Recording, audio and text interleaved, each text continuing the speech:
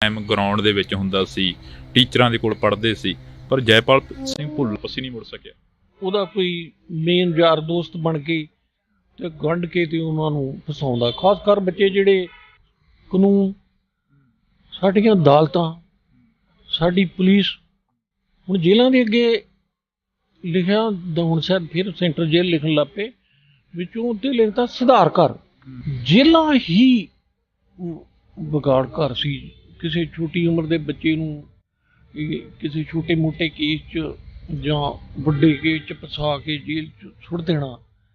ਅਤੇ ਐਕਚੁਅਲੀ ਸਾਡੀਆਂ ਜੇਲ੍ਹਾਂ ਜਿਹੜੀਆਂ ਨੇ ਉਹ ਨਰਸਰੀਆਂ ਨੇ।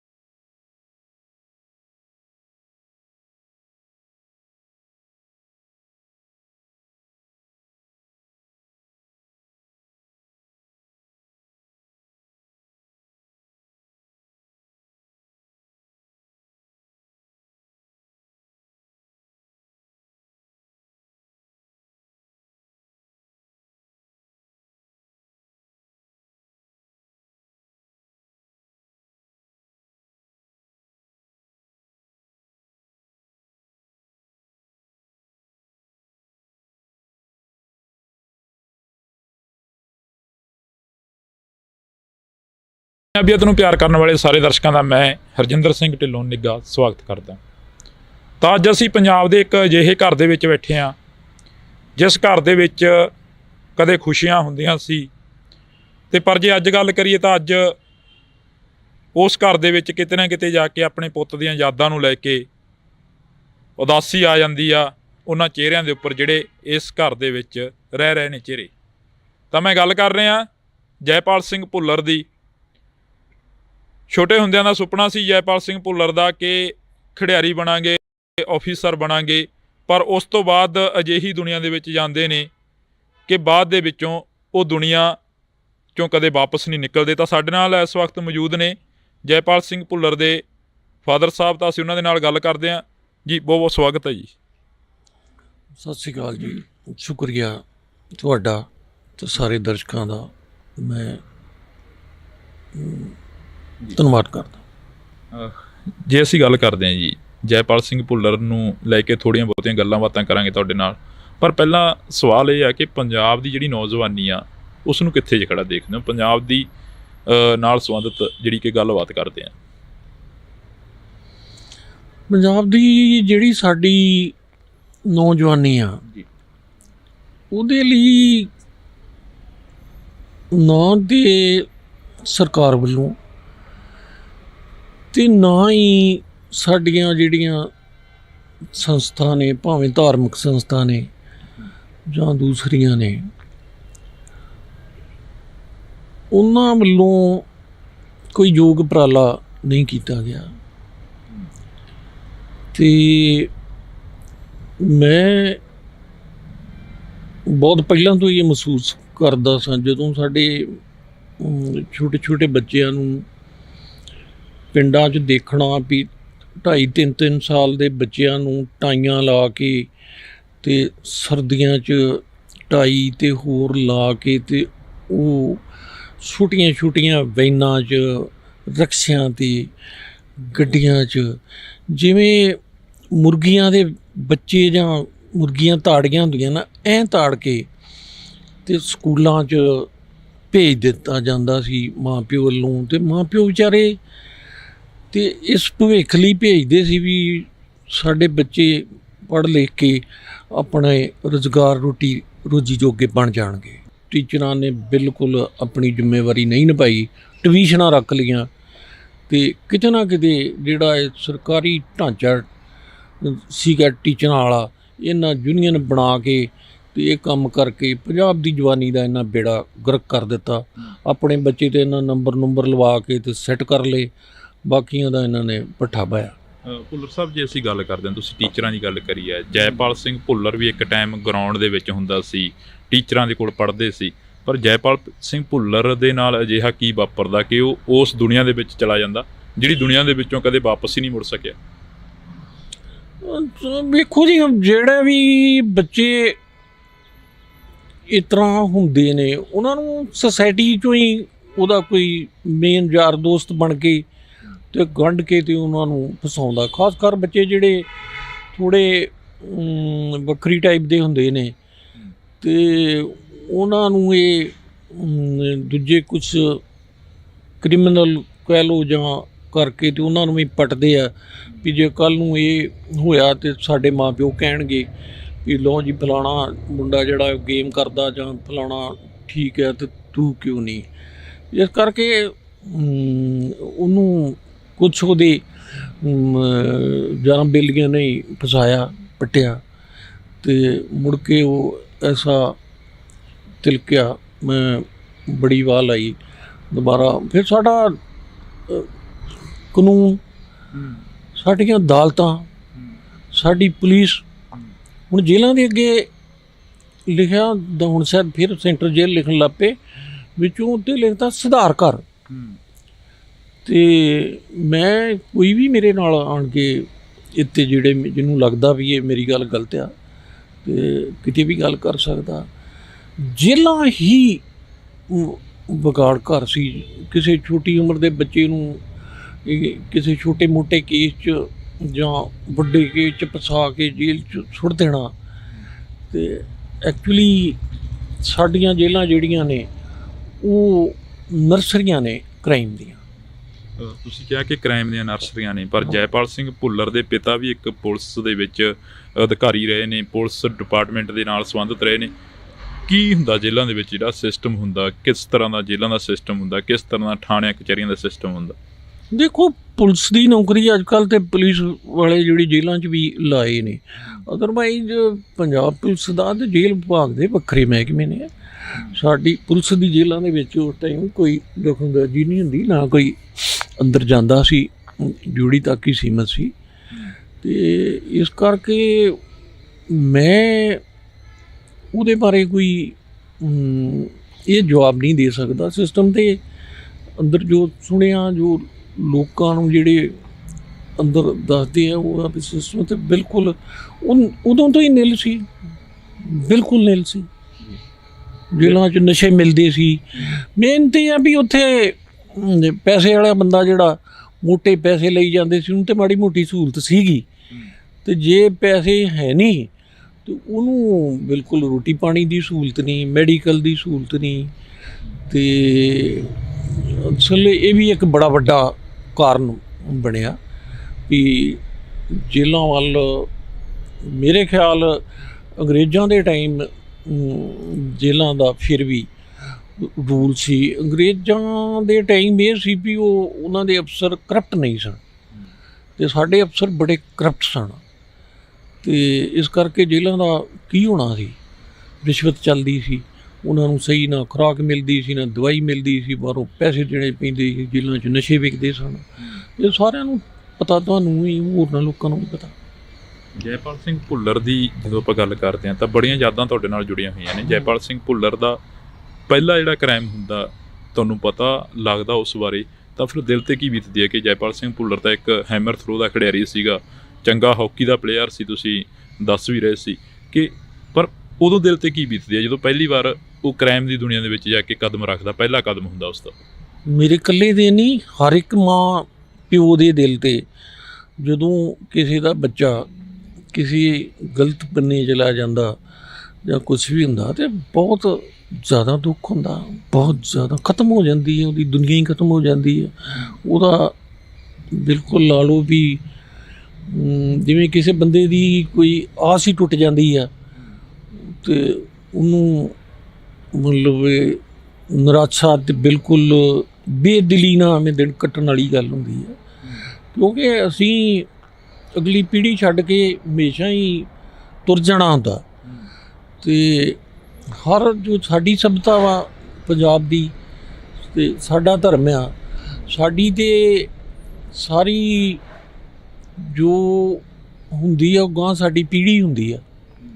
ਹਾਂਜੀ, ਅਤੇ ਇਸ ਕਰਕੇ ਕਿਸੇ ਵੀ ਮਾਂ ਪਿਓ ਦਾ ਸਾਰਾ ਕੁਝ ਹੀ ਖਤਮ ਹੋ ਜਾਂਦਾ ਜਿੱਦਣ ਇਹੋ ਜਿਹੀ ਕੋਈ ਗੱਲ ਹੁੰਦੀ ਹੈ। ਕਦੇ ਬੈਠ ਕੇ ਗੱਲ ਹੁੰਦੀ ਸੀ ਜੈਪਾਲ ਦੇ ਨਾਲ ਜਦੋਂ ਤੁਸੀਂ ਉਸ ਦੁਨੀਆ ਦੇ ਵਿੱਚ ਜੈਪਾਲ ਗਿਆ, ਤਾਂ ਉਸ ਤੋਂ ਬਾਅਦ ਕਦੇ ਤੁਹਾਡੇ ਨਾਲ ਮੁਲਾਕਾਤ ਹੋਈ ਹੋਵੇ ਜਾਂ ਫੋਨ 'ਤੇ ਗੱਲ ਹੋਈ ਹੋਵੇ, ਉਹਦੇ ਨਾਲ ਕਿਸ ਤਰ੍ਹਾਂ ਦੀ ਗੱਲ ਹੋਈ ਸੀ ਕਿ ਵਾਪਸ ਆ ਜਾ ਜਾਂ ਮਤਲਬ ਛੱਡਿਆ ਇਸ ਦੁਨੀਆ ਨੂੰ, ਤਾਂ ਜੈਪਾਲ ਕੀ ਕਹਿੰਦਾ ਸੀ?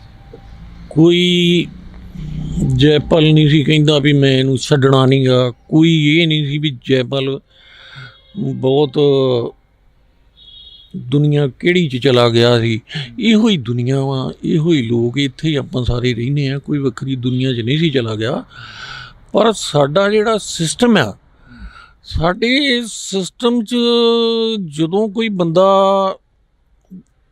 ਜੇ ਤਾਂ ਬੇਸਿਕਲੀ ਉਹਦਾ ਕ੍ਰਿਮੀਨਲ ਆ, ਉਹਦੇ ਲਈ ਉਹਦੇ ਦਾਅਵੇ 'ਚ ਵੀ ਮਾਰ ਕੇ ਨਿਕਲ ਵੀ ਜਾਂਦਾ, ਅਤੇ ਜਿਹੜਾ ਆਮ ਫਸਦਾ ਉਹਦੇ ਰਗੜਿਆ ਜਾਂਦਾ। ਸਾਡਾ ਸਿਸਟਮ ਹੀ ਇਹੋ ਜਿਹਾ। ਸਾਡੀਆਂ ਅਦਾਲਤਾਂ ਜਿਹੜੀਆਂ ਨੇ ਇਹ ਅੰਗਰੇਜ਼ਾਂ ਨੇ ਕਾਇਮ ਕੀਤੀਆਂ ਨੇ, ਅਤੇ ਅੰਗਰੇਜ਼ਾਂ ਬੜੀ ਘੱਟ ਸਟਰੈਂਥ ਨਾਲ ਉਹਨਾਂ ਦੀ ਆਪਣੀ ਅਤੇ ਮੈਂ ਸਾਨੂੰ ਅਤੇ ਸਾਡੇ ਰਾਹੀਂ ਗੁਲਾਮ ਰੱਖਣਾ ਸੀ ਆਪਣੇ, ਕਿਉਂ ਉਹਨਾਂ ਦੇ ਬੜੀ ਨਫਰੀ ਘੱਟ ਸੀਗੀ। ਅਤੇ ਉਹਨਾਂ ਇਹੋ ਜਿਹੇ ਕਾਨੂੰਨ ਬਣਾਏ ਵੀ ਜੇ ਉਹ ਚਾਹੁਣ ਅਤੇ ਸਰਕਾਰਾਂ ਚਾਹੁਣ ਅਤੇ ਜੋ ਜਿੱਧਰ ਮਰਜ਼ੀ ਬਾਣੀ ਪਾਸ ਨੂੰ ਉਹਨਾਂ ਨੂੰ ਖਹਿੜਾ ਛਡਾਉਣ ਲਈ ਕੋਈ ਰਸਤਾ ਹੀ ਨਹੀਂ ਸੀ। ਉਦੋਂ ਵੀ ਤਾਂ ਜਦੋਂ ਕੋਈ ਆਜ਼ਾਦੀ ਦੀ ਗੱਲ ਕਰਦਾ ਸੀ ਤਾਂ ਕਿੰਨੇ ਕਿੰਨੇ ਸਾਲ ਜੇਲ੍ਹਾਂ 'ਚ ਸੁੱਟਦੇ ਸੀ, ਕਾਲਿਆਂ ਪਾਣੀ 'ਚ ਭੇਜ ਦਿੰਦੇ ਸੀ, ਉੱਥੇ ਮਰ ਜਾਂਦੇ ਸੀ ਲੋਕ ਇਲਾਜ ਲਈ। ਕਿੰਨੇ ਸਾਡੇ ਲੋਕ ਉੱਥੇ ਮਰ ਗਏ, ਜੇਲ੍ਹਾਂ 'ਚ ਹੀ ਮਰ ਗਏ, ਕੋਈ ਵਾਪਸੀ ਨਹੀਂ ਸੀ। ਉਸ ਕਾਨੂੰਨ ਦੇ ਵਿੱਚ ਰਤਾ ਜਿੰਨਾ ਵੀ ਫਰਕ ਨਹੀਂ ਪਿਆ। ਇਹ ਠੀਕ ਹੈ ਵੀ ਉਦੋਂ ਉਹ ਲੋਕ ਹੀ ਅੰਗਰੇਜ਼ਾਂ ਦੇ ਸਕੰਜੇ 'ਚ ਆਉਂਦੇ ਸੀ ਜਿਹੜੇ ਆਪਣੀ ਆਜ਼ਾਦੀ ਦੀ ਗੱਲ ਕਰਦੇ ਸੀ, ਅਤੇ ਆਮ ਨਹੀਂ ਸੀ। ਪਰ ਇਹਨਾਂ ਉਹ ਆਜ਼ਾਦੀ ਵਾਲਾ ਕੰਮ ਤਾਂ ਖਤਮ ਹੋ ਗਿਆ। ਇਹਨਾਂ ਲੋਕਾਂ ਨੇ ਆਮ ਜਿਹੜੇ ਸੀ ਉਹਨਾਂ ਨੂੰ ਹੀ ਰਗੜਨਾ ਸ਼ੁਰੂ ਕਰਤਾ। ਪੁਲਿਸ ਦਾ ਮਹਿਕਮਾ ਇੱਕ ਧੰਦਾ ਬਣ ਗਿਆ, ਅਫਸਰਾਂ ਦਾ ਪੈਸੇ ਕਮਾਉਣ ਦਾ ਬੜਾ ਵੱਡਾ ਬਿਜ਼ਨਸ ਬਣ ਗਿਆ, ਅਤੇ ਉਹਦੀ ਆੜ ਦੇ ਵਿੱਚ ਕੁਚਲ ਦਿੱਤੇ ਗਏ। ਅੱਜ ਵੀ ਜਿਹੜੇ ਇੱਥੋਂ ਦੇ ਕਾਨੂੰਨ ਆ ਜਿਹੜੇ ਆ, ਦੇਖ ਲਓ ਵੀ ਤਗੜਾ ਬੰਦਾ ਜਿਹੜਾ ਉਹਦੇ ਮਹੀਨਿਆਂ 'ਚ ਹੀ ਉਹਦੀ ਬੇਲ ਹੋ ਜਾਂਦੀ ਹੈ। ਕਿ ਪਹਿਲੀ ਗੱਲ ਤਾਂ ਉੱਥੇ ਕੇਸ ਬਣਦਾ ਹੀ ਨਹੀਂ ਗਾ। ਹਾਂਜੀ, ਉਹਨੂੰ ਪਹਿਲਾਂ ਹੀ ਸਟਾਰਟਿੰਗ 'ਚ ਉੱਤੇ ਕੋਈ ਪੁਲਿਸ ਅਫਸਰ ਵੀ ਹੁਣ ਕਿੰਨੇ ਕੇਸ ਇੱਥੇ ਧਰਨੇ ਦੇਈ ਜਾਂਦੇ ਆ ਬਰਗਾੜੀ ਦਾ, ਤੇ ਕਿੰਨੇ ਕੇਸ ਆ ਤੇ ਸਿੱਟ ਬਣ ਗਈ ਜੀ, ਜੇ ਬਣ ਗਈ, ਕੁਛ ਨਿਕਲਿਆ? ਹਾਂਜੀ। ਤੇ ਜੇ ਪੁਲਿਸ ਚਾਹੇ ਤੇ ਘੰਟਿਆਂ 'ਚ, ਕਿਉਂ ਪੁਲਿਸ ਨੂੰ ਪਤਾ ਹੁਣ ਜਿਹੜੀ ਪੁਲਿਸ ਵਾਲੇ ਜਿਹੜੇ ਆ, ਇਹ ਜਿਹੜੀ ਵੀ ਪਾਰਟੀ ਦਾ ਰਾਜ ਹੁੰਦਾ ਬਿਲਕੁਲ ਉਹਦੇ ਕਹਿਣ ਤੇ ਉਹਦੇ ਜੋ ਬੋਲਦੇ ਆ ਉਹੀ ਕਰਦੇ ਆ। ਹੁਣ ਉਸ ਟਾਈਮ ਅਕਾਲੀ ਪਾਰਟੀ ਦਾ ਰਾਜ ਸੀ। ਹਾਂਜੀ। ਤੇ ਜਦੋਂ ਆ ਬੇਅਦਬੀਆਂ ਹੋਈਆਂ, ਉਹਨਾਂ ਮੁੰਡਿਆਂ ਨੂੰ ਮਾਰਿਆ ਗਿਆ, ਤੇ ਜਦੋਂ ਸਰਕਾਰ ਹੀ ਨਹੀਂ ਸੀ ਚਾਹੁੰਦੀ ਇਨਸਾਫ ਦੇਣਾ, ਤਾਂ ਕਿੱਥੋਂ ਮਿਲਣਾ ਸੀ? ਫਿਰ ਉਹ ਸਬੂਤ ਸਾਰੇ ਖਤਮ ਕਰ ਦਿੰਦੀ ਹੈ ਪੁਲਿਸ। ਅਜੇ ਤੱਕ ਲੋਕ ਸੜਕਾਂ 'ਤੇ ਰੁਲੀ ਜਾਂਦੇ ਆ। ਇਸ ਕਰਕੇ ਇਹ ਸਿਸਟਮ ਹੀ ਸਾਡਾ ਇਹੋ ਜਿਹਾ, ਅਤੇ ਅੰਗਰੇਜ਼ਾਂ ਦਾ ਬਣਾਇਆ ਸਿਸਟਮ ਇਹਨਾਂ ਨੇ ਕੋਈ ਬਦਲਿਆ ਨਹੀਂ, ਅਤੇ ਉਹਦੇ ਨਾਲ ਲੋਕ ਚੱਕੀ 'ਚ ਪਿਸੀ ਜਾ ਰਹੇ ਆ। ਤੁਸੀਂ ਸਿਸਟਮ ਦੀ ਗੱਲ ਕਰ ਰਹੇ ਹੋ। ਸਿਸਟਮ ਦੇ ਵਿੱਚ ਧੱਕਣ ਵਾਲੇ ਕੌਣ ਲੋਕ ਨੇ? ਜਿਹੜਾ ਆਮ ਇੱਕ ਜੈਪਾਲ ਵਰਗੇ ਖਿਡਾਰੀ ਨੂੰ ਉਸ ਸਿਸਟਮ ਦੇ ਵਿੱਚ ਧੱਕ ਦਿੱਤਾ ਗਿਆ ਕਿ ਤੂੰ ਉਸ ਸਿਸਟਮ ਦੇ ਵਿੱਚ ਹੀ ਜਾ, ਬਸ ਤੇਰਾ ਰਾਹ ਹੀ ਆਹ। ਮੈਂ ਤੁਹਾਨੂੰ ਦੱਸਿਆ ਵੀ ਪੁਲਿਸ ਤੇ ਸਰਕਾਰਾਂ ਦੋ ਹੀ ਨੇ। ਜੈਪਾਲ ਦਾ ਨਾਮ ਰੌਕੀ ਫਾਜ਼ਿਲਕਾ ਨਾਲ ਵੀ ਜੁੜਦਾ ਰਿਹਾ ਤੇ ਕਾਫੀ ਹੋਰ ਕ੍ਰਾਈਮ ਦੇ ਨਾਲ ਵੀ ਜੁੜਦਾ ਰਿਹਾ।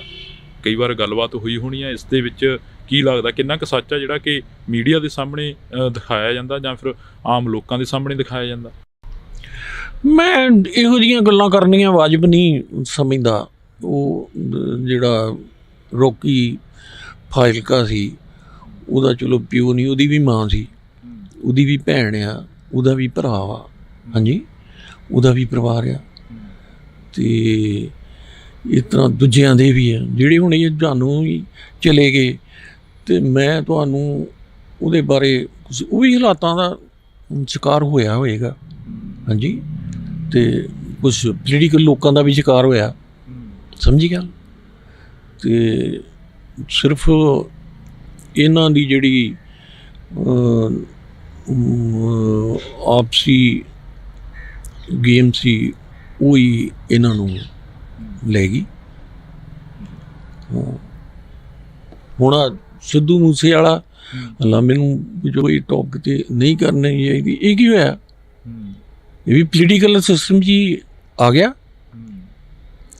ਇਹਨੇ ਇਲੈਕਸ਼ਨ ਲੜੀ, ਹਾਂਜੀ, ਅਤੇ ਉਹ ਕਾਂਗਰਸ ਹਾਰ ਗਈ। ਜਾਂ ਮਤਲਬ ਤਾਂ ਇਹ ਆ ਵੀ ਉਹਨਾਂ ਵੀ ਕਿਹੜਾ ਇਹਨੂੰ ਸਿੱਧੇ ਪਾਸੇ ਜਿਹੜਾ ਉਹਦਾ ਕੰਮ ਸੀ ਉਹ ਕਰਨ ਦਿੱਤਾ। ਹਾਂਜੀ। ਪੋਲੀਟੀਕਲ ਲੋਕ ਹੀ ਐਕਚੁਅਲੀ ਕੀ ਆ ਵੀ ਜੇ ਕੋਈ ਇਮਾਨਦਾਰ ਪੁਲਿਸ ਅਫਸਰ ਸਹੀ ਕਰਨਾ ਵੀ ਚਾਹੁੰਦਾ, ਉਹਨੂੰ ਇਹ ਖੂੰਜੇ ਲਾ ਦਿੰਦੇ, ਉਹਨੂੰ ਕਰਨ ਵੀ ਨਹੀਂ ਦਿੰਦੇ। ਮਤਲਬ ਸਟਾਰਟ ਇਹ ਸਾਰੀ ਗੇਮ ਰਲ ਮਿਲ ਕੇ ਹੀ ਹੋਈ। ਉਹਨੂੰ ਦੇ ਕਿਤੇ ਉਹ ਜਿਹੀ ਜਗ੍ਹਾ ਲਾਉਂਦੇ ਹੀ ਨਹੀਂ, ਬਦਲੀ ਕਰਕੇ ਉਹ ਮਾਰਦੇ ਆ ਕਿਤੇ ਖੁੱਡੇ ਖੱਡੇ 'ਚ। ਅਤੇ ਮੇਨ ਇਹ ਆ ਵੀ ਜਿਹੜਾ ਅਫਸਰਾਂ ਦਾ ਇਹਨਾਂ ਪੋਲੀਟੀਕਲ ਲੋਕਾਂ ਦੇ ਬਜਾਏ ਕਾਨੂੰਨ ਦੀ ਰਾਖੀ ਕਰਨ ਦੇ, ਇਹ ਪੋਲੀਟੀਕਲ ਆਕਾਂ ਦੀ ਰਾਖੀ ਕਰਨ ਲੱਗ ਪਏ। ਹਾਂ। ਅਤੇ ਉਹਨਾਂ ਵੋਟਾਂ ਲੈਣੀਆਂ ਹੁੰਦੀਆਂ, ਵੋਟਾਂ ਲੈ ਕੇ ਤਕੜਾ ਧਨ ਕਮਾਉਣਾ ਹੁੰਦਾ। ਉਹਨਾਂ ਨੂੰ ਕੋਈ ਮਰੇ ਕੋਈ ਜੀਵੇ, ਉਹਨਾਂ ਨੂੰ ਕੋਈ ਫਰਕ ਨਹੀਂ ਹੁੰਦਾ। ਆਪ ਉਹਨਾਂ ਕੋਲ ਤਗੜੀ ਸਿਕਿਉਰਿਟੀ ਹੁੰਦੀ ਹੈ, ਪ੍ਰਾਈਵੇਟ ਬੰਦੇ ਹੁੰਦੇ ਨੇ, ਸਭ ਕੁਛ ਹੀ ਹੁੰਦਾ। ਇਸ ਕਰਕੇ ਇਹ ਹੈ ਵੀ ਇੱਕ ਕਿਸਮ ਦਾ ਗੁੰਡਾ ਰਾਜ ਜਿਹਨੂੰ ਕਹੋ, ਉਹ ਹੀ ਚੱਲਿਆ ਆਉਂਦਾ ਪੰਜਾਬ 'ਚ। ਖਾਸ ਕਰ 78-80 ਤੋਂ ਦੇਖਦੇ ਆਏ ਹਾਂ ਕਿ ਸਿਆਸਤ 'ਚ ਉਹ ਉਹਨਾਂ ਘਟੀਆ ਬੰਦਿਆਂ ਦੇ ਹੱਥਾਂ 'ਚ ਰਹੀ ਕਿ ਜਿਹੜੇ ਬਹੁਤ ਹੀ ਗਿਰੇ ਹੋਏ ਲੋਕ ਸੀ, ਜਿਵੇਂ ਆ ਪ੍ਰਕਾਸ਼ ਸਿੰਘ ਬਾਦਲ ਆ, ਅਤੇ ਹੋਰ ਵੀ ਜਿਹੜੇ ਹੁਣ ਜੇ ਕੈਪਟਨ ਸੀ, ਅਤੇ ਉਹ ਇੱਕ ਦੇਖ ਲਓ ਵੀ ਸ਼ਰਾਬੀ ਕੁਆਬੀ ਬੰਦਾ ਜਿਹੜਾ ਆਪਣੇ ਐਡੇ ਵੱਡੇ ਹਾਊਸ 'ਚੋਂ ਹੀ ਨਹੀਂ ਨਿਕਲਦਾ, ਅਤੇ ਉਹ 10 ਸਾਲ 9 ਸਾਲ ਜਾਂ 9.5 ਸਾਲ ਮੁੱਖ ਮੰਤਰੀ ਰਹਿ ਗਿਆ। ਹਾਂਜੀ। ਜਿਹੜਾ ਕਿਤੇ ਵੀ ਨਹੀਂ ਸੀ ਪਹੁੰਚ ਸਕਦਾ, ਪਤਾ ਨਹੀਂ ਸੌਣਾ ਕਦੋਂ ਉਹਨੇ ਅਤੇ ਉੱਠਣਾ ਕਦੋਂ ਆ। ਇਸ ਕਰਕੇ ਬਦਕਿਸਮਤੀ ਨਾਲ ਪੰਜਾਬ ਨੂੰ ਕਿਉਂਕਿ ਪਾਰਟੀਆਂ ਰਾਜ ਕਰਦੀਆਂ ਨੇ ਤੇ ਪਾਰਟੀਆਂ ਦੇ ਲੀਡਰ ਉਹ ਬਣੇ ਵੀ ਜਿਹੜੇ ਬਹੁਤ ਹੀ ਲਾਲਚ, ਉਹਨਾਂ ਨੂੰ ਕੁਛ ਨਹੀਂ ਸੀ, ਨਾ ਪੰਜਾਬ ਨਾਲ, ਨਾ ਦੇਸ਼ ਨਾਲ, ਜਾਂ ਕਿਸੇ ਨਾਲ। ਉਹਨਾਂ ਨੂੰ ਆਪਣੇ ਉਹਨਾਂ ਦੇ ਮਫਾਦ ਸੀ, ਪੈਸਾ ਸੀ। ਹੁਣ ਬਾਦਲ ਕਾ ਟੱਬਰ ਕਿੰਨਾ ਪੈਸਾ ਇਕੱਠਾ ਕਰ ਗਿਆ ਤੇ ਕਿੰਨੇ ਬਾਹਰਲੇ ਦੇਸ਼ਾਂ 'ਚ ਤੇ ਕਿਤੇ ਲਾ ਲਓ ਵੀ ਇਹਨਾਂ ਦੀ ਕਿੰਨੀ ਪ੍ਰਾਪਰਟੀ ਆ, ਤੇ ਇਹਨਾਂ ਉਸੇ ਕੰਮ ਲਈ ਸਿਆਸਤ ਕੀਤੀ ਤੇ ਕਿੰਨੇ ਲੋਕ ਇਹਨਾਂ ਮਰਵਾਤੇ। ਇਹੋ ਹੀ ਪ੍ਰਕਾਸ਼ ਸਿੰਘ ਬਾਦਲ ਆ ਜਿਹਨੇ ਜਿਹੜਾ ਮਰਜੀ ਵਿੜੇ ਭਰਤੀ ਕਰਦਾ ਸੀ ਆ ਫਿਰਦਾ ਆਪਣਾ ਜਮੂਰਾ ਜਿਹਾ ਜਿਹੜਾ ਰਾਮੂ ਵਾਲੀਆ ਘੈਂ ਘੈਂ ਕਰਦਾ। ਇਹਨੇ ਲਿਸਟ ਬਣਾਈ ਵੀ ਆ ਮਰਜੀਵੜਾ 1.25 ਲੱਖ ਮਰਜੀਵੜਾ ਭਰਤੀ ਕਰ ਲਿਆ ਜੀ। ਜਦੋਂ ਦਰਬਾਰ ਸਾਹਿਬ ਤੇ ਜਾਂ ਕੋਈ ਆਇਆ ਤੇ ਉਹ ਲੜ ਮਰਨਗੇ ਤੇ ਉਹ 1.25 ਲੱਖ ਚੋਂ ਕੋਈ ਇੱਕ ਵੀ ਨਹੀਂ ਮਾਰੇ, ਹੋਰ ਲੋਕ ਗਏ ਵਿਚਾਰੇ। ਤੇ ਇਹ ਪਹਿਲਾਂ ਹੀ ਇਹ ਕਰਦੇ ਸੀ। ਹੁਣ ਦੋਸ਼ ਭਿੰਡਰ ਵਾਲੇ ਨੂੰ ਦੇ ਦਿੰਦੇ ਆ ਉਹ ਜੇ, ਤੇ ਇਹਨਾਂ 1.25 ਲੱਖ ਮਰਜੀਵੜਾ ਕਾਹਦੇ ਲਈ ਭਰਤੀ ਕੀਤਾ ਸੀ ਤੇ ਇਹੋ ਜਿਹੀਆਂ ਗੱਲਾਂ ਕਿਉਂ ਕਰਦੇ ਸੀ। ਮੇਨ ਇਹ ਆ ਵੀ ਉਹਨਾਂ ਨੂੰ ਸੀ ਵੀ ਲੋਕਾਂ ਨੂੰ ਗੁੰਮਰਾਹ ਕਰਨਾ ਤੇ ਮਰਵਾਉਣਾ, ਤੇ ਭਿੰਡਰਾਂ ਵਾਲੇ ਨੂੰ ਮਰਵਾਉਣਾ, ਕਿਉਂਕਿ ਭਿੰਡਰਾਂ ਵਾਲਾ ਇਹਨਾਂ ਵਾਂਗ ਲਾਲਚੀ ਨਹੀਂ ਸੀ। ਉਹ ਇੱਕ ਸੰਤ ਲੋਕ ਸੀ, ਸੱਚ ਬੋਲਦਾ ਸੀ। ਬਸ ਉਹ ਦੇਖ ਲਓ ਵੀ ਉਹਦੇ ਕਰਕੇ ਹੀ ਕਿੰਨਾ ਕੁਛ ਬਾਦਲਾਂ ਨੇ ਕਤਲ ਕਰਾ ਦਿੱਤਾ। ਤੇ ਜਦੋਂ ਕਿ ਉਹ ਕੰਪਰੋਮਾਈਜ਼ ਹੋ ਸਕਦਾ ਸੀ ਪਹਿਲਾਂ ਹੀ, ਇੰਨੀ ਕੋਈ ਗੱਲ ਹੀ ਨਹੀਂ ਬਦਨੀ। ਇਹਨੇ ਆਪ ਨਿਰੰਕਾਰੀਆਂ ਦਾ ਫੰਕਸ਼ਨ ਕਰਾਇਆ, ਉੱਥੇ ਇਹਨੇ ਬੰਦੇ ਮਰਾਏ। ਮਤਲਬ ਜੇ ਪੰਜਾਬ ਦੇ ਪਿਛਲੇ ਮੈਂ 45 ਸਾਲ ਦੀ ਸਿਆਸਤ ਦੀ ਗੱਲ ਕਰਾਂ ਤੇ ਸਭ ਤੋਂ ਵੱਡਾ ਜਿਹੜਾ ਗੁਨਾਹਗਾਰ ਆ ਉਹ ਪ੍ਰਕਾਸ਼ ਸਿੰਘ ਬਾਦਲ ਤੇ ਉਹਦੀ ਫੈਮਿਲੀ ਆ। ਤੁਸੀਂ ਸਿਆਸਤ ਦੀ ਗੱਲ ਕਰ ਰਹੇ ਹੋ, ਜਿਹੜੇ ਨੌਜਵਾਨ ਗੁੰਮਰਾਹ ਹੋ ਕੇ ਦਲ ਦੇ ਵਿੱਚ ਧੱਸ ਜਾਂਦੇ ਨੇ, ਨਸ਼ੇ ਦੀ ਦਲਦਲ ਹੋਵੇ ਜਾਂ ਫਿਰ ਗੈਂਗਵਾਰ ਦੀ ਦਲਦਲ ਹੋਵੇ, ਉਹ ਵੀ ਸਿਆਸਤ ਤੋਂ ਗੁੰਮਰਾਹ ਹੁੰਦੇ ਨੇ। ਉਹਨਾਂ ਦੇ ਪਿੱਛੇ ਵੀ ਪੋਲੀਟੀਕਲ ਪਾਰਟੀਆਂ ਖੜਦੀਆਂ ਨੇ ਜਾ ਕੇ ਕਿਤੇ ਨਾ ਕਿਤੇ। ਮੈਨੂੰ ਨਸ਼ੇ ਬਾਰੇ ਤਾਂ ਨਹੀਂ ਪਤਾ ਵੀ ਮੈਂ ਐਵੇਂ ਤੁਹਾਨੂੰ ਕਹਿੰਦੇ ਨਸ਼ੇ ਦੀ ਦਲਦਲ 'ਚ ਕਿਵੇਂ ਫਸ ਜਾਂਦੇ ਤੇ ਕਿਵੇਂ ਨਹੀਂ ਆ। ਤੇ ਇਹ ਠੀਕ ਹੈ ਵੀ ਨਸ਼ਾ ਅਕਸਰ ਵਿਕਦਾ ਤੇ ਫਿਰ ਹੀ ਦਲਦਲ ਕੋਲ ਆਉਂਦਾ, ਲੋਕਾਂ ਕੋਲ ਆਉਂਦਾ। ਤੇ ਆੜਾ ਹੁਣ ਚਿੱਟਾ ਵਾ, ਇਹ ਵਾਰ-ਵਾਰ ਕੀ ਕਰਦੇ ਨੇ ਵੀ ਪਾਕਿਸਤਾਨ ਡਰੋਨ ਤੇ ਆਰਮੀ BSF ਨੂੰ 50 ਕਿਲੋਮੀਟਰ 'ਤੇ ਛੱਡ ਦਿਓ। ਉਹ ਜਿਹੜੀ ਪਾਕਿਸਤਾਨ ਨੂੰ ਜਿਹੜਾ ਨਸ਼ਾ ਆਉਂਦਾ ਉਹ ਹੀਰੋਇਨ ਜਿਹੜੀ ਆ ਉਹ ਕਾਫੀ ਕਾਸਟਲੀ ਹੈ, ਯੂਰਪ 'ਚ ਇਸਤੇਮਾਲ ਹੁੰਦਾ। ਉਹਦੇ ਪੈਕਟ ਜ਼ਿਆਦਾਤਰ ਯੂਰਪ 'ਚ ਖੁੱਲ੍ਹਦੇ ਆ ਤੇ ਇਹਦੇ ਇੱਕ ਰਸਤਾ ਵਾ। ਤੇ ਇਹ ਨਵਾਂ ਨਸ਼ਾ ਜਿਹੜਾ ਜਿਹਦੇ ਨਾਲ ਸਾਡੀ ਜਵਾਨੀ ਤਬਾਹ ਕੀਤੀ ਗਈ ਹੈ, ਜਿਹਨੂੰ ਚਿੱਟਾ ਕਿਹਾ ਗਿਆ, ਇਹ ਤਾਂ ਇੱਕ ਸੈਪਰੇਟ ਨਸ਼ਾ ਵਾ। ਜਿੱਥੋਂ ਤੱਕ ਮੇਰੀ ਜਾਣਕਾਰੀ ਆ ਵੀ ਇਹ ਵਰਲਡ ਵਾਰ ਟਾਈਮ ਨਾ ਜਰਮਨੀ ਦੇ ਵਿੱਚ ਹਿਟਲਰ ਦੇ ਟਾਈਮ ਇਹ ਤਿਆਰ ਹੋਇਆ ਸੀ ਤੇ ਫੌਜ ਨੂੰ ਉਹ ਦਿੱਤਾ ਗਿਆ, ਜਿਹਦੇ ਨਾਲ ਉਹਨਾਂ ਦੀ ਸੁੱਧ ਬੁੱਧ, ਮਤਲਬ ਉਹਨਾਂ ਨੂੰ ਭੁੱਖ ਤੇ ਜਾਂ ਉਹ ਇੰਜਰੀ ਜਾਂ ਕੁਛ ਵੀ ਮਹਿਸੂਸ ਨਹੀਂ ਸੀ ਹੁੰਦਾ ਤੇ ਉਹ ਮਰਨ ਤੱਕ ਲੜੀ ਜਾਂਦੇ ਸੀ। ਤੇ ਉਹ ਤਕਨੀਕ ਇਹਨਾਂ ਨੇ ਜਿਹੜੀ ਇੱਥੇ ਲਿਆਂਦੀ ਤੇ ਪੋਲੀਟੀਕਲ ਲੋਕਾਂ ਨੇ ਵਿਕਸਿਤ ਕੀਤੀ। ਹੁਣ ਤੁਸੀਂ ਵੀ ਬੜੇ ਚੰਗੇ ਪੁਲਿਸ ਅਫਸਰ, ਇਮਾਨਦਾਰ ਪੁਲਿਸ ਅਫਸਰ ਰਹੇ ਕੰਵਰ ਵਿਜੇ ਪ੍ਰਤਾਪ ਸਿੰਘ, ਤੇ ਉਹਨਾਂ ਨੂੰ ਇਨਕੁਆਇਰੀ ਦਿੱਤੀ ਗਈ ਤੇ ਉਹ ਪਿੱਛੇ ਮੈਂ ਉਹਨਾਂ ਦੀ ਇੰਟਰਵਿਊ ਸੁਣੀ ਆ। ਉਹਨਾਂ ਦੱਸਿਆ ਵੀ ਇਹ ਸਾਰੀ ਗੇਮ ਜਿਹੜੀ ਆ ਮਜੀਠੀਏ ਤੇ ਉਹਨਾਂ ਰਲ ਕੇ ਹੀ ਚਲਾਈ ਤੇ ਗੈਂਗਸਟਰ ਵਾਲਾ ਕੰਮ ਵੀ ਇਹਨਾਂ ਚਲਾਇਆ ਤੇ ਚਿੱਟੇ ਦਾ ਵੀ ਇਹਨਾਂ ਦੇ ਬੰਦਿਆਂ ਨੇ ਧੰਦਾ ਕੀਤਾ। ਤੇ ਜੇ ਸਿਆਸਤਦਾਨ ਆਪ ਨਾ ਕਰਦੇ, ਨਾ ਲਿਆਉਂਦੇ, ਨਾ ਪੁਲਿਸ ਦੇ ਅਫਸਰਾਂ ਨੂੰ ਰਲਾ ਕੇ ਕਰਦੇ, ਜੋ ਵਿਕਦਾ ਹੀ ਨਾ ਤੇ ਕਿੱਥੋਂ ਲੱਗਦਾ ਤੇ ਕਿੱਥੋਂ ਦਲਦਲ 'ਚ ਫਸਦੇ। ਕੀ ਲੱਗਦਾ ਹੈ ਜਿਹੜਾ ਪੰਜਾਬ ਦੀ ਨੌਜਵਾਨੀ ਨੂੰ ਇੱਕ ਵਾਰ ਫੇਰ ਹੁਲਾਰਾ ਵੱਜਾ, ਅੰਮ੍ਰਿਤਪਾਲ ਸਿੰਘ ਦੀ ਥੋੜ੍ਹੀ ਜਿਹੀ ਗੱਲ ਕਰੀਏ ਤਾਂ ਅੰਮ੍ਰਿਤਪਾਲ ਸਿੰਘ ਪੰਜਾਬ ਦੀ ਨੌਜਵਾਨੀ ਨੂੰ ਫੇਰ ਆਪਣੇ ਨਾਲ ਲੈ ਕੇ ਚੱਲ ਪਿਆ, ਉਸ ਬਾਰੇ ਕੀ ਸੋਚਦੇ? ਅੰਮ੍ਰਿਤਪਾਲ ਪੰਜਾਬ ਦੀ ਨੌਜਵਾਨੀ ਨੂੰ ਲੈ ਕੇ ਤੇ ਕਿੱਥੇ ਚੱਲ ਪਿਆ ਵਾ ਉਹ, ਪਰ ਉਹਦੀ ਕੋਸ਼ਿਸ਼ ਬਹੁਤ ਚੰਗੀ ਤੇ ਵਧੀਆ ਵਾ ਤੇ ਇਹਨਾਂ ਸਿਆਸਤਦਾਨਾਂ ਨੂੰ ਰਿੜਕਦੀ ਆ। ਤੁਸੀਂ ਇਹਨਾਂ ਪੋਲੀਟੀਕਲ ਬੰਦਿਆਂ ਦੇ ਜਿਨ੍ਹਾਂ ਇੰਨੀ ਉਮਰ ਉਹਨਾਂ ਦੇ ਪਿਓ ਦਾਦਿਆਂ ਨੇ ਵੀ ਇਸ ਪੰਜਾਬ ਨੂੰ ਲੁੱਟਿਆ ਤੇ ਖਾਧਾ, ਲੋਕਾਂ ਦਾ ਟੈਕਸ ਦਾ ਪੈਸਾ ਹੀ ਇਹਨਾਂ ਖਾਧਾ ਤੇ ਹੁਕੂਮਤ ਕੀਤੀ, ਕ੍ਰਾਈਮ ਕੀਤੇ ਏਡੇ ਵੱਡੇ, ਮਰਵਾਇਆ ਲੋਕਾਂ ਨੂੰ। ਇਹ ਕਿਵੇਂ ਚੀਕਦੇ ਆ ਮੀਡੀਆ 'ਚ, ਅਮਰਪਾਲ ਦੇ ਕਿਵੇਂ ਬਿਆਨ ਦਿੰਦੇ ਆ ਉਹਦੇ ਖਿਲਾਫ। ਤੇ ਉਹ ਬਹੁਤ ਚੰਗੀ ਕੋਸ਼ਿਸ਼ ਕਰਨ ਰਿਹਾ, ਉਹ ਨਸ਼ੇ ਛਡਾ ਰਿਹਾ ਤੇ ਨਸ਼ੇ ਛਡਾਉਣ ਲਈ ਬਹੁਤ ਜ਼ਰੂਰੀ ਆ ਵੀ ਉਹਨਾਂ ਬੱਚਿਆਂ ਨੂੰ ਮਾਨਸਿਕ ਤੌਰ 'ਤੇ ਕਰਨਾ, ਸਹੀ ਕਰਨਾ ਜਿੰਨਾ ਚਿਰ। ਤੇ ਉਹਦੇ ਲਈ ਧਰਮ, ਸਿੱਖ ਧਰਮ ਬਹੁਤ ਜ਼ਰੂਰੀ ਆ। ਜੇ ਉਹ ਸਿੱਖ ਧਰਮ ਨੂੰ ਫਾਲੋ ਕਰਦੇ ਆ ਤੇ ਵਾਹਿਗੁਰੂ ਸੱਚੇ ਪਾਤਸ਼ਾਹ ਕਿਰਪਾ ਕਰੇਗਾ ਤੇ ਉਹ ਨਸ਼ਿਆਂ ਤੋਂ ਦੂਰ ਹੋਣਗੇ। ਉਹਦੀ ਕੋਸ਼ਿਸ਼ ਬਹੁਤ ਜ਼ਿਆਦਾ ਸ਼ਲਾਘਾਯੋਗ ਆ। ਤੁਸੀਂ ਬਹਿਮਲ ਕਲਾਂ ਦੀ ਗੱਲ ਕਰ ਰਹੇ ਸੀ, ਬਹਿਮਲ ਕਲਾਂ ਗੋਲੀकांड ਹੋਇਆ ਤਾਂ ਉਸ ਤੋਂ ਬਾਅਦ ਸੱਤਾ ਦੇ ਵਿੱਚ ਸਰਕਾਰ ਆਈ ਹੈ ਜਿਹੜੀ, ਉਹ ਕਹਿੰਦੀ ਸੀ ਅਸੀਂ 24 ਘੰਟਿਆਂ ਦੇ ਵਿੱਚ ਫੈਸਲਾ ਕਰ ਦਿਆਂਗੇ, ਕਿਉਂਕਿ ਬਹਿਮਲ ਕਲਾਂ ਇੱਥੋਂ ਕੋਈ ਜ਼ਿਆਦਾ ਦੂਰ ਨਹੀਂ ਹੈਗਾ। ਤੁਸੀਂ ਉਹ ਦੇਖਿਆ ਦ੍ਰਿਸ਼ ਸਾਰਾ, ਕੀ ਲੱਗਦਾ ਵੀ ਇਨਸਾਫ ਮਿਲੂਗਾ ਬਹਿਮਲ ਕਲਾਂ ਵਾਲਿਆਂ ਨੂੰ? ਬਹਿਮਲ ਕਲਾਂ ਜੀ ਆ ਵੀ ਜਿਹੜੀ ਸਰਕਾਰ ਸੱਤਾ 'ਚ ਆਈ ਤੇ ਉਹਦੇ 'ਚ ਵੀ ਜੇ ਮੁੱਖ ਮੰਤਰੀ ਭਗਵੰਤ ਸਿੰਘ ਮਾਨ ਬਣਿਆ ਤੇ ਉਹ ਅੰਡਰ ਪ੍ਰੈਸ਼ਰ ਆ। ਉਹਦੇ ਉੱਤੇ ਦੇਖ ਲਓ ਕਿਵੇਂ ਉਹ ਦਿੱਲੀ ਤੋਂ ਆਣ ਕੇ ਤੇ ਕਰ ਰਹੇ ਆ। ਭਗਵੰਤ ਮਾਨ ਨੂੰ ਚਾਹੀਦਾ ਵੀ ਉਹ ਜੇ ਸੋਚੇ ਵੀ ਦੁਬਾਰਾ ਮੁੱਖ ਮੰਤਰੀ ਬਣੇਗਾ ਤੇ ਉਹ ਚਾਂਸ ਤੇ ਉਹਨੂੰ ਬਿਲਕੁਲ ਮਿਲਣਾ ਨਹੀਂ ਗਾ। ਬਹੁਤ ਉਹ ਨਹੀਂ ਆ ਵੀ ਜੋ ਸੋਚੇ ਵੀ ਮੇਰੀ ਅੱਗੇ ਦਾ ਜਿਸ ਤਰ੍ਹਾਂ ਦੂਜੇ ਲਾਉਂਦੇ ਰਹੇ ਸੀ ਇਹਦਾ ਵੀ ਲੱਗ ਜਾਏਗਾ। ਹਾਂ, ਜੇ ਮਿਲ ਸਕਦਾ ਵੀ ਦਲੇਰੀ ਨਾਲ ਪੰਜਾਬ ਲਈ ਕੰਮ ਕਰੇ, ਨਾ ਕਿ ਦਿੱਲੀ ਲਈ ਕੰਮ ਕਰੇ। ਪਰ ਮੈਨੂੰ ਇਹਦੇ ਵਿੱਚ ਕੋਈ ਇੰਨੀ ਜ਼ਰੂਰਤ ਨਹੀਂ ਲੱਗਦੀ ਹੈ। ਤੇ ਆਪਣੀ ਕੁਰਸੀ ਨੂੰ ਹੀ ਮੰਨ ਲਓ ਇਹਦੀ ਕੁਰਸੀ ਚਲੀ ਵੀ ਜਾਂਦੀ ਆ, ਆਮ ਪਾਰਟੀ ਵਾਲੇ ਇਹਨੂੰ ਲਾਹ ਵੀ ਦਿੰਦੇ ਆ, ਤੇ ਫਿਰ ਵੀ ਇਹਦਾ ਨਾਂ ਰਹੇਗਾ।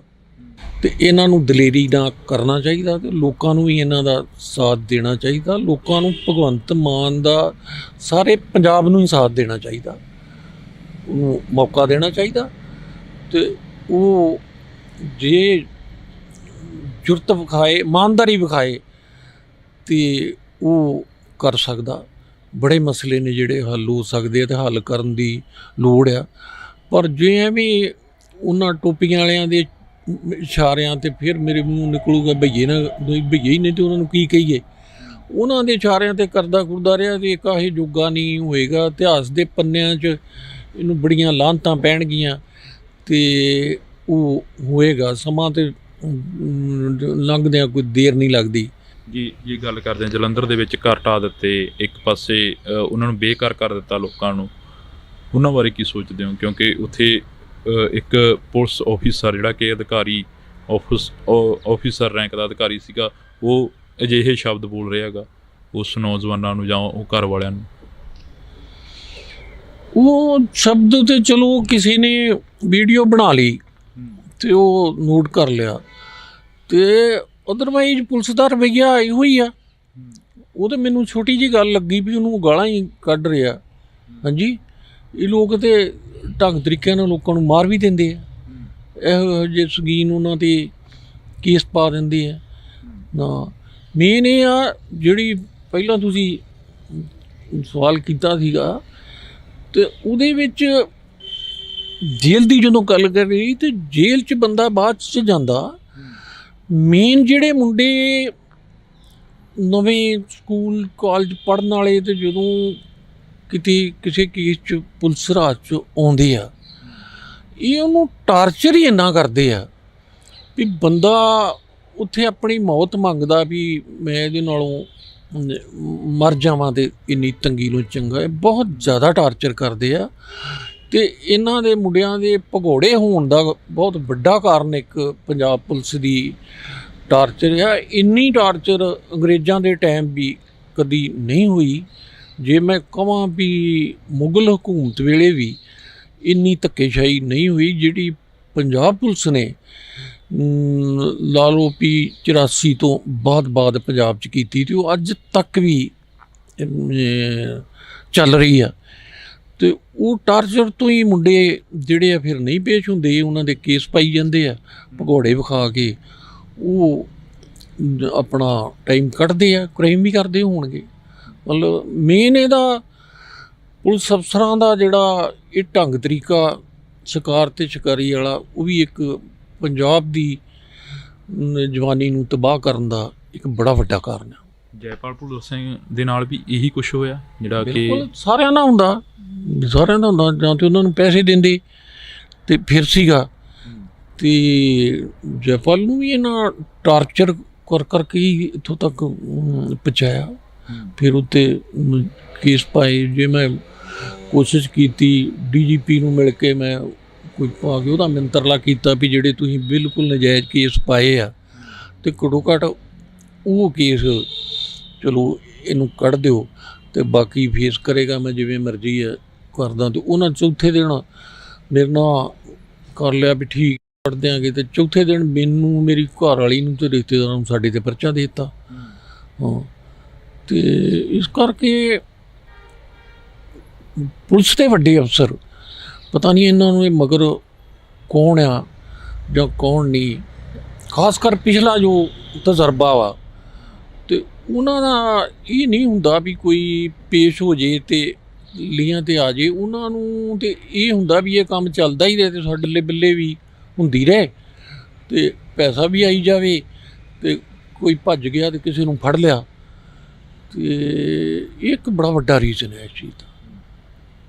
ਜਦੋਂ ਜੇਕਰ ਅਸੀਂ ਹੁਣ ਥੋੜ੍ਹੀ ਜਿਹੀ ਉੱਧਰ ਨੂੰ ਗੱਲ ਲੈ ਜਾਈਏ, ਸਾਨੂੰ ਯਾਦ ਆ ਜਦੋਂ ਅਸੀਂ PGI ਤੁਹਾਡੇ ਨਾਲ ਮੁਲਾਕਾਤ ਕਰ ਰਹੇ ਸੀ ਤਾਂ ਅੱਖਾਂ ਨਮ ਸੀ, ਜੈਪਾਲ ਸਿੰਘ ਭੁੱਲਰ ਦੀ ਜਿਹੜੀ ਲਾਸ਼ ਸੀ ਉਹ ਸਾਹਮਣੇ ਪਈ ਸੀ, ਤਾਂ ਹਰ ਇੱਕ ਪਿਓ ਆ ਜਿਹੜਾ ਉਹ ਉਸ ਨੂੰ ਦੇਖ ਕੇ ਧਾਵਾ ਮਾਰ ਰਿਹਾ ਸੀ ਕਿ ਆਹ ਕੀ ਹੋ ਗਿਆ। ਪਰ ਜੈਪਾਲ ਸਿੰਘ ਭੁੱਲਰ ਨੂੰ ਕੋਈ ਇਨਸਾਫ ਮਿਲਿਆ? ਮੌਤ ਤੋਂ ਬਾਅਦ ਕੋਈ ਇਨਸਾਫ ਮਿਲਿਆ ਉਸ ਨੂੰ? ਨਹੀਂ ਜੀ, ਇਸ ਦੇਸ਼ ਦੇ ਵਿੱਚ ਸਿੱਖਾਂ ਨੂੰ, ਮੈਂ ਸਾਰੇ ਸਿੱਖਾਂ ਨੂੰ ਹੀ ਕਹਿਣਾ, ਇਸ ਦੇਸ਼ ਦੇ ਤੰਤਰ 'ਚੋਂ ਇਨਸਾਫ ਦੀ ਆਸ ਰੱਖਣਾ ਬੇਵਕੂਫੀ ਭਰੀ ਗੱਲ ਹੈ। ਠੀਕ ਆ, ਕੁਝ ਇੱਕ ਸਿੱਖ ਜਿਹੜੇ ਇਹਨਾਂ ਨਾਲ ਰਲ ਕੇ ਇਹਦਾ ਹਿੱਸਾ ਬਣ ਕੇ ਤੇ ਉਹ ਪੋਲੀਟੀਕਲ ਹੋਣ ਜਾਂ ਹੋਰ ਬੰਦੇ ਹੋਣ ਤੇ ਉਹ ਢੋਂਗ ਰਚਦੇ ਆ ਸਿੱਖਾਂ ਲਈ। ਇਕੱਲੇ ਜੈਪਾਲ ਲਈ, ਸਿੱਖਾਂ ਲਈ ਇਸ ਦੇਸ਼ 'ਚ ਕੋਈ ਇਨਸਾਫ ਨਹੀਂ, ਨਾ ਕੋਰਟਾਂ 'ਚ ਆ, ਨਾ ਪੁਲਿਸ ਕੋਲ ਆ, ਨਾ ਕਿਤੇ ਵੀ ਆ। ਇਹ ਜਿਹੜੀ ਹੈ ਸਾਡੇ ਨਾਲ 47 ਤੋਂ ਹੀ ਸ਼ੁਰੂ ਹੋ ਗਿਆ, ਤੇ 47 'ਚ ਸਾਡੇ ਨਾਲ ਬੜਾ ਵੱਡਾ ਧੋਖਾ ਕੀਤਾ ਗਿਆ, ਤੇ ਅਸੀਂ ਅੰਗਰੇਜ਼ਾਂ ਤੋਂ ਆਜ਼ਾਦ ਹੋਣ ਲਈ ਸਭ ਤੋਂ ਵੱਧ ਕੁਰਬਾਨੀਆਂ ਕੀਤੀਆਂ, ਜਾਨਾਂ ਤੱਕ ਦਿੱਤੀਆਂ, ਜੇਲ੍ਹਾਂ ਕੱਟੀਆਂ, ਤੇ ਬਾਕੀ ਜਿਹੜੀਆਂ ਹਿੰਦੂ ਜਾਂ ਮੁਸਲਮਾਨ ਕੌਮਾਂ ਸੀ, ਜਿਹੜੀ ਆਬਾਦੀ ਜਿ ਸਾਨੂੰ ਸਾਡੇ ਨਾਲੋਂ ਬੜੇ ਵੱਡੇ ਪੱਧਰ 'ਤੇ ਸੀ, ਤੇ ਉਹ ਸਾਰਿਆਂ ਨੂੰ ਪਤਾ ਹੀ ਹੈ ਵੀ ਉਹਦੇ ਨਾਲੋਂ ਕਈ ਗੁਣਾ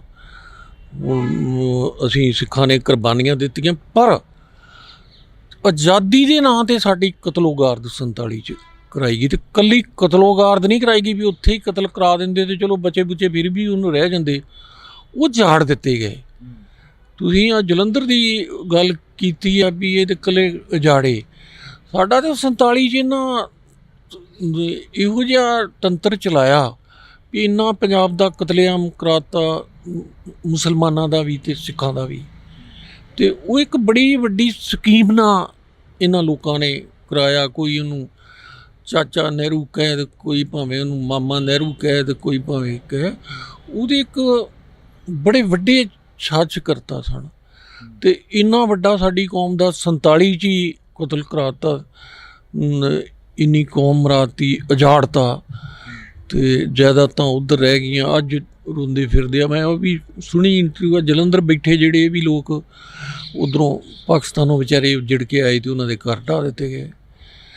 ਇਸ ਕਰਕੇ ਜਿਹੜੀ ਅੱਗੇ ਤੇ ਸਾਡੇ ਨਾਲ ਕਾਂਗਰਸ ਕਰਦੀ ਰਹੀ ਤੇ ਰੱਜ ਕੇ ਕੀਤਾ ਉਹਨਾਂ, ਤੇ ਨਾਲੇ ਭੰਡੀ ਪ੍ਰਚਾਰ ਕੀਤਾ, ਨਾਲੇ ਕਹਿੰਦੇ ਕੁੱਟਿਆ ਤੇ ਨਾਲੇ ਸਾਨੂੰ ਲੁੱਟਿਆ। ਤੇ ਬਾਰਡਰ ਤੇ ਸਾਡੇ ਹੀ ਜਿਹੜੇ ਆ ਫੌਜ ਦੇ ਨਾਂ ਦੇ ਸਾਡੇ ਬੱਚਿਆਂ ਨੂੰ ਮਰਵਾਇਆ ਗਿਆ, ਧੱਕ ਕੇ ਨਜਾਇਜ਼ ਜਗ੍ਹਾ ਤੇ ਖੜੇ ਕਰਕੇ, ਜਿੱਥੇ ਜਿਵੇਂ ਮੈਂ ਤਾਂ ਪ੍ਰੈਕਟੀਕਲੀ ਤੁਹਾਨੂੰ ਕਾਰਗਿਲ ਦੇ ਵਿੱਚ ਇਹਨਾਂ ਬਹੁਤ ਜ਼ਿਆਦਾ ਸਿੱਖ ਫੌਜ ਐਵੇਂ ਹੀ ਮਰਵਾਈ, ਜਦੋਂ ਕਿ ਕੋਈ ਲੋੜ ਹੀ ਨਹੀਂ ਸੀ, ਵੈਸੇ ਮੋਰਚਾ ਫਤਿਹ ਹੋ ਸਕਦਾ ਸੀ। ਤੇ ਹੁਣ ਭਾਜਪਾ ਦੀ ਸਰਕਾਰ ਪਿਛਲੇ ਟਾਈਮ ਤੋਂ ਆ ਰਹੀ ਆ, ਤੇ ਇਹ ਦਿਨੋਂ ਦਿਨ ਹੋਰ ਹੀ ਕਹਿ ਰਹੇ ਆ ਵੀ ਅਸੀਂ ਹਿੰਦੂ ਰਾਸ਼ਟਰ ਬਣਾਉਣਾ, ਤੇ ਅਸੀਂ ਇਹ ਕਰਨਾ। ਕਿਤੇ ਵੀ ਕਾਂਗਰਸ ਨਾਲੋਂ ਇਹ ਘੱਟ ਨਹੀਂ, ਉਹੀ ਲੋਕ ਸਨ ਜਿਹੜੇ ਪਹਿਲਾਂ ਉਦੋਂ ਕਾਂਗਰਸ ਦੇ ਨਾਲ ਸਨ, ਇਹਨਾਂ ਦੇ ਲੀਡਰ। ਪਰ ਜੋ ਇਹਨਾਂ ਦਾ ਰਵੱਈਆ, ਜੋ ਇਹ ਸੋਚਦੇ ਨੇ, ਜੋ ਇਹਨਾਂ ਦੀ ਜਿਹੜੀ ਏਜੰਸੀਆਂ ਬਣਾਈਆਂ ਨੇ ਉਹ ਸਿੱਖਾਂ ਲਈ ਕਰ ਰਹੀਆਂ ਨੇ, ਇਹ ਬਹੁਤ ਘਾਤਕ ਆ। ਇਹ ਉਹਨਾਂ ਨੂੰ ਨਹੀਂ ਕਰਨਾ ਚਾਹੀਦਾ। ਇਹਦੇ ਵਿੱਚ ਨਾ ਹਿੰਦੂਆਂ ਦਾ ਭਲਾ, ਨਾ ਸਿੱਖਾਂ ਦਾ ਭਲਾ, ਤੇ ਨਾ ਮੁਸਲਮਾਨਾਂ ਦਾ ਭਲਾ, ਤੇ ਨਾ ਦੇਸ਼ ਦਾ ਭਲਾ। ਇਹ ਤੇ ਬਹੁਤ ਗਲਤ ਕਰ ਰਹੇ ਆ, ਇਹਨਾਂ ਨੂੰ ਬਿਲਕੁਲ ਨਹੀਂ ਕਰਨਾ ਚਾਹੀਦਾ। ਘੱਟੋ ਘੱਟ ਭਾਜਪਾ ਨੂੰ ਕਾਂਗਰਸ ਤੋਂ ਸਬਕ ਸਿੱਖਣਾ ਚਾਹੀਦਾ, ਨਾ ਕਿਉਂਕਿ ਚਾਲਾਂ ਚੱਲਣੀਆਂ ਚਾਹੀਦੀਆਂ। ਇਹ ਸਿੱਖਾਂ ਨੂੰ ਹਰ ਤਰੀਕੇ ਨਾਲ ਖ਼ਤਮ ਕਰਨ 'ਤੇ ਤੁੱਲੇ ਆ। ਸਾਡੇ ਕੋਲ ਬਹੁਤ ਛੋਟਾ ਜਿਹਾ ਏਰੀਆ ਰਹਿ ਗਿਆ, ਅਤੇ ਉਹਦੇ 'ਚੋਂ ਵੀ ਚੰਡੀਗੜ੍ਹ ਪੰਜਾਬ ਦੇ ਪਿੰਡ ਜਾੜੇ, ਅਤੇ ਉਹ ਇਹਨਾਂ ਕਰਤਾ। ਜੰਮੂ ਕਸ਼ਮੀਰ ਜੀ, ਉੱਥੇ ਮੁਸਲਮਾਨ ਬਹੁਤ ਗਿਣਤੀ ਸੀ, ਅਤੇ ਉਹ ਵੀ ਇਹਨਾਂ ਆਪਣੀ ਸਟੇਟ ਬਣਾ ਲਈ। ਅਤੇ ਹੈਰਾਨੀ ਦੀ ਗੱਲ ਆ ਵੀ ਜਿਹੜੇ ਲੋਕ ਇਹਨਾਂ ਨੂੰ ਸਲਾਹ ਬੜੇ ਬੜੇ ਅਫਸਰ ਦੇ ਰਹੇ ਆ, ਉਹਦੇ ਕਿਤੇ ਨਾ ਕਿਤੇ ਇਹੋ ਜਿਹੇ ਲੋਕਾਂ ਦੇ ਬਾਹਰਲੇ ਦੇਸ਼ਾਂ 'ਚ ਹੁੰਦੇ ਨੇ ਸੈਟਅਪ, ਪ੍ਰਾਪਰਟੀਆਂ ਹੁੰਦੀਆਂ, ਅਤੇ ਦੇਸ਼ ਨੂੰ ਹੀ ਤਬਾਹ ਕਰ ਦੇਣਗੇ। ਤੁਸੀਂ ਸਾਰਾ ਦੇਸ਼ ਹੀ ਜਿਹੜਾ ਉਜਾੜ ਦੇਣਗੇ ਜਿਸ ਤਰ੍ਹਾਂ ਇਹ ਕਰਨ ਰਹੇ ਆ। ਤੁਸੀਂ ਬਾਹਰਲੇ ਦੇਸ਼ਾਂ ਦੀ ਗੱਲ ਕਰੀ ਆ ਕਿ ਪ੍ਰਾਪਰਟੀਆਂ ਸੈੱਟ ਹੁੰਦੀਆਂ ਨੇ, ਜਿਵੇਂ ਆਪਾਂ ਨੌਜਵਾਨੀ ਦੀ ਗੱਲ ਕਰ ਰਹੇ ਹਾਂ, ਪੰਜਾਬ ਦੀ ਨੌਜਵਾਨੀ ਧੜਾ ਧੜ ਬਾਹਰ ਨੂੰ ਭੱਜ ਰਹੀ ਆ, ਪਰ ਉੱਥੇ ਇੱਕ ਨਾਮ ਆਉਂਦਾ ਬਾਹਰੋਂ, ਸਿੱਧੂ ਮੂਸੇਵਾਲੇ ਦੀ ਵੀ ਗੱਲ ਕਰੀ ਸੀ, ਲਖਵੀਰ ਲੰਡੇ ਦਾ ਨਾਮ ਆਉਂਦਾ, ਫਿਰ ਨਾਮ ਆਉਂਦਾ ਗਾ ਉੱਥੋਂ ਗੋਲਡੀ ਬਰਾੜ ਦਾ। ਉਹ ਜ਼ਿੰਮੇਵਾਰੀਆਂ ਚੁੱਕ ਲੈਂਦੇ ਨੇ ਹਰੇਕ ਦਾ ਕਤਲ ਕਰਨ ਤੋਂ ਮਗਰੋਂ, ਕਿ ਸਾਡੀ ਜ਼ਿੰਮੇਵਾਰੀ ਆ। ਸੋਸ਼ਲ ਮੀਡੀਆ ਦੇ ਕਾਫੀ ਜਿਹੜੀਆਂ ਵੱਡੀਆਂ ਜ਼ਿੰਮੇਵਾਰੀਆਂ ਚੁੱਕੀਆਂ ਗਈਆਂ ਉਹਨਾਂ ਦੇ ਵੱਲੋਂ। ਹੁਣ ਮੈਂ ਉਹਨਾਂ ਬਾਰੇ ਜਾਣਦਾ ਨਹੀਂ ਆ, ਅਤੇ ਮੈਨੂੰ ਉਸ ਚੀਜ਼ ਦਾ ਪਤਾ ਨਹੀਂ ਆ, ਉਹਦੇ ਬਾਰੇ ਮੈਂ ਕੀ ਕਹਿ ਸਕਦਾ। ਐਵੇਂ ਕੋਈ ਮੈਂ ਬਿਲਾ ਵਜ੍ਹਾ ਕੋਈ ਬੋਲਦੇ ਆ, ਮੈਨੂੰ ਉਸ ਚੀਜ਼ ਦੀ ਨੌਲੇਜ ਨਹੀਂ ਆ ਵੀ ਜ਼ਿੰਮੇਵਾਰੀਆਂ ਇਹਦੇ ਉਹ ਸਿਸਟਮ ਜਾਂ ਜਿਨ੍ਹਾਂ ਲੋਕਾਂ ਕੋਲ ਇਹ ਪਾਵਰ ਆ ਉਹ ਹੀ ਦੱਸ ਸਕਦੇ ਆ। ਜਿੱਦਾਂ ਕਿ ਪੰਜਾਬ ਦੀ ਨੌਜਵਾਨੀ ਦੇ ਵਿੱਚ ਇੱਕ ਅਜਿਹਾ ਦੌਰ ਆਇਆ, ਖਾੜਕੂ ਲਹਿਰ ਦਾ ਦੌਰ ਚੱਲਿਆ, ਉਸ ਤੋਂ ਪਹਿਲਾਂ ਪੰਜਾਬ ਉੱਜੜ ਕੇ ਆਇਆ, ਤਾਂ ਫਿਰ ਉਸ ਤੋਂ ਬਾਅਦ ਪੰਜਾਬ ਨੂੰ ਹੀ ਕਿਉਂ ਟਾਰਗੇਟ ਕੀਤਾ ਜਾਂਦਾ? ਕਦੇ ਪੰਜਾਬ ਦੇ ਵਿੱਚ ਗੁੱਟ ਬਣਾ ਦਿੱਤੇ ਜਾਂਦੇ ਆ, ਗੈਂਗਵਾਰ ਬਣਾ ਦਿੱਤੀ ਜਾਂਦੀ ਆ, ਕਦੇ ਪੰਜਾਬ ਦੇ ਪੁੱਤਾਂ ਨੂੰ ਹੀ ਨਸ਼ਿਆਂ ਦੇ ਰਾਹ ਤੋਰ ਦਿੱਤਾ ਜਾਂਦਾ।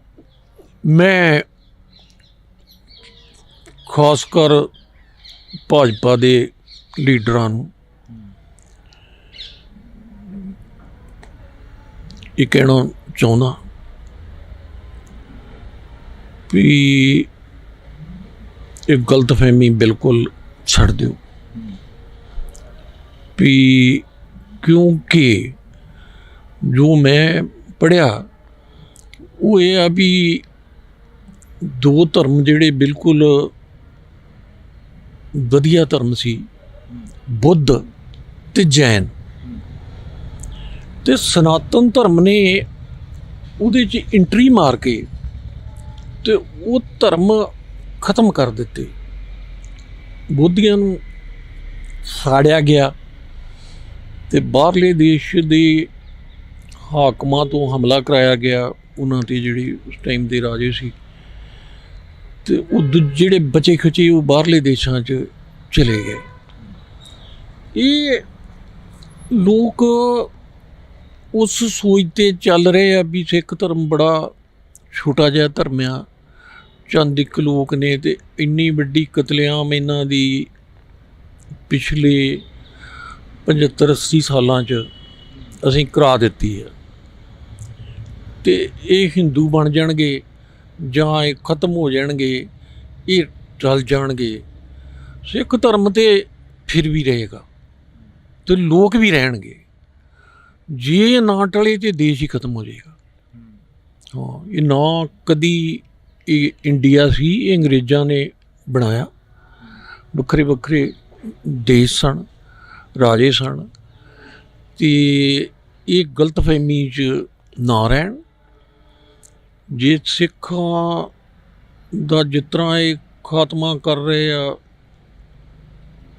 ਵੱਖ ਵੱਖ ਢੰਗਾਂ ਨਾਲ, ਇਹਨਾਂ ਨੂੰ ਉਦੋਂ ਪਤਾ ਲੱਗੂ ਜਦੋਂ ਕਿਸੇ ਦੂਸਰੇ ਦੇਸ਼ ਨਾਲ ਜੰਗ ਹੋਈ, ਅਤੇ ਫਿਰ ਇਹਨਾਂ ਨੂੰ ਉਹਦੇ ਰਿਜ਼ਲਟ ਤੋਂ ਪਤਾ ਲੱਗੂ ਵੀ ਅੱਜ ਜੇ ਸਿੱਖ ਹੁੰਦੇ ਇੱਥੇ ਤੇ ਆਹ ਗੱਲ ਨਾ ਬਣਦੀ ਜੀ। ਇਹ ਦੇਸ਼ ਦਾ ਨੁਕਸਾਨ ਹੈ। ਅਸੀਂ ਇੱਥੋਂ ਦੇ ਰਹਿਣ ਵਾਲੇ ਹਾਂ, ਅਸੀਂ ਇੱਥੋਂ ਦੇ ਕੋਈ ਇਹਨਾਂ ਦੇ ਪਿਓ ਦਾ ਨਹੀਂ ਗਾ, ਸਾਡੇ ਵੱਡ ਵਡੇਰਿਆਂ ਦੀ ਇਹ ਧਰਤੀ ਆ। ਅਤੇ ਇਹ ਧਰਮ ਦੇ ਨਾਂ 'ਤੇ ਬਹੁਤ ਸੰਮਤੀ ਇਕੱਠੀ ਕਰਕੇ ਜੇ ਨਾ ਹਿੰਦੂ ਰਾਸ਼ਟਰ ਬਣਾਉਣ, ਆਪਣੇ ਇਲਾਕੇ 'ਚ ਬਣਾ ਲੈਣ, ਉੱਥੇ ਹਿੰਦੂ ਰਾਸ਼ਟਰ ਬਣਾ ਲੈਣ, ਸਾਨੂੰ ਸਾਡਾ ਇਲਾਕਾ ਛੱਡ ਦੇਣ।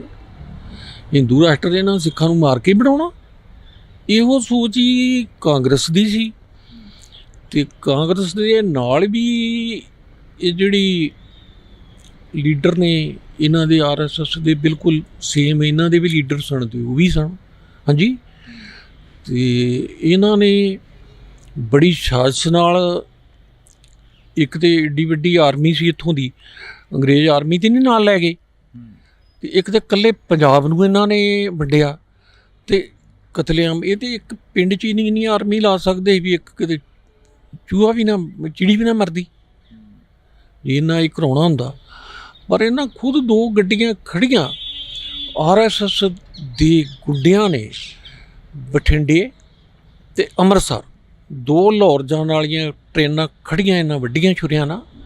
ਪਹਿਲਾਂ ਇਹਨਾਂ ਪ੍ਰੈਕਟਿਸ ਕੀਤੀ ਸੀ, ਵੱਢ ਕੇ ਉੱਤੇ ਲਿਖ ਕੇ ਲਾਇਆ ਵੀ ਹਿੰਦੁਸਤਾਨ ਸੇ ਲੜਨਾ ਸਿੱਖੋ।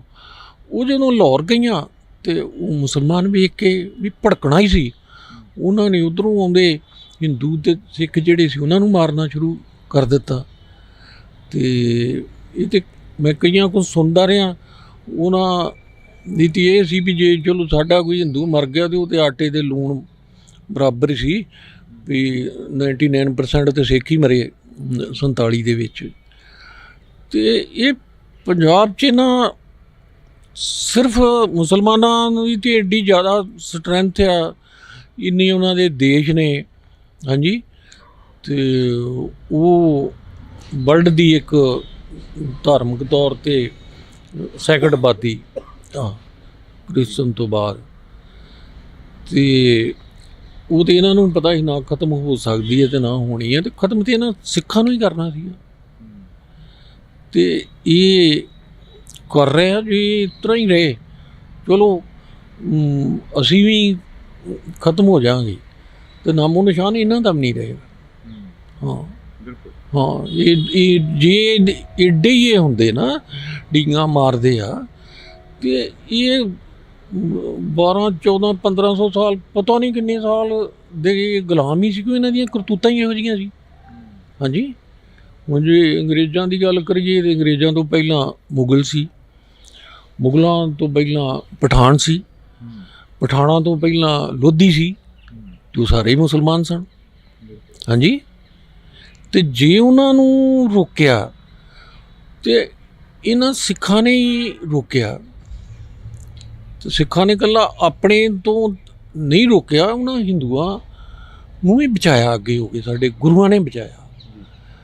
ਅਤੇ ਇਹ ਇਸ ਨਾਂ 'ਤੇ ਜੈ ਮਾਤਾ ਦੀ ਅਤੇ ਇੱਧਰ ਉੱਧਰ ਦੇ ਨਾਂ 'ਤੇ ਧਰਤੀ ਮਾਤਾ ਅਤੇ ਹਮਾਰਾ ਭਾਰਤ TV 'ਤੇ ਇਹੋ ਜਿਹੀਆਂ ਬਾਹਜਾਤ ਗੱਲਾਂ ਕਰਦੇ ਆ ਜਿਨ੍ਹਾਂ ਦਾ ਕੋਈ ਸਿਰ ਪੈਰ ਹੀ ਨਹੀਂ, ਅਤੇ ਇਹਨਾਂ ਨੂੰ ਪਤਾ ਨਹੀਂ ਵੀ ਇਹਨਾਂ ਗੱਲਾਂ ਦਾ ਰਿਜ਼ਲਟ ਕੀ ਨਿਕਲੇਗਾ। ਇਸ ਕਰਕੇ ਅਸੀਂ ਇੱਥੋਂ ਦੇ ਮਾਲਕ ਹਾਂ, ਅਸੀਂ ਇੱਥੋਂ ਦੇ ਵਾਸੀ ਹਾਂ। ਇਹਨਾਂ ਨੂੰ ਬਿਲਕੁਲ ਸਿੱਖਾਂ ਦੀਆਂ ਜਿਹੜੀਆਂ ਮਸਲੇ ਨੇ ਉਹ ਹੱਲ ਕਰਨੇ ਚਾਹੀਦੇ ਆ, ਅਤੇ ਸਿੱਖਾਂ ਦਾ ਕਤਲੇਆਮ ਬੰਦ ਕਰਨਾ ਚਾਹੀਦਾ। ਲਾਸਟ ਦੇ ਵਿੱਚ ਇੱਕ ਸਵਾਲ ਆ, ਮੀਡੀਆ ਨੂੰ ਕਿੱਥੇ ਜੇ ਖੜਾ ਦੇਖਦੇ ਹੋ? ਕਿਉਂਕਿ ਪੰਜਾਬ ਦਾ ਮੀਡੀਆ ਹੋਵੇ ਜਾਂ ਨੈਸ਼ਨਲ ਮੀਡੀਆ ਹੋਵੇ, ਕਿੱਥੇ ਜੇ ਖੜਾ ਦੇਖਦੇ ਹੋ? ਦੇਖੋ ਜੀ, ਜਿਹੜਾ ਨੈਸ਼ਨਲ ਮੀਡੀਆ ਉਹ ਤਾਂ ਮੈਂ 84 'ਚ ਦੇਖਿਆ, ਅਤੇ ਮੇਰੇ ਖਿਆਲ ਵਰਲਡ 'ਚ ਇੰਨਾ ਮਾੜਾ ਜਾਂ ਇਸ ਢੰਗ ਦਾ 99% ਮੀਡੀਆ ਨਹੀਂ ਹੋ ਸਕਦਾ, ਜਿਹੜੇ ਬੜੇ ਊਟ ਪਟਾਂਗ ਲਿਖਦੇ ਰਹੇ।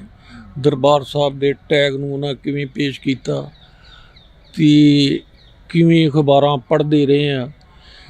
ਅਤੇ ਦੇਖ ਲਓ ਆ ਜਲੰਧਰ ਦਾ ਇੱਕ ਅਖਬਾਰ ਅੱਜ ਵੀ ਛਪਦਾ ਇੱਧਰ, ਉਹ ਇੱਕ ਅਖਬਾਰ ਹੀ ਜਿਹੜੀ ਆ ਉਹ ਹਿੰਦੂ ਕਮਿਊਨਿਟੀ ਦੇ ਲੋਕ ਹੈਂਡਲ ਕਰਦੇ ਸੀ ਅਤੇ ਉਹ ਅੱਗ ਲਾਈ ਆਇਆ।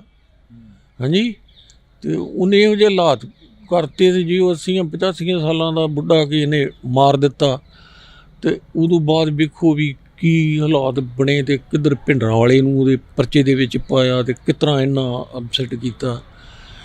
ਇਹ ਮੇਨ ਕੰਮ ਆ ਵੀ ਇਹਨਾਂ ਜਿਹੜੀਆਂ ਖੁਫੀਆ ਏਜੰਸੀਆਂ ਖੋਲ੍ਹੀਆਂ ਨੇ ਉੱਥੇ ਬੜੇ ਵੱਡੇ ਦਿੱਲੀ 'ਚ ਦਫ਼ਤਰ ਨੇ, 3-4 ਇਹਨਾਂ ਦੀਆਂ ਬਹੁਤ ਤਗੜੀਆਂ ਏਜੰਸੀਆਂ ਨੇ, ਉਹ ਇਹੋ ਜਿਹੀਆਂ ਪਲੈਨਿੰਗ ਬਣਾ ਕੇ ਅਤੇ ਇਹ ਕੰਮ ਕਰਦੀਆਂ ਨੇ, ਪਰ ਉਹਨਾਂ ਦੇ ਰਿਜ਼ਲਟ ਲਈ ਉਹਨਾਂ ਨੂੰ ਕੋਈ ਹੈ ਨਹੀਂ ਆ। ਉਹਨਾਂ ਨੂੰ ਤਾਂ ਆਪਣੇ ਬੈਨੀਫਿਟ ਨੇ, ਇਹੋ ਜਿਹੀਆਂ ਗਲਤ ਸਕੀਮਾਂ ਬਣਾ ਕੇ, ਇਹੋ ਜਿਹੇ ਗਲਤ ਕਰਕੇ, ਲੋਕਾਂ ਦਾ ਕਤਲੇਆਮ ਕਰਾ ਕੇ, ਖ਼ਤਮ ਕਰਾ ਕੇ, ਅਤੇ ਫਿਰ ਅਸੀਂ ਸਿੱਖ ਤਾਂ ਜੇ ਕਹਿਣ ਵੀ ਅਸੀਂ ਹਿੰਦੂਆਂ ਨੂੰ ਕਤਲ ਕਰਕੇ, ਮਾਰ ਕੇ ਜਾਂ ਜਾੜ ਕੇ ਅਸੀਂ ਜੀਣਾ ਚਾਹੁੰਦੇ ਹਾਂ, ਅਤੇ ਫਿਰ ਤਾਂ ਸਾਡੇ ਨਾਲ ਇਹ ਕਰਨ। ਅਤੇ ਅਸੀਂ ਤਾਂ ਕਿਸੇ ਹਿੰਦੂ ਨੂੰ ਵੀ ਜਾਂ ਕਿਸੇ ਨੂੰ ਮਰਦਾ ਵੇਖ ਵੀ ਨਹੀਂ ਸਕਦੇ, ਮਾਰਨਾ ਤਾਂ ਅਸੀਂ ਕਿੱਥੋਂ ਆ।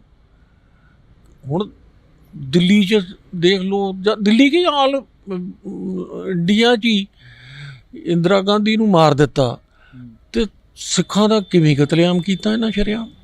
ਅਤੇ ਉੱਥੋਂ ਦੀ ਪੁਲਿਸ ਜਿਹੜੀ ਆ ਹਰ ਥਾਂ ਆਪ ਕਰਾਉਂਦੀ ਰਹੀ, ਹਰ ਥਾਂ ਦੀ, ਅਤੇ ਸਿਰਫ ਸਿੱਖਾਂ ਦਾ ਹੀ ਕਰਾਉਂਦੀ ਰਹੀ। ਬੜੇ ਬੜੇ ਅਫਸਰ ਜਿਹੜੇ ਆ ਉਹ ਵੀ ਨਹੀਂ ਬਖਸ਼ੇ। ਅਤੇ ਇਸ ਕਰਕੇ ਬਹੁਤ ਕੁਛ ਗਲਤ ਹੋਇਆ ਅਤੇ ਲਗਾਤਾਰ ਹੋ ਰਿਹਾ। ਅਤੇ ਜਦੋਂ ਕੋਈ ਦੇਖੋ ਕੋਈ ਵੀ ਦੇਸ਼ ਹੋਵੇ, ਬੰਦਾ ਹੋਵੇ, ਕਮਿਊਨਿਟੀ ਹੋਵੇ, ਉਹ ਜੇ ਇਸ ਤਰ੍ਹਾਂ ਕਰੂਗੀ ਅਤੇ ਉਹਦਾ ਰਿਜ਼ਲਟ ਵੀ ਮਾੜਾ ਹੀ ਨਿਕਲੂਗਾ।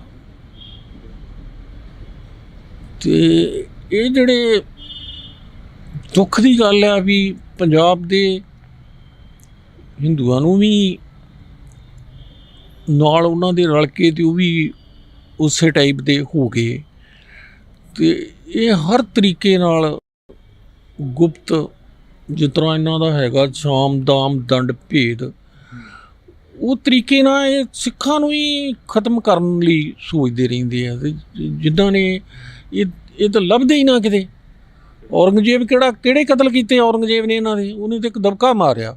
ਇਹ ਸਾਰੇ ਜਨੇਊ ਲਾ ਕੇ ਅਤੇ ਉਸ ਵੇਲੇ ਕਰਾ ਕੇ, ਹੁਣ ਜਿਹੜੇ ਆ 90% ਮੁਸਲਮਾਨ ਇੰਡੀਆ 'ਚ ਨੇ, ਇਹ ਸਾਰੇ ਹਿੰਦੂਆਂ ਦੇ ਵੀ ਬਣੇ। ਹਾਂਜੀ, ਅਤੇ ਜਦੋਂ ਸਿੱਖਾਂ ਦਾ ਰਾਜ ਆਇਆ, ਕਿਵੇਂ ਲਹੂ ਡੋਲ ਕੇ ਅਸੀਂ ਉਹਨਾਂ ਨੂੰ ਡੱਕਿਆ ਅਤੇ ਰਾਜ ਕੀਤਾ, ਅਤੇ ਅਸੀਂ ਤਾਂ ਇੱਕ ਵੀ ਹਿੰਦੂ ਨੂੰ ਸਿੱਖ ਨਹੀਂ ਬਣਾਇਆ, ਨਾ ਮੁਸਲਮਾਨ ਨੂੰ ਅਸੀਂ ਧੱਕੇ ਨਾਲ ਬਣਾਇਆ, ਅਤੇ ਨਾ ਉਹਦਾ ਇਹ ਕਿਹਾ ਵੀ ਅਸੀਂ ਸਿਰ ਕਲਮ ਕਰ ਦਾਂਗੇ। ਅਸੀਂ ਚਾਹੁੰਦੇ ਤੇ ਅਸੀਂ ਤਾਂ ਸਾਰੇ ਹੀ ਬਣਾ ਦਿੰਦੇ, ਸਾਰੇ ਹੀ ਸਿੱਖ ਬਣਾ ਦਿੰਦੇ। ਹਾਂਜੀ, ਅਤੇ ਇਹਦੇ ਇੱਕ ਦਬਕੇ ਨਾਲ ਲਾ ਕੇ ਅਤੇ ਸੁੱਟੀ ਜਾਂਦੇ ਸੀ। ਇਹ ਗੱਲਾਂ ਕਿਹੜੀਆਂ ਕਰਦੇ ਨੇ? ਇਹ ਝੂਠ ਦੇ ਪਲੰਦੇ ਬਣ ਕੇ ਅਤੇ ਮੀਡੀਆ 'ਤੇ ਸੁੱਟੀ ਜਾਂਦੇ ਜੀ। ਨਿਊਕਲ ਪਾਵਰ ਬਣ ਗਿਆ ਇੰਡੀਆ ਜੀ, ਜੇ ਕਰਦੇ ਹੋ ਗਏ, ਉਹ ਕਰਦੇ ਆ। ਨਿਊਕਲ ਪਾਵਰ ਤੁਸੀਂ ਸੁੱਟੋਗੇ ਅਤੇ ਤੁਹਾਡੇ 'ਤੇ ਵੀ ਕੋਈ ਸੁੱਟੂਗਾ। ਅਤੇ ਇਹ ਕਰਕੇ ਸਿੱਖ ਧਰਮ 'ਤੇ ਸਾਡੇ ਗੁਰੂਆਂ ਨੇ ਦਿੱਤੀ ਵੀ ਜੀਓ ਅਤੇ ਜੀਣ ਦਿਓ, ਦੂਜਿਆਂ ਦਾ ਵੀ ਭਲਾ ਕਰੋ। ਈਵਨ ਦੈਟ ਕੋਈ ਕਿਸੇ ਧਰਮ ਦਾ, ਉਹਦਾ ਵੀ ਭਲਾ ਕਰੋ। ਅਤੇ ਸਾਡੇ ਹੀ ਮਗਰ ਮਾਰਨ 'ਤੇ ਤੁੱਲੇ ਨੇ। ਸਿੱਖਾਂ ਨੂੰ ਜਾਗਣਾ ਚਾਹੀਦਾ ਅਤੇ ਬਿਲਕੁਲ ਇਸ ਲਈ ਚੁਕੰਨੇ ਰਹਿਣਾ ਚਾਹੀਦਾ। ਇਹਨਾਂ ਕੋਲ ਡਰਨਾ ਨਹੀਂ ਚਾਹੀਦਾ। ਹਾਂਜੀ, ਇਹਨਾਂ ਬਹੁਤ ਕੁਛ ਕਰ ਲਿਆ। ਇਹਨਾਂ ਸਾਨੂੰ ਅਗਲੇ ਜਗ੍ਹਾ ਤੱਕ ਸਾਡਾ ਇਹਨਾਂ ਟੈਸਟ ਲੈ ਲਏ। ਹੁਣ ਦਰਬਾਰ ਸਾਹਿਬ 'ਤੇ ਅਟੈਕ ਕੀਤਾ ਅਤੇ ਮੇਨ ਕੌਣ ਸੀ ਉਸ ਟਾਈਮ ਦੀ? ਇੰਦਰਾ ਗਾਂਧੀ। ਅਤੇ ਫੌਜ ਦਾ ਸਾਰੀ ਦਾ ਜਨਰਲ ਕੌਣ ਸੀ? ਜਨਰਲ ਵੈਦਿਆ। ਅਤੇ ਉਹਨਾਂ ਨੇ ਵੇਖੋ ਵੀ ਕਿਵੇਂ ਜਾ ਕੇ ਉਹਦੇ ਗਨਮੈਨਾਂ ਨੇ ਇੰਦਰਾ ਗਾਂਧੀ ਮਾਰਤੀ, ਅਤੇ ਜਨਰਲ ਵੈਦਿਆ ਵੀ ਕਿੱਥੇ ਜਾ ਕੇ ਮਾਰਿਆ? ਜਿੰਦੇ ਨੇ, ਸੁੱਖੇ ਨੇ, ਅਤੇ ਹੋਰ ਕਿੰਨੇ ਮਾਰੇ। ਕੀ ਲੋੜ ਸੀ ਉਹਨਾਂ ਨੂੰ ਮਾਰਨ ਦੀ? ਉਹਨਾਂ ਨੂੰ ਇੰਦਰਾ ਗਾਂਧੀ ਨੂੰ ਮਾਰਨ ਦੀ ਕੀ ਲੋੜ ਸੀ? ਉਹ ਹੈ ਸੀ ਪਹਿਲਾਂ ਵੀ ਉਹੀ ਬੰਦੇ ਸਨ ਜਿਹੜੀ ਉਹਦੀ ਸਿਕਿਉਰਿਟੀ ਕਰਦੇ ਸਨ। ਤੇ ਜਰਨਲ ਵੈਦਿਆ ਨੂੰ ਮਾਰਨ ਦੀ ਕੀ ਲੋੜ ਸੀ? ਇਹੋ ਸੀ ਵੀ ਉਹਨੇ ਇਹਨੂੰ ਮਾਰੀਆਂ ਫੌਕੀਆਂ ਵੀ 15 ਮਿੰਟਾਂ 'ਚ ਮੈਂ ਜਿਹੜਾ ਉਹਨੂੰ ਜਿੰਦਾ ਜਾਂ ਮੁਰਦਾ ਭਿੰਡਰ ਵਾਲੇ ਨੂੰ ਫੜ ਲਾਂਗਾ। ਉਹ ਜੀ ਹੈ ਤੇ ਇਹ ਤੇ ਨਹੀਂ ਵੀ ਉਹਨਾਂ ਦਾ ਧਰਮ ਸਥਾਨ ਆ ਜਾਂ ਇੰਡੀਆ ਨੂੰ ਫੜਨ ਦੀ ਕੀ ਆ, ਉਹਨੇ ਕੀਤਾ ਹੀ ਕੀ ਹੈ ਜਿਹੜਾ ਉਹਨੂੰ ਫੜ ਕੇ ਜਿੰਦਾ ਜਾਂ ਮੁਰਦਾ ਇਹਨੂੰ ਚਾਹੀਦਾ। ਤੇ ਆਹ ਜਿਹੜੇ ਬਾਦਲ ਕਾ ਟੋਲਾ ਸੀ ਦੱਲੇ, ਭਾਵੇਂ ਟੌੜਾ ਹੋਵੇ ਤੇ ਭਾਵੇਂ ਲੌਂਗੋਵਾਲ ਹੋਵੇ ਤੇ ਭਾਵੇਂ ਇਹ ਹੋਵੇ ਤੇ ਭਾਵੇਂ ਬਰਨਾਲਾ ਤੇ ਰਾਮੋ ਵਾਲੀ ਹੈ, ਇਹ ਦੱਲੇ ਸਾਰੇ ਨਾਲ ਰਲ ਕੇ ਇਹਨਾਂ ਦਾ ਸਵਾਏ ਭਿੰਡਰਾਲੇ ਤੋਂ ਮਰਵਾਉਣ ਤੋਂ ਹੋਰ ਇਹਨਾਂ ਨੂੰ ਕੰਮ ਹੀ ਕੋਈ ਨਹੀਂ ਸੀ। ਉਹਦੇ ਲਈ ਅਟੈਕ ਵੀ ਕਰ ਲਈ ਤੇ ਜਾ ਕਹਿੰਦੇ ਸੀ ਵੀ ਸਾਡੇ ਪੱਛੋਂ ਬਾਹਰ ਹੋ ਗਿਆ। ਤੇ ਇਹਨਾਂ ਦਾ ਵੀ ਰੱਬ ਕਿਤੇ ਨਾ ਕਿਤੇ ਨਿਚੋੜ ਕਰੇਗਾ, ਬੇੜਾ ਗਰਕ ਤੇ ਇਹਨਾਂ ਦਾ ਵੀ ਹੋਏਗਾ ਹੀ। ਹਾਂ, ਇਹ ਚੀਜ਼ ਦੀ ਜੇ ਔਰੰਗਜ਼ੇਬ ਦਾ ਕੁਛ ਨਹੀਂ ਰਿਹਾ ਤੇ ਬਾਦਲ ਦਾ ਵੀ ਕੁਛ ਨਹੀਂ ਰਹਿਣਾ ਜੀ, ਤੇ ਇੰਦਰਾ ਗਾਂਧੀ ਦਾ ਵੀ ਕੁਛ ਨਹੀਂ ਰਹਿਣਾ। ਬਿਗਲਣ ਵੀ ਗਾਂ ਉਹਦੀ ਬੰਸੀ ਨਹੀਂ ਹੈਗੀ। ਹਾਂਜੀ, ਕੀ ਬਣਿਆ ਗਾਂ ਉਹਦੇ ਪੁੱਤ ਨਾਲ ਵੀ ਕੀ ਹੋਇਆ? ਭਾਵੇਂ ਉਹ ਕਿਸੇ ਨੇ ਮਾਰਿਆ, ਪਰ ਪਾਪ ਦਾ ਤੇ ਉਹ ਦੋਵੇਂ ਉਹਦੇ ਕਿਵੇਂ ਉਹਦੇ ਹੋਏ। ਰਾਜੀਵ ਗਾਂਧੀ ਬਲਾਸਟ ਹੋਇਆ। ਬਿਲਕੁਲ। ਤਾਂ ਅਸੀਂ ਜਿਹੜੀ ਮੁਲਾਕਾਤ ਆ ਉਹ ਇੱਕ ਬੇਹੱਦ ਖਾਸ ਸੀ, ਜਿਹੜੀ ਕਿ ਅਸੀਂ ਪੰਜਾਬ ਦੇ ਪੁੱਤਾਂ ਨੂੰ ਆਖਰ ਕਿਉਂ ਸਿਸਟਮ ਅਜਿਹੇ ਦੌਰ ਦੇ ਵੱਲ ਤੱਕ ਰਿਹਾ ਹੈਗਾ ਜਿਹੜਾ ਦੌਰ ਕਦੇ ਪੰਜਾਬ ਨੇ ਇੱਕ ਵਾਰ ਪਹਿਲਾਂ ਵੀ ਦੇਖਿਆ। ਤਾਂ ਇਹ ਸਵਾਲ ਸੀ ਜਿਹੜੇ ਕੁਛ ਕੁ ਅਸੀਂ ਜਵਾਬ ਲੈਣੇ ਸੀ। ਤਾਂ ਅੱਜ ਅਸੀਂ ਜੈਪਾਲ ਸਿੰਘ ਭੁੱਲਰ ਦੇ ਫਾਦਰ ਸਾਹਿਬ ਭੁਪਿੰਦਰ ਸਿੰਘ ਭੁੱਲਰ ਦੇ ਨਾਲ ਮੁਲਾਕਾਤ ਕਰੀ ਆ। ਤਾਂ ਇਸੇ ਤਰ੍ਹਾਂ ਜਿਹੜੀਆਂ ਮੁਲਾਕਾਤਾਂ ਨੇ ਉਹ ਕਰਾਂਗੇ ਜਿਨ੍ਹਾਂ ਦੇ ਘਰਾਂ ਦੇ ਵਿੱਚੋਂ ਪੁੱਤ ਚਲੇ ਗਏ ਤੇ ਮੁੜ ਕੇ ਵਾਪਸ ਨਹੀਂ ਆਏ। ਤਾਂ ਤੁਸੀਂ ਜੁੜੇ ਰਹਿਣਾ ਇੰਡੋਜ਼ ਟੀਵੀ ਦੇ ਨਾਲ, ਮੇਰੇ ਸਹਿਯੋਗੀ ਸਾਥੀ ਕੁਲਦੀਪ ਦੇ ਨਾਲ। ਮੈਨੂੰ ਯਾਨੀ ਕਿ ਹਰਜਿੰਦਰ ਸਿੰਘ ਢਿੱਲੋਂ ਨੂੰ ਦਿਓ ਜੀ ਇਜਾਜ਼ਤ। ਧੰਨਵਾਦ।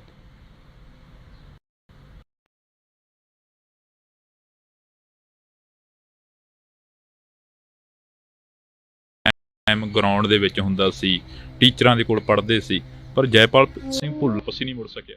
ਉਹਦਾ ਕੋਈ ਮੇਨ ਯਾਰ ਦੋਸਤ ਬਣ ਕੇ ਤੇ ਗੰਢ ਕੇ ਤੇ ਉਹਨਾਂ ਨੂੰ ਫਸਾਉਂਦਾ। ਖਾਸ ਕਰ ਬੱਚੇ ਜਿਹੜੇ ਕਾਨੂੰਨ, ਸਾਡੀਆਂ ਅਦਾਲਤਾਂ, ਸਾਡੀ ਪੁਲਿਸ, ਹੁਣ ਜੇਲ੍ਹਾਂ ਦੇ ਅੱਗੇ ਲਿਖਿਆ ਹੁਣ ਸ਼ਾਇਦ ਫਿਰ ਸੈਂਟਰ ਜੇਲ੍ਹ ਲਿਖਣ ਲੱਗ ਪਏ, ਵਿੱਚੋਂ ਉੱਤੇ ਲਿਖਦਾ ਸੁਧਾਰ ਘਰ।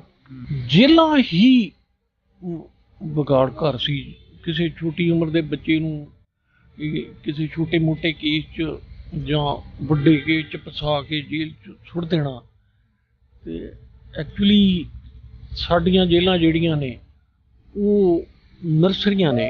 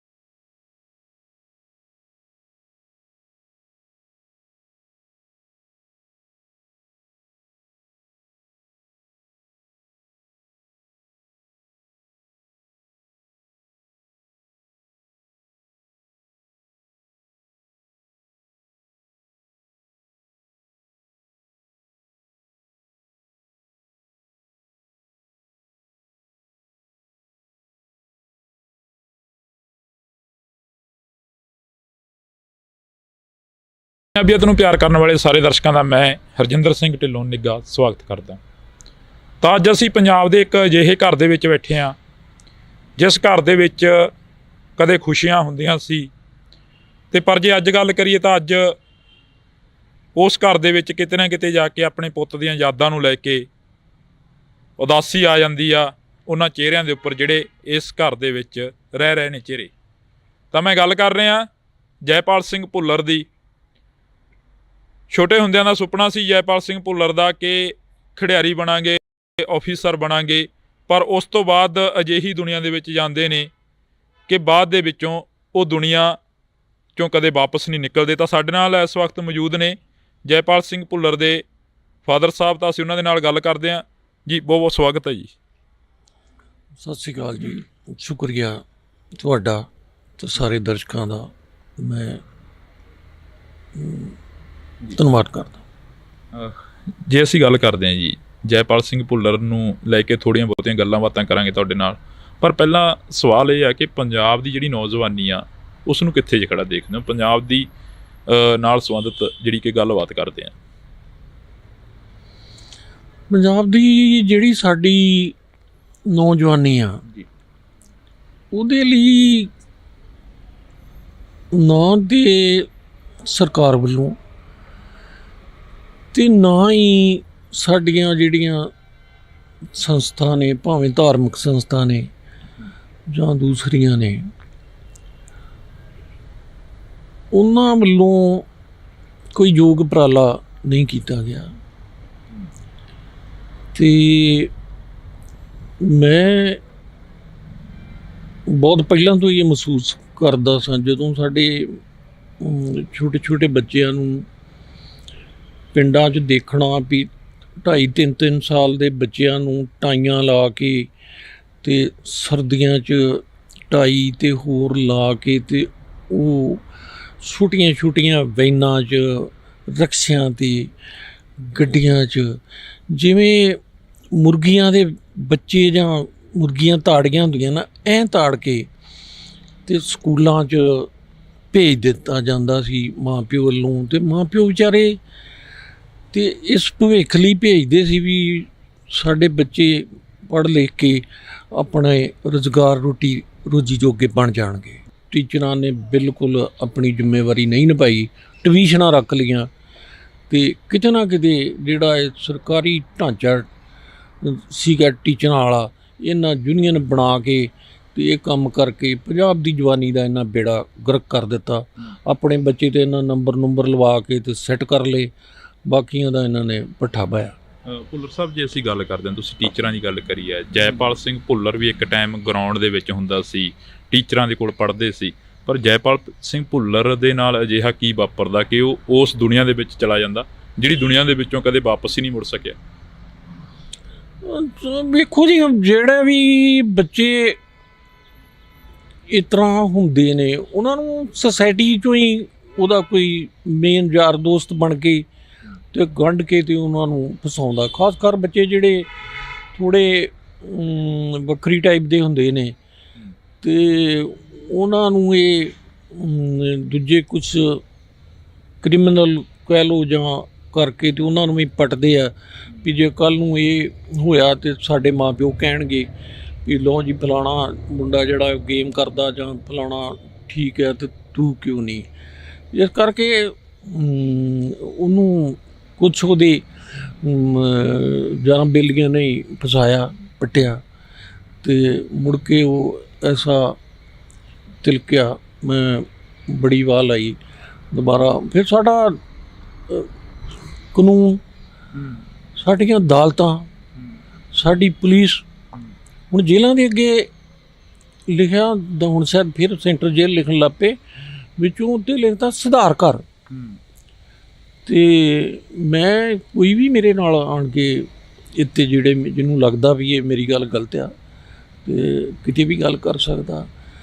ਜੇਲ੍ਹਾਂ ਹੀ ਵਿਗਾੜ ਘਰ ਸੀ। ਕਿਸੇ ਛੋਟੀ ਉਮਰ ਦੇ ਬੱਚੇ ਨੂੰ ਕਿਸੇ ਛੋਟੇ ਮੋਟੇ ਕੇਸ 'ਚ ਜਾਂ ਵੱਡੇ ਕੇਸ 'ਚ ਫਸਾ ਕੇ ਜੇਲ੍ਹ 'ਚ ਸੁੱਟ ਦੇਣਾ। ਤੇ ਐਕਚੁਅਲੀ ਸਾਡੀਆਂ ਜੇਲ੍ਹਾਂ ਜਿਹੜੀਆਂ ਨੇ ਉਹ ਨਰਸਰੀਆਂ ਨੇ ਕ੍ਰਾਈਮ ਦੀਆਂ। ਤੁਸੀਂ ਕਿਹਾ ਕਿ ਕ੍ਰਾਈਮ ਦੀਆਂ ਨਰਸਰੀਆਂ ਨੇ, ਪਰ ਜੈਪਾਲ ਸਿੰਘ ਭੁੱਲਰ ਦੇ ਪਿਤਾ ਵੀ ਇੱਕ ਪੁਲਿਸ ਦੇ ਵਿੱਚ ਅਧਿਕਾਰੀ ਰਹੇ ਨੇ, ਪੁਲਿਸ ਡਿਪਾਰਟਮੈਂਟ ਦੇ ਨਾਲ ਸੰਬੰਧਿਤ ਰਹੇ ਨੇ।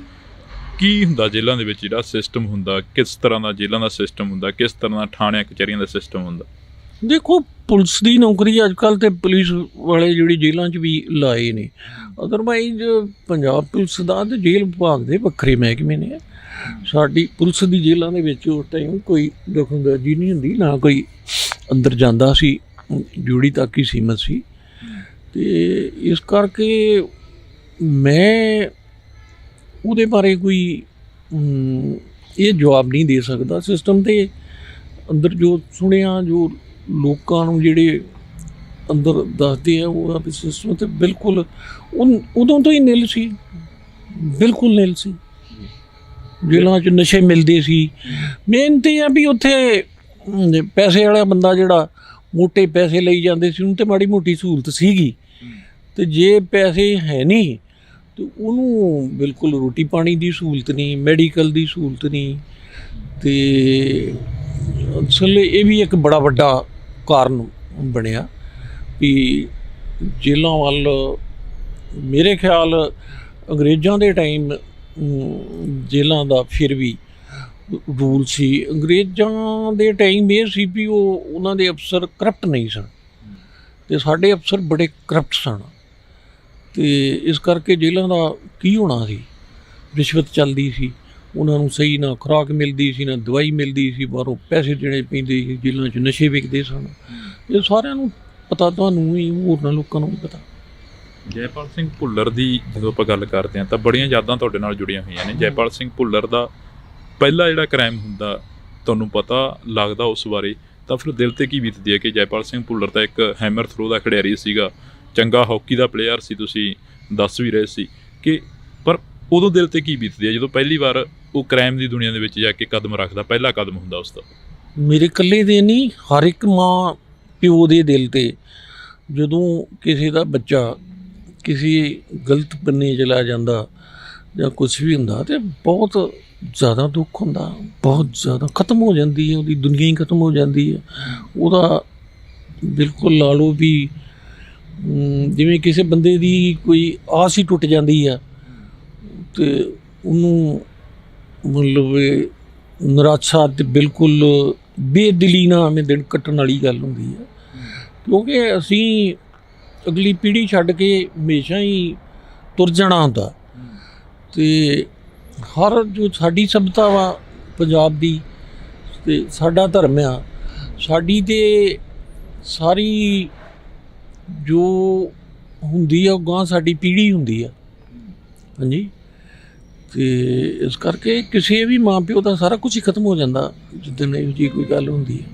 ਕਦੇ ਬੈਠ ਕੇ ਗੱਲ ਹੁੰਦੀ ਸੀ ਜੈਪਾਲ ਦੇ ਨਾਲ ਜਦੋਂ ਤੁਸੀਂ ਉਸ ਦੁਨੀਆ ਦੇ ਵਿੱਚ ਜੈਪਾਲ ਗਿਆ, ਤਾਂ ਉਸ ਤੋਂ ਬਾਅਦ ਕਦੇ ਤੁਹਾਡੇ ਨਾਲ ਮੁਲਾਕਾਤ ਹੋਈ ਹੋਵੇ ਜਾਂ ਫੋਨ 'ਤੇ ਗੱਲ ਹੋਈ ਹੋਵੇ, ਉਹਦੇ ਨਾਲ ਕਿਸ ਤਰ੍ਹਾਂ ਦੀ ਗੱਲ ਹੋਈ ਸੀ ਕਿ ਵਾਪਸ ਆ ਜਾ, ਜਾਂ ਮਤਲਬ ਛੱਡਿਆ ਇਸ ਦੁਨੀਆ ਨੂੰ, ਤਾਂ ਜੈਪਾਲ ਕੀ ਕਹਿੰਦਾ ਸੀ?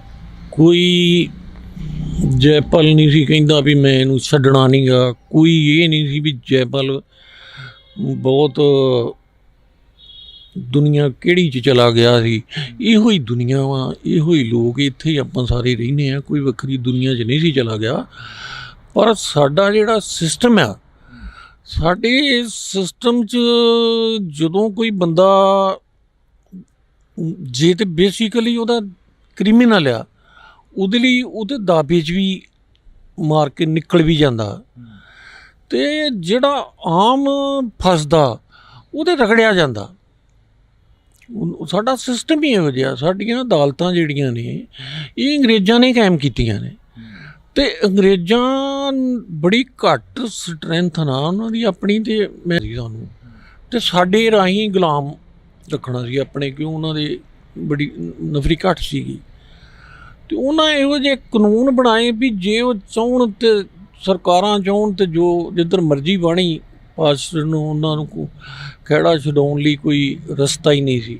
ਉਦੋਂ ਵੀ ਤਾਂ ਜਦੋਂ ਕੋਈ ਆਜ਼ਾਦੀ ਦੀ ਗੱਲ ਕਰਦਾ ਸੀ ਅਤੇ ਕਿੰਨੇ ਸਾਲ ਜੇਲ੍ਹਾਂ 'ਚ ਸੁੱਟਦੇ ਸੀ, ਕਾਲਿਆਂ ਪਾਣੀ 'ਚ ਭੇਜ ਦਿੰਦੇ ਸੀ, ਉੱਥੇ ਮਰ ਜਾਂਦੇ ਸੀ ਲੋਕ ਇਲਾਜ ਲਈ। ਕਿੰਨੇ ਸਾਡੇ ਲੋਕ ਉੱਥੇ ਮਰ ਗਏ, ਜੇਲ੍ਹਾਂ 'ਚ ਹੀ ਮਰ ਗਏ, ਕੋਈ ਵਾਪਸੀ ਨਹੀਂ ਸੀ। ਉਸ ਕਾਨੂੰਨ ਦੇ ਵਿੱਚ ਰਤਾ ਜਿੰਨਾ ਵੀ ਫਰਕ ਨਹੀਂ ਪਿਆ। ਇਹ ਠੀਕ ਹੈ ਵੀ ਉਦੋਂ ਉਹ ਲੋਕ ਹੀ ਅੰਗਰੇਜ਼ਾਂ ਦੇ ਸਕੰਜੇ 'ਚ ਆਉਂਦੇ ਸੀ ਜਿਹੜੇ ਆਪਣੀ ਆਜ਼ਾਦੀ ਦੀ ਗੱਲ ਕਰਦੇ ਸੀ ਅਤੇ ਆਮ ਨਹੀਂ ਸੀ, ਪਰ ਇਹਨਾਂ ਆਜ਼ਾਦੀ ਵਾਲਾ ਕੰਮ ਤਾਂ ਖਤਮ ਹੋ ਗਿਆ। ਇਹਨਾਂ ਲੋਕਾਂ ਨੇ ਆਮ ਜਿਹੜੇ ਸੀ ਉਹਨਾਂ ਨੂੰ ਹੀ ਰਗੜਨਾ ਸ਼ੁਰੂ ਕਰਤਾ। ਪੁਲਿਸ ਦਾ ਮਹਿਕਮਾ ਇੱਕ ਧੰਦਾ ਬਣ ਗਿਆ, ਅਫਸਰਾਂ ਦਾ ਪੈਸੇ ਕਮਾਉਣ ਦਾ ਬੜਾ ਵੱਡਾ ਬਿਜ਼ਨਸ ਬਣ ਗਿਆ ਅਤੇ ਉਹਦੀ ਆੜ ਦੇ ਵਿੱਚ ਕੁਚਲ ਦਿੱਤੇ ਗਏ। ਅੱਜ ਵੀ ਜਿਹੜੇ ਇੱਥੋਂ ਦੇ ਕਾਨੂੰਨ ਆ ਜਿਹੜੇ ਆ, ਦੇਖ ਲਓ ਵੀ ਤਗੜਾ ਬੰਦਾ ਜਿਹੜਾ ਉਹਦੇ ਮਹੀਨਿਆਂ 'ਚ ਹੀ ਉਹਦੀ ਬੇਲ ਹੋ ਜਾਂਦੀ ਹੈ। ਕਿ ਪਹਿਲੀ ਗੱਲ ਤਾਂ ਉੱਤੇ ਕੇਸ ਬਣਦਾ ਹੀ ਨਹੀਂ ਗਾ, ਹਾਂਜੀ।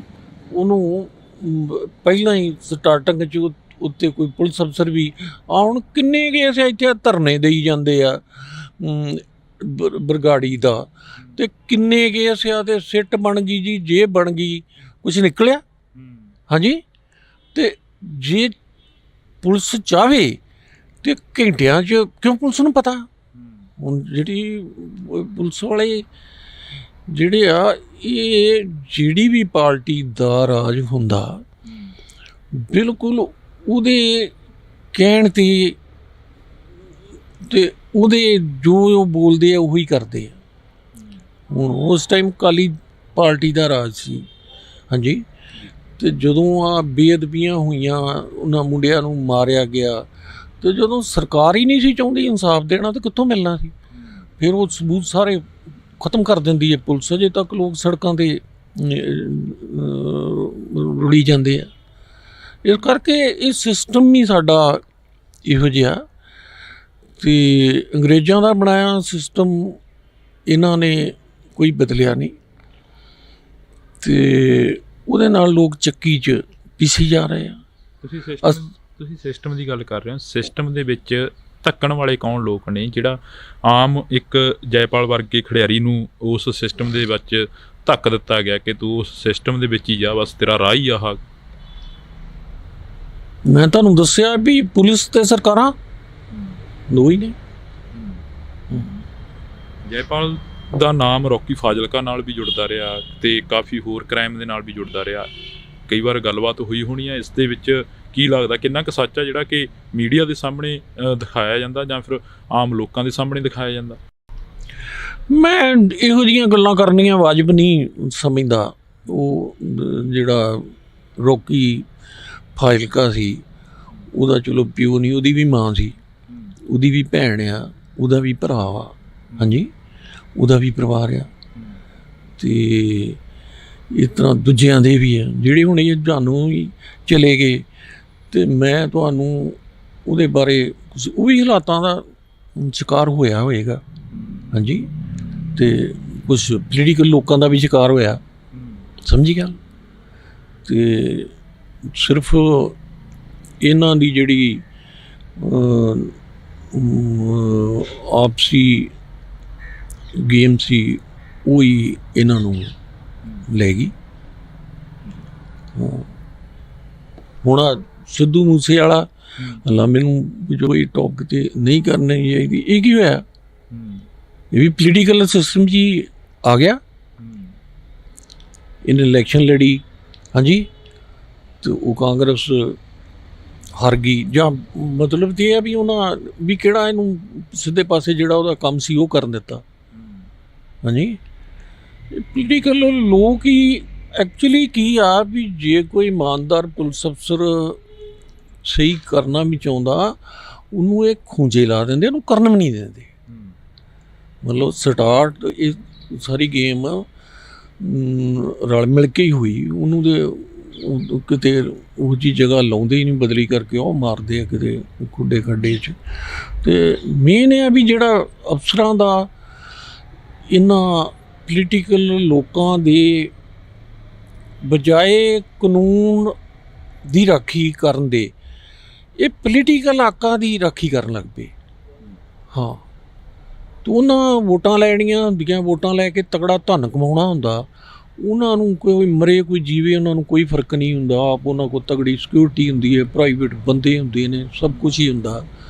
ਇਸ ਕਰਕੇ ਇਹ ਹੈ ਵੀ ਇੱਕ ਕਿਸਮ ਦਾ ਗੁੰਡਾ ਰਾਜ ਜਿਹਨੂੰ ਕਹੋ ਉਹ ਹੀ ਚੱਲਿਆ ਆਉਂਦਾ ਪੰਜਾਬ 'ਚ, ਖਾਸ ਕਰ 78-80 ਤੋਂ ਦੇਖਦੇ ਆਏ ਆ ਕਿ ਸਿਆਸਤ 'ਚ ਉਹ ਉਹਨਾਂ ਘਟੀਆ ਬੰਦਿਆਂ ਦੇ ਹੱਥਾਂ 'ਚ ਰਹੀ ਕਿ ਜਿਹੜੇ ਬਹੁਤ ਹੀ ਗਿਰੇ ਹੋਏ ਲੋਕ ਸੀ, ਜਿਵੇਂ ਆ ਪ੍ਰਕਾਸ਼ ਸਿੰਘ ਬਾਦਲ ਆ, ਤੇ ਹੋਰ ਵੀ ਜਿਹੜੇ ਹੁਣ ਜੇ ਕੈਪਟਨ ਸੀ ਤੇ ਉਹ ਇੱਕ ਦੇਖ ਲਓ ਵੀ ਸ਼ਰਾਬੀ ਕੁਆਬੀ ਬੰਦਾ ਜਿਹੜਾ ਆਪਣੇ ਐਡੇ ਵੱਡੇ ਹਾਊਸ 'ਚੋਂ ਹੀ ਨਹੀਂ ਨਿਕਲਦਾ, ਤੇ ਉਹ 10 ਸਾਲ 9 ਸਾਲ ਜਾਂ 9.5 ਸਾਲ ਮੁੱਖ ਮੰਤਰੀ ਰਹਿ ਗਿਆ। ਹਾਂਜੀ, ਜਿਹੜਾ ਕਿਤੇ ਵੀ ਨਹੀਂ ਸੀ ਪਹੁੰਚ ਸਕਦਾ, ਪਤਾ ਨਹੀਂ ਸੌਣਾ ਕਦੋਂ ਉਹਨੇ ਤੇ ਉੱਠਣਾ ਕਦੋਂ ਆ। ਇਸ ਕਰਕੇ ਬਦਕਿਸਮਤੀ ਨਾਲ ਪੰਜਾਬ ਨੂੰ, ਕਿਉਂਕਿ ਪਾਰਟੀਆਂ ਰਾਜ ਕਰਦੀਆਂ ਨੇ ਤੇ ਪਾਰਟੀਆਂ ਦੇ ਲੀਡਰ ਉਹ ਬਣੇ ਵੀ ਜਿਹੜੇ ਬਹੁਤ ਹੀ ਲਾਲਚ, ਉਹਨਾਂ ਨੂੰ ਕੁਛ ਨਹੀਂ ਸੀ, ਨਾ ਪੰਜਾਬ ਨਾਲ, ਨਾ ਦੇਸ਼ ਨਾਲ, ਜਾਂ ਕਿਸੇ ਨਾਲ। ਉਹਨਾਂ ਨੂੰ ਆਪਣੇ ਉਹਨਾਂ ਦੇ ਮਫਾਦ ਸੀ, ਪੈਸਾ ਸੀ। ਹੁਣ ਬਾਦਲ ਕਾ ਟੱਬਰ ਕਿੰਨਾ ਪੈਸਾ ਇਕੱਠਾ ਕਰ ਗਿਆ ਤੇ ਕਿੰਨੇ ਬਾਹਰਲੇ ਦੇਸ਼ਾਂ 'ਚ, ਤੇ ਕਿਤੇ ਲਾ ਲਓ ਵੀ ਇਹਨਾਂ ਦੀ ਕਿੰਨੀ ਪ੍ਰਾਪਰਟੀ ਆ, ਤੇ ਇਹਨਾਂ ਉਸੇ ਕੰਮ ਲਈ ਸਿਆਸਤ ਕੀਤੀ ਤੇ ਕਿੰਨੇ ਲੋਕ ਇਹਨਾਂ ਬਰਬਾਦ ਤੇ। ਇਹੋ ਹੀ ਪ੍ਰਕਾਸ਼ ਸਿੰਘ ਬਾਦਲ ਆ ਜਿਹਨੇ ਜਿਹੜਾ ਮਰਜੀਵੜੇ ਭਰਤੀ ਕਰਦਾ ਸੀ, ਫਿਰਦਾ ਆਪਣਾ ਜਮੂਰਾ ਜਿਹਾ ਜਿਹੜਾ ਰਾਮੂ ਵਾਲੀਆ ਘੈਂ ਕਰਦਾ, ਇਹਨੇ ਲਿਸਟ ਬਣਾਈ ਵੀ ਆ ਮਰਜੀਵੜਾ 1.25 ਲੱਖ ਮਰਜੀਵੜਾ ਭਰਤੀ ਕਰ ਲਿਆ ਜੀ। ਜਦੋਂ ਦਰਬਾਰ ਸਾਹਿਬ ਤੇ ਜਾਂ ਕੋਈ ਆਇਆ ਤੇ ਉਹ ਲੜ ਮਰਨਗੇ ਤੇ ਉਹ 1.25 ਲੱਖ 'ਚੋਂ ਕੋਈ ਇੱਕ ਵੀ ਨਹੀਂ ਮਾਰੇ, ਹੋਰ ਲੋਕ ਗਏ ਵਿਚਾਰੇ। ਤੇ ਇਹ ਪਹਿਲਾਂ ਹੀ ਇਹ ਕਰਦੇ ਸੀ, ਹੁਣ ਦੋਸ਼ ਭਿੰਡਰ ਵਾਲੇ ਨੂੰ ਦੇ ਦਿੰਦੇ ਆ ਉਹ ਜੇ, ਤੇ ਇਹਨਾਂ 1.25 ਲੱਖ ਮਰਜੀਵੜਾ ਕਾਹਦੇ ਲਈ ਭਰਤੀ ਕੀਤਾ ਸੀ ਤੇ ਇਹੋ ਜਿਹੀਆਂ ਗੱਲਾਂ ਕਿਉਂ ਕਰਦੇ ਸੀ। ਮੇਨ ਇਹ ਆ ਵੀ ਉਹਨਾਂ ਨੂੰ ਸੀ ਵੀ ਲੋਕਾਂ ਨੂੰ ਗੁੰਮਰਾਹ ਕਰਨਾ ਤੇ ਮਰਵਾਉਣਾ, ਤੇ ਭਿੰਡਰਾਂ ਵਾਲੇ ਨੂੰ ਮਰਵਾਉਣਾ, ਕਿਉਂਕਿ ਭਿੰਡਰਾਂ ਵਾਲਾ ਇਹਨਾਂ ਵਾਂਗ ਲਾਲਚੀ ਨਹੀਂ ਸੀ, ਉਹ ਇੱਕ ਸੰਤ ਲੋਕ ਸੀ, ਸੱਚ ਬੋਲਦਾ ਸੀ। ਬਸ ਉਹ ਦੇਖ ਲਓ ਵੀ ਉਹਦੇ ਕਰਕੇ ਹੀ ਕਿੰਨਾ ਕੁਛ ਬਾਦਲਾਂ ਨੇ ਕਤਲ ਕਰਾ ਦਿੱਤਾ। ਤੇ ਜਦੋਂ ਕਿ ਉਹ ਕੰਪਰੋਮਾਈਜ਼ ਹੋ ਸਕਦਾ ਸੀ ਪਹਿਲਾਂ ਹੀ, ਇੰਨੀ ਕੋਈ ਗੱਲ ਹੀ ਨਹੀਂ ਬਦਨੀ। ਇਹਨੇ ਆਪ ਨਿਰੰਕਾਰੀਆਂ ਦਾ ਫੰਕਸ਼ਨ ਕਰਾਇਆ, ਉੱਥੇ ਇਹਨੇ ਬੰਦੇ ਮਰਾਏ। ਮਤਲਬ ਜੇ ਪੰਜਾਬ ਦੇ ਪਿਛਲੇ ਮੈਂ 45 ਸਾਲ ਦੀ ਸਿਆਸਤ ਦੀ ਗੱਲ ਕਰਾਂ ਤੇ ਸਭ ਤੋਂ ਵੱਡਾ ਜਿਹੜਾ ਗੁਨਾਹਗਾਰ ਆ ਉਹ ਪ੍ਰਕਾਸ਼ ਸਿੰਘ ਬਾਦਲ ਤੇ ਉਹਦੀ ਫੈਮਿਲੀ ਆ। ਤੁਸੀਂ ਸਿਆਸਤ ਦੀ ਗੱਲ ਕਰ ਰਹੇ ਹੋ, ਜਿਹੜੇ ਨੌਜਵਾਨ ਗਮਰਾਹ ਹੋ ਕੇ ਦਲ ਦੇ ਵਿੱਚ ਧੱਸ ਜਾਂਦੇ ਨੇ, ਨਸ਼ੇ ਦੀ ਦਲ ਹੋਵੇ ਜਾਂ ਫਿਰ ਗੈਂਗਵਾਰ ਦੀ ਦਲ ਹੋਵੇ, ਉਹ ਵੀ ਸਿਆਸਤ ਤੋਂ ਗਮਰਾਹ ਹੁੰਦੇ ਨੇ। ਉਹਨਾਂ ਦੇ ਪਿੱਛੇ ਵੀ ਪੋਲੀਟੀਕਲ ਪਾਰਟੀਆਂ ਖੜਦੀਆਂ ਨੇ ਜਾ ਕੇ ਕਿਤੇ ਨਾ ਕਿਤੇ। ਮੈਨੂੰ ਨਸ਼ੇ ਬਾਰੇ ਤਾਂ ਨਹੀਂ ਪਤਾ ਵੀ ਮੈਂ ਐਵੇਂ ਤੁਹਾਨੂੰ ਕਹਿ ਦਿਆਂ ਨਸ਼ੇ ਦੀ ਦਲ 'ਚ ਕਿਵੇਂ ਫਸ ਜਾਂਦੇ ਤੇ ਕਿਵੇਂ ਨਹੀਂ ਆ। ਤੇ ਇਹ ਠੀਕ ਹੈ ਵੀ ਨਸ਼ਾ ਅਕਸਰ ਵਿਕਦਾ ਤੇ ਫਿਰ ਹੀ ਦਲ ਕੋਲ ਆਉਂਦਾ, ਲੋਕਾਂ ਕੋਲ ਆਉਂਦਾ। ਤੇ ਆੜਾ ਹੁਣ ਚਿੱਟਾ ਵਾ, ਇਹ ਵਾਰ-ਵਾਰ ਕੀ ਕਰਦੇ ਨੇ ਵੀ ਪਾਕਿਸਤਾਨ ਡਰੋਨ ਤੇ ਆਰਮੀ BSF ਨੂੰ 50 ਕਿਲੋਮੀਟਰ 'ਤੇ ਛੱਡ ਦਿਓ। ਉਹ ਜਿਹੜੀ ਪਾਕਿਸਤਾਨ ਨੂੰ ਜਿਹੜਾ ਨਸ਼ਾ ਆਉਂਦਾ, ਉਹ ਹੀਰੋਇਨ ਜਿਹੜੀ ਆ ਉਹ ਕਾਫੀ ਕਾਸਟਲੀ ਹੈ, ਯੂਰਪ 'ਚ ਇਸਤੇਮਾਲ ਹੁੰਦਾ। ਉਹਦੇ ਪੈਕਟ ਜ਼ਿਆਦਾਤਰ ਯੂਰਪ 'ਚ ਖੁੱਲ੍ਹਦੇ ਆ, ਤੇ ਇਹਦੇ ਇੱਕ ਰਸਤਾ ਵਾ। ਤੇ ਇਹ ਨਵਾਂ ਨਸ਼ਾ ਜਿਹੜਾ ਜਿਹਦੇ ਨਾਲ ਸਾਡੀ ਜਵਾਨੀ ਤਬਾਹ ਕੀਤੀ ਗਈ ਹੈ, ਜਿਹਨੂੰ ਚਿੱਟਾ ਕਿਹਾ ਗਿਆ, ਇਹ ਤਾਂ ਇੱਕ ਸੈਪਰੇਟ ਨਸ਼ਾ ਵਾ। ਜਿੱਥੋਂ ਤੱਕ ਮੇਰੀ ਜਾਣਕਾਰੀ ਆ ਵੀ ਇਹ ਵਰਲਡ ਵਾਰ ਟਾਈਮ ਨਾ ਜਰਮਨੀ ਦੇ ਵਿੱਚ ਹਿਟਲਰ ਦੇ ਟਾਈਮ ਇਹ ਤਿਆਰ ਹੋਇਆ ਸੀ, ਤੇ ਫੌਜ ਨੂੰ ਉਹ ਦਿੱਤਾ ਗਿਆ ਜਿਹਦੇ ਨਾਲ ਉਹਨਾਂ ਦੀ ਸੁੱਧ ਬੁੱਧ, ਮਤਲਬ ਉਹਨਾਂ ਨੂੰ ਭੁੱਖ ਤੇ ਜਾਂ ਉਹ ਇੰਜਰੀ ਜਾਂ ਕੁਛ ਵੀ ਮਹਿਸੂਸ ਨਹੀਂ ਸੀ ਹੁੰਦਾ, ਤੇ ਉਹ ਮਰਨ ਤੱਕ ਲੜੀ ਜਾਂਦੇ ਸੀ। ਤੇ ਉਹ ਤਕਨੀਕ ਇਹਨਾਂ ਨੇ ਜਿਹੜੀ ਇੱਥੇ ਲਿਆਂਦੀ ਤੇ ਪੋਲੀਟੀਕਲ ਲੋਕਾਂ ਨੇ ਵਿਕਸਿਤ ਕੀਤੀ। ਹੁਣ ਤੁਸੀਂ ਵੀ ਬੜੇ ਚੰਗੇ ਪੁਲਿਸ ਅਫਸਰ, ਇਮਾਨਦਾਰ ਪੁਲਿਸ ਅਫਸਰ ਰਹੇ ਅਮਰ ਵਿਜੇ ਪ੍ਰਤਾਪ ਸਿੰਘ, ਤੇ ਉਹਨਾਂ ਨੂੰ ਇਨਕੁਆਇਰੀ ਦਿੱਤੀ ਗਈ। ਤੇ ਉਹ ਆ ਪਿੱਛੇ ਮੈਂ ਉਹਨਾਂ ਦੀ ਇੰਟਰਵਿਊ ਸੁਣੀ ਆ, ਉਹਨਾਂ ਦੱਸਿਆ ਵੀ ਇਹ ਸਾਰੀ ਗੇਮ ਜਿਹੜੀ ਆ ਮਜੀਠੀਏ ਤੇ ਉਹਨਾਂ ਰਲ ਕੇ ਹੀ ਚਲਾਈ, ਅਤੇ ਗੈਂਗਸਟਰ ਵਾਲਾ ਕੰਮ ਵੀ ਇਹਨਾਂ ਚਲਾਇਆ, ਅਤੇ ਚਿੱਟੇ ਦਾ ਵੀ ਇਹਨਾਂ ਦੇ ਬੰਦਿਆਂ ਨੇ ਧੰਦਾ ਕੀਤਾ। ਅਤੇ ਜੇ ਸਿਆਸਤਦਾਨ ਆਪ ਨਾ ਕਰਦੇ, ਨਾ ਲਿਆਉਂਦੇ, ਨਾ ਪੁਲਿਸ ਦੇ ਅਫਸਰਾਂ ਨੂੰ ਰਲਾ ਕੇ ਕਰਦੇ, ਜੋ ਵਿਕਦਾ ਹੀ ਨਾ, ਅਤੇ ਕਿੱਥੋਂ ਲੱਗਦਾ ਅਤੇ ਕਿੱਥੋਂ ਦਲਦਲ 'ਚ ਫਾਦੇ। ਕੀ ਲੱਗਦਾ ਹੈਗਾ ਜਿਹੜਾ ਪੰਜਾਬ ਦੀ ਨੌਜਵਾਨੀ ਨੂੰ ਇੱਕ ਵਾਰ ਫੇਰ ਹੁਲਾਰਾ ਵੱਜਾ, ਅੰਮ੍ਰਿਤਪਾਲ ਸਿੰਘ ਦੀ ਥੋੜ੍ਹੀ ਜਿਹੀ ਗੱਲ ਕਰੀਏ ਤਾਂ ਅੰਮ੍ਰਿਤਪਾਲ ਸਿੰਘ ਪੰਜਾਬ ਦੀ ਨੌਜਵਾਨੀ ਨੂੰ ਫੇਰ ਆਪਣੇ ਨਾਲ ਲੈ ਕੇ ਚੱਲ ਪਿਆ, ਉਸ ਬਾਰੇ ਕੀ ਸੋਚਦੇ? ਅੰਮ੍ਰਿਤਪਾਲ ਪੰਜਾਬ ਦੀ ਨੌਜਵਾਨੀ ਨੂੰ ਲੈ ਕੇ ਤੇ ਕਿੱਥੇ ਚੱਲ ਪਿਆ ਵਾ ਉਹ, ਪਰ ਉਹਦੀ ਕੋਸ਼ਿਸ਼ ਬਹੁਤ ਚੰਗੀ ਅਤੇ ਵਧੀਆ, ਅਤੇ ਇਹਨਾਂ ਸਿਆਸਤਦਾਨਾਂ ਨੂੰ ਰਿੜਕਦੀ ਆ। ਤੁਸੀਂ ਇਹਨਾਂ ਪੋਲੀਟੀਕਲ ਬੰਦਿਆਂ ਦੇ ਜਿਨ੍ਹਾਂ ਇੰਨੀ ਉਮਰ ਉਹਨਾਂ ਦੇ ਪਿਓ ਦਾਦਿਆਂ ਨੇ ਵੀ ਇਸ ਪੰਜਾਬ ਨੂੰ ਲੁੱਟਿਆ ਅਤੇ ਖਾਧਾ, ਲੋਕਾਂ ਦਾ ਟੈਕਸ ਦਾ ਪੈਸਾ ਹੀ ਇਹਨਾਂ ਖਾਧਾ, ਅਤੇ ਹਕੂਮਤ ਕੀਤੀ, ਕ੍ਰਾਈਮ ਕੀਤੇ ਏਡੇ ਵੱਡੇ, ਮਰਵਾਇਆ ਲੋਕਾਂ ਨੂੰ। ਇਹ ਕਿਵੇਂ ਚੀਕਦੇ ਆ ਮੀਡੀਆ 'ਚ ਅੰਮ੍ਰਿਤਪਾਲ ਦੇ ਕਿਵੇਂ ਬਿਆਨ ਦਿੰਦੇ ਆ ਉਹਦੇ ਖਿਲਾਫ, ਅਤੇ ਉਹ ਬਹੁਤ ਚੰਗੀ ਕੋਸ਼ਿਸ਼ ਕਰਨ ਰਿਹਾ, ਉਹ ਨਸ਼ੇ ਛੁਡਾ ਰਿਹਾ, ਅਤੇ ਨਸ਼ੇ ਛੁਡਾਉਣ ਲਈ ਬਹੁਤ ਜ਼ਰੂਰੀ ਆ ਵੀ ਉਹਨਾਂ ਬੱਚਿਆਂ ਨੂੰ ਮਾਨਸਿਕ ਤੌਰ 'ਤੇ ਕਰਨਾ, ਸਹੀ ਕਰਨਾ ਜਿੰਨਾ ਚਿਰ, ਅਤੇ ਉਹਦੇ ਲਈ ਸਿੱਖ ਧਰਮ ਬਹੁਤ ਜ਼ਰੂਰੀ ਆ।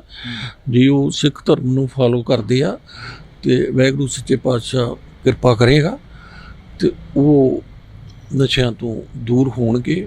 ਉਹਦੀ ਕੋਸ਼ਿਸ਼ ਬਹੁਤ ਜ਼ਿਆਦਾ ਸ਼ਲਾਘਾਯੋਗ ਆ। ਤੁਸੀਂ ਬਹਿਮਲ ਕਲਾਂ ਦੀ ਗੱਲ ਕਰ ਰਹੇ ਸੀ, ਬਹਿਮਲ ਕਲਾਂ ਗੋਲੀਕਾਂਡ ਹੋਇਆ ਤਾਂ ਉਸ ਤੋਂ ਬਾਅਦ ਸੱਤਾ ਦੇ ਵਿੱਚ ਸਰਕਾਰ ਆਈ ਹੈ ਜਿਹੜੀ, ਉਹ ਕਹਿੰਦੀ ਸੀ ਅਸੀਂ 24 ਘੰਟਿਆਂ ਦੇ ਵਿੱਚ ਫੈਸਲਾ ਕਰ ਦਿਆਂਗੇ, ਕਿਉਂਕਿ ਬਹਿਮਲ ਕਲਾਂ ਇੱਥੋਂ ਕੋਈ ਜ਼ਿਆਦਾ ਦੂਰ ਨਹੀਂ ਹੈਗਾ। ਤੁਸੀਂ ਉਹ ਦੇਖਿਆ ਦ੍ਰਿਸ਼ ਸਾਰਾ, ਕੀ ਲੱਗਦਾ ਵੀ ਇਨਸਾਫ ਮਿਲੂਗਾ ਬਹਿਮਲ ਕਲਾਂ ਵਾਲਿਆਂ ਨੂੰ? ਬਹਿਮਲ ਕਲਾਂ ਜੀ ਆ ਵੀ ਜਿਹੜੀ ਸਰਕਾਰ ਸੱਤਾ 'ਚ ਆਈ, ਅਤੇ ਉਹਦੇ 'ਚ ਵੀ ਜੇ ਮੁੱਖ ਮੰਤਰੀ ਭਗਵੰਤ ਸਿੰਘ ਮਾਨ ਬਣਿਆ, ਅਤੇ ਉਹ ਅੰਡਰ ਪ੍ਰੈਸ਼ਰ ਆ। ਹਾਂ, ਉਹਦੇ ਉੱਤੇ ਦੇਖ ਲਓ ਕਿਵੇਂ ਉਹ ਦਿੱਲੀ ਤੋਂ ਆਣ ਕੇ ਅਤੇ ਕਰ ਰਹੇ ਆ। ਭਗਵੰਤ ਮਾਨ ਨੂੰ ਚਾਹੀਦਾ ਵੀ ਉਹ ਜੇ ਸੋਚੇ ਵੀ ਦੁਬਾਰਾ ਮੁੱਖ ਮੰਤਰੀ ਬਣੇਗਾ, ਅਤੇ ਉਹ ਚਾਂਸ ਤਾਂ ਉਹਨੂੰ ਬਿਲਕੁਲ ਮਿਲਣਾ ਨਹੀਂ ਗਾ। ਬਹੁਤ ਉਹ ਨਹੀਂ ਆ ਵੀ ਜੋ ਸੋਚੇ ਵੀ ਮੇਰੀ ਅੱਗੇ ਦਾ ਜਿਸ ਤਰ੍ਹਾਂ ਦੂਜੇ ਲਾਉਂਦੇ ਰਹੇ ਸੀ ਇਹਦਾ ਵੀ ਲੱਗ ਜਾਏਗਾ। ਹਾਂ, ਜੇ ਮਿਲ ਸਕਦਾ ਵੀ ਦਲੇਰੀ ਨਾਲ ਪੰਜਾਬ ਲਈ ਕੰਮ ਕਰੇ, ਨਾ ਕਿ ਦਿੱਲੀ ਲਈ ਕੰਮ ਕਰੇ, ਪਰ ਮੈਨੂੰ ਇਹਦੇ ਵਿੱਚ ਕੋਈ ਇੰਨੀ ਜ਼ਰੂਰਤ ਨਹੀਂ ਲੱਗਦੀ ਹੈ। ਅਤੇ ਆਪਣੀ ਕੁਰਸੀ ਨੂੰ ਹੀ ਮੰਨ ਲਓ ਇਹਦੀ ਕੁਰਸੀ ਚਲੀ ਵੀ ਜਾਂਦੀ ਆ, ਆਮ ਪਾਰਟੀ ਵਾਲੇ ਇਹਨੂੰ ਲਾਹ ਵੀ ਦਿੰਦੇ ਆ, ਅਤੇ ਫਿਰ ਵੀ ਇਹਦਾ ਨਾਂ ਰਹੇਗਾ। ਅਤੇ ਇਹਨਾਂ ਨੂੰ ਦਲੇਰੀ ਨਾਲ ਕਰਨਾ ਚਾਹੀਦਾ, ਅਤੇ ਲੋਕਾਂ ਨੂੰ ਵੀ ਇਹਨਾਂ ਦਾ ਸਾਥ ਦੇਣਾ ਚਾਹੀਦਾ। ਲੋਕਾਂ ਨੂੰ ਭਗਵੰਤ ਮਾਨ ਦਾ ਸਾਰੇ ਪੰਜਾਬ ਨੂੰ ਹੀ ਸਾਥ ਦੇਣਾ ਚਾਹੀਦਾ, ਉਹਨੂੰ ਮੌਕਾ ਦੇਣਾ ਚਾਹੀਦਾ। ਅਤੇ ਉਹ ਜੇ ਜੁਰਤ ਵਿਖਾਏ, ਇਮਾਨਦਾਰੀ ਵਿਖਾਏ, ਅਤੇ ਉਹ ਕਰ ਸਕਦਾ। ਬੜੇ ਮਸਲੇ ਨੇ ਜਿਹੜੇ ਹੱਲ ਹੋ ਸਕਦੇ ਆ ਅਤੇ ਹੱਲ ਕਰਨ ਦੀ ਲੋੜ ਆ। ਪਰ ਜੇ ਐਵੇਂ ਉਹਨਾਂ ਟੋਪੀਆਂ ਵਾਲਿਆਂ ਦੇ ਇਸ਼ਾਰਿਆਂ 'ਤੇ ਫਿਰ ਮੇਰੇ ਮੂੰਹ ਨਿਕਲੂਗਾ ਭਈਏ ਹੀ ਨੇ, ਅਤੇ ਉਹਨਾਂ ਨੂੰ ਕੀ ਕਹੀਏ। ਉਹਨਾਂ ਦੇ ਇਸ਼ਾਰਿਆਂ 'ਤੇ ਕਰਦਾ ਕੁਰਦਾ ਰਿਹਾ, ਅਤੇ ਇੱਕ ਇਹ ਜੋਗਾ ਨਹੀਂ ਹੋਏਗਾ। ਇਤਿਹਾਸ ਦੇ ਪੰਨਿਆਂ 'ਚ ਇਹਨੂੰ ਬੜੀਆਂ ਲਾਹਨਤਾਂ ਪੈਣਗੀਆਂ, ਅਤੇ ਉਹ ਹੋਏਗਾ ਸਮਾਂ, ਅਤੇ ਲੰਘਦਿਆਂ ਕੋਈ ਦੇਰ ਨਹੀਂ ਲੱਗਦੀ। ਜੀ ਗੱਲ ਕਰਦੇ ਹਾਂ, ਜਲੰਧਰ ਦੇ ਵਿੱਚ ਘਰ ਢਾਹ ਦਿੱਤੇ, ਇੱਕ ਪਾਸੇ ਉਹਨਾਂ ਨੂੰ ਬੇਘਰ ਕਰ ਦਿੱਤਾ ਲੋਕਾਂ ਨੂੰ, ਉਹਨਾਂ ਬਾਰੇ ਕੀ ਸੋਚਦੇ ਹੋ? ਕਿਉਂਕਿ ਉੱਥੇ ਇੱਕ ਪੁਲਿਸ ਆਫਿਸਰ ਜਿਹੜਾ ਕਿ ਅਧਿਕਾਰੀ ਆਫਿਸਰ ਰੈਂਕ ਦਾ ਅਧਿਕਾਰੀ ਸੀਗਾ, ਉਹ ਅਜਿਹੇ ਸ਼ਬਦ ਬੋਲ ਰਿਹਾ ਹੈਗਾ ਉਸ ਨੌਜਵਾਨਾਂ ਨੂੰ ਜਾਂ ਉਹ ਘਰ ਵਾਲਿਆਂ ਨੂੰ। ਉਹ ਸ਼ਬਦ ਤੇ ਚਲੋ ਕਿਸੇ ਨੇ ਵੀਡੀਓ ਬਣਾ ਲਈ ਅਤੇ ਉਹ ਨੋਟ ਕਰ ਲਿਆ, ਅਤੇ ਅਦਰਵਾਈਜ਼ ਪੁਲਿਸ ਦਾ ਰਵੱਈਆ ਇਹੋ ਹੀ ਆ। ਉਹ ਤਾਂ ਮੈਨੂੰ ਛੋਟੀ ਜਿਹੀ ਗੱਲ ਲੱਗੀ ਵੀ ਉਹਨੂੰ ਗਾਲਾਂ ਹੀ ਕੱਢ ਰਿਹਾ। ਹਾਂਜੀ, ਇਹ ਲੋਕ ਤਾਂ ਢੰਗ ਤਰੀਕਿਆਂ ਨਾਲ ਲੋਕਾਂ ਨੂੰ ਮਾਰ ਵੀ ਦਿੰਦੇ ਆ, ਇਹੋ ਜਿਹੇ ਸ਼ੌਕੀਨ ਉਹਨਾਂ 'ਤੇ ਕੇਸ ਪਾ ਦਿੰਦੇ ਆ ਨਾ। ਮੇਨ ਇਹ ਆ ਜਿਹੜੀ ਪਹਿਲਾਂ ਤੁਸੀਂ ਸਵਾਲ ਕੀਤਾ ਸੀਗਾ, ਅਤੇ ਉਹਦੇ ਵਿੱਚ ਜੇਲ੍ਹ ਦੀ ਜਦੋਂ ਗੱਲ ਕਰ ਰਹੀ, ਅਤੇ ਜੇਲ੍ਹ 'ਚ ਬੰਦਾ ਬਾਅਦ 'ਚ ਜਾਂਦਾ, ਮੇਨ ਜਿਹੜੇ ਮੁੰਡੇ ਨਵੇਂ ਸਕੂਲ ਕਾਲਜ ਪੜ੍ਹਨ ਵਾਲੇ ਤੇ ਜਦੋਂ ਕਿਤੇ ਕਿਸੇ ਕੇਸ 'ਚ ਪੁਲਿਸ ਰਾਜ 'ਚ ਆਉਂਦੇ ਆ, ਇਹ ਉਹਨੂੰ ਟਾਰਚਰ ਹੀ ਇੰਨਾ ਕਰਦੇ ਆ ਵੀ ਬੰਦਾ ਉੱਥੇ ਆਪਣੀ ਮੌਤ ਮੰਗਦਾ ਵੀ ਮੈਂ ਇਹਦੇ ਨਾਲੋਂ ਮਰ ਜਾਵਾਂ ਤੇ ਇੰਨੀ ਤੰਗੀ ਨੂੰ ਚੰਗਾ ਹੈ। ਬਹੁਤ ਜ਼ਿਆਦਾ ਟਾਰਚਰ ਕਰਦੇ ਆ ਅਤੇ ਇਹਨਾਂ ਦੇ ਮੁੰਡਿਆਂ ਦੇ ਭਗੌੜੇ ਹੋਣ ਦਾ ਬਹੁਤ ਵੱਡਾ ਕਾਰਨ ਇੱਕ ਪੰਜਾਬ ਪੁਲਿਸ ਦੀ ਟਾਰਚਰ ਆ। ਇੰਨੀ ਟਾਰਚਰ ਅੰਗਰੇਜ਼ਾਂ ਦੇ ਟਾਈਮ ਵੀ ਕਦੀ ਨਹੀਂ ਹੋਈ। ਜੇ ਮੈਂ ਕਹਾਂ ਵੀ ਮੁਗਲ ਹਕੂਮਤ ਵੇਲੇ ਵੀ ਇੰਨੀ ਧੱਕੇਸ਼ਾਹੀ ਨਹੀਂ ਹੋਈ ਜਿਹੜੀ ਪੰਜਾਬ ਪੁਲਿਸ ਨੇ ਲਾ ਲਓ ਵੀ 84 ਤੋਂ ਬਾਅਦ ਪੰਜਾਬ 'ਚ ਕੀਤੀ ਅਤੇ ਉਹ ਅੱਜ ਤੱਕ ਵੀ ਚੱਲ ਰਹੀ ਆ। ਅਤੇ ਉਹ ਟਾਰਚਰ ਤੋਂ ਹੀ ਮੁੰਡੇ ਜਿਹੜੇ ਆ ਫਿਰ ਨਹੀਂ ਪੇਸ਼ ਹੁੰਦੇ, ਉਹਨਾਂ ਦੇ ਕੇਸ ਪਾਈ ਜਾਂਦੇ ਆ ਭਗੌੜੇ ਵਿਖਾ ਕੇ। ਉਹ ਆਪਣਾ ਟਾਈਮ ਕੱਢਦੇ ਆ, ਕ੍ਰਾਈਮ ਵੀ ਕਰਦੇ ਹੋਣਗੇ।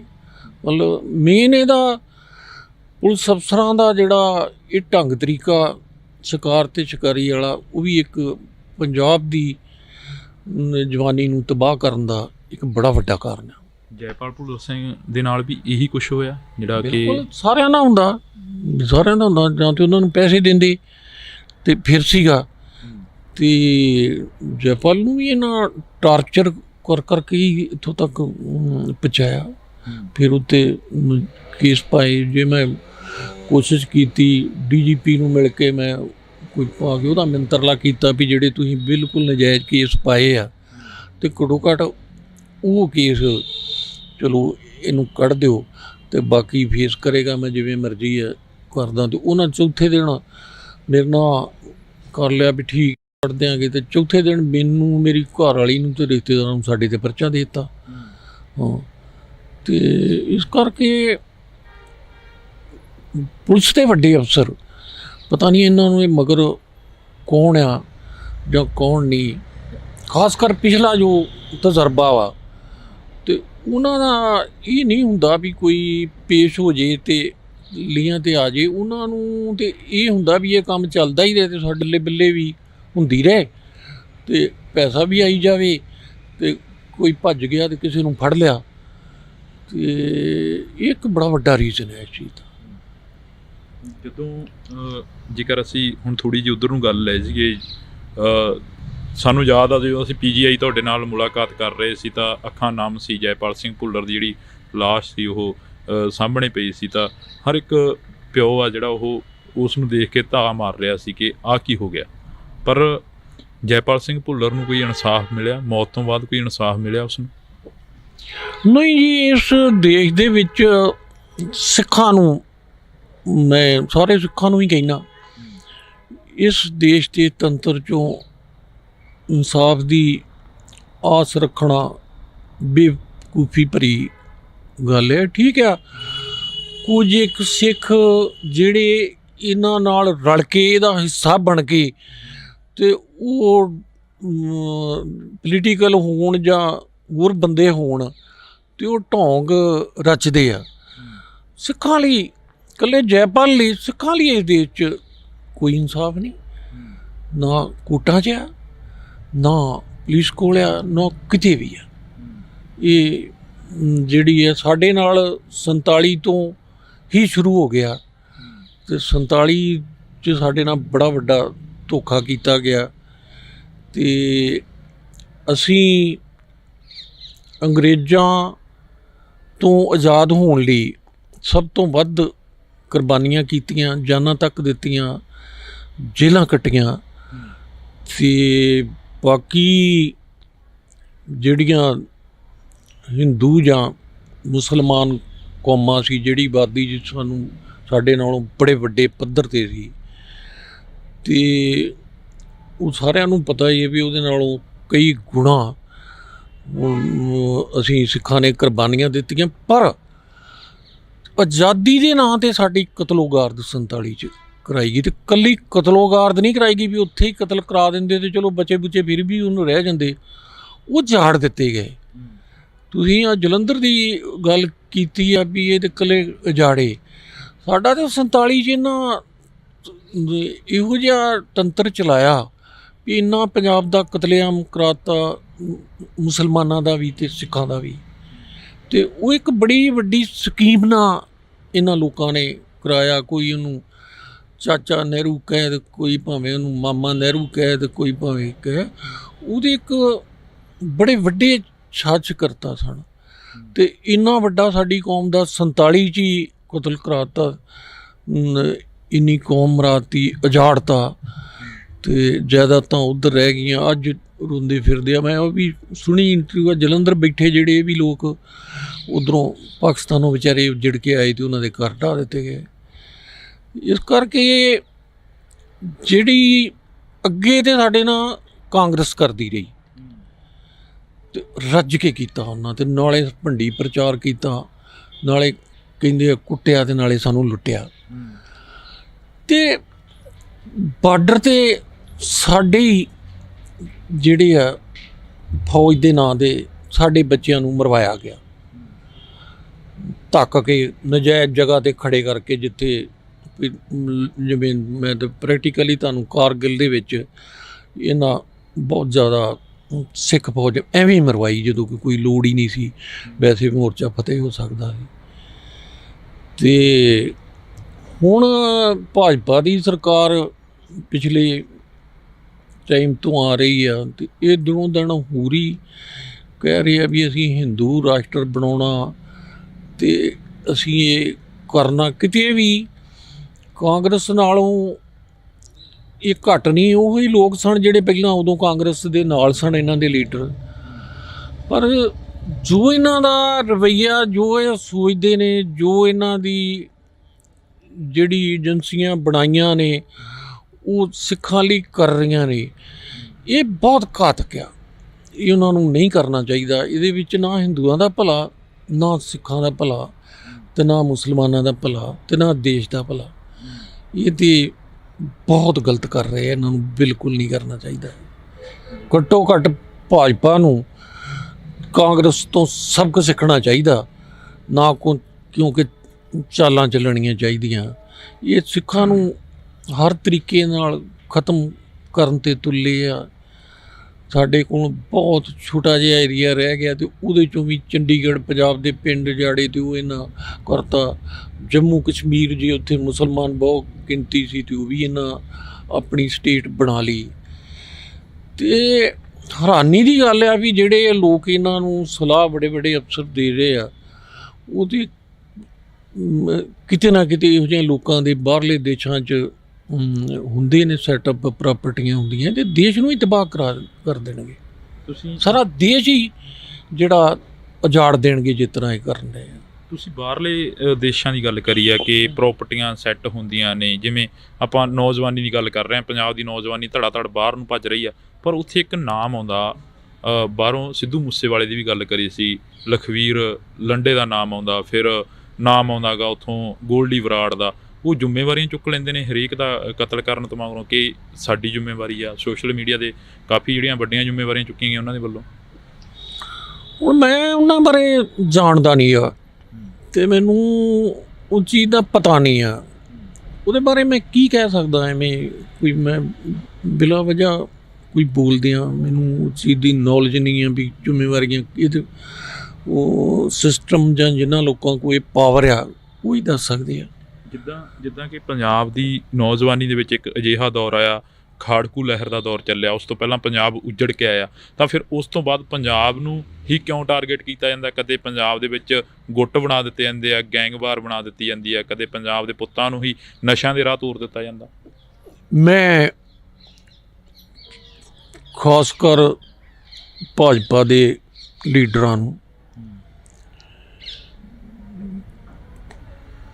ਇਹ ਕਹਿਣਾ ਚਾਹੁੰਦਾ ਵੀ ਇਹ ਗਲਤਫਹਿਮੀ ਬਿਲਕੁਲ ਛੱਡ ਦਿਓ, ਵੀ ਕਿਉਂਕਿ ਜੋ ਮੈਂ ਪੜ੍ਹਿਆ ਉਹ ਇਹ ਆ ਵੀ ਦੋ ਧਰਮ ਜਿਹੜੇ ਬਿਲਕੁਲ ਵਧੀਆ ਧਰਮ ਸੀ, ਬੁੱਧ ਅਤੇ ਜੈਨ, ਅਤੇ ਸਨਾਤਨ ਧਰਮ ਨੇ ਉਹਦੇ 'ਚ ਐਂਟਰੀ ਮਾਰ ਕੇ ਅਤੇ ਉਹ ਧਰਮ ਖ਼ਤਮ ਕਰ ਦਿੱਤੇ। ਬੋਧੀਆਂ ਨੂੰ ਸਾੜਿਆ ਗਿਆ ਤੇ ਬਾਹਰਲੇ ਦੇਸ਼ ਦੇ ਹਾਕਮਾਂ ਤੋਂ ਹਮਲਾ ਕਰਾਇਆ ਗਿਆ ਉਹਨਾਂ 'ਤੇ ਜਿਹੜੇ ਉਸ ਟਾਈਮ ਦੇ ਰਾਜੇ ਸੀ, ਤੇ ਉਹ ਜਿਹੜੇ ਬਚੇ ਖਚੇ ਉਹ ਬਾਹਰਲੇ ਦੇਸ਼ਾਂ 'ਚ ਚਲੇ ਗਏ। ਇਹ ਲੋਕ ਉਸ ਸੋਚ 'ਤੇ ਚੱਲ ਰਹੇ ਆ ਵੀ ਸਿੱਖ ਧਰਮ ਬੜਾ ਛੋਟਾ ਜਿਹਾ ਧਰਮ ਆ, ਚੰਦ ਇੱਕ ਲੋਕ ਨੇ, ਤੇ ਇੰਨੀ ਵੱਡੀ ਕਤਲੇਆਮ ਇਹਨਾਂ ਦੀ ਪਿਛਲੇ 75-80 ਸਾਲਾਂ 'ਚ ਅਸੀਂ ਕਰਾ ਦਿੱਤੀ ਹੈ, ਤੇ ਇਹ ਹਿੰਦੂ ਬਣ ਜਾਣਗੇ ਜਾਂ ਇਹ ਖਤਮ ਹੋ ਜਾਣਗੇ। ਇਹ ਦਾ ਜਿਸ ਤਰ੍ਹਾਂ ਇਹ ਖਾਤਮਾ ਕਰ ਰਹੇ ਆ ਵੱਖ-ਵੱਖ ਢੰਗਾਂ ਨਾਲ, ਇਹਨਾਂ ਨੂੰ ਉਦੋਂ ਪਤਾ ਲੱਗੂ ਜਦੋਂ ਕਿਸੇ ਦੂਸਰੇ ਦੇਸ਼ ਨਾਲ ਜੰਗ ਹੋਈ, ਤੇ ਫਿਰ ਇਹਨਾਂ ਨੂੰ ਉਹਦੇ ਰਿਜ਼ਲਟ ਤੋਂ ਪਤਾ ਲੱਗੂ ਵੀ ਅੱਜ ਜੇ ਸਿੱਖ ਹੁੰਦੇ ਇੱਥੇ ਤੇ ਆਹ ਗੱਲ ਨਾ ਬਣਦੀ ਜੀ।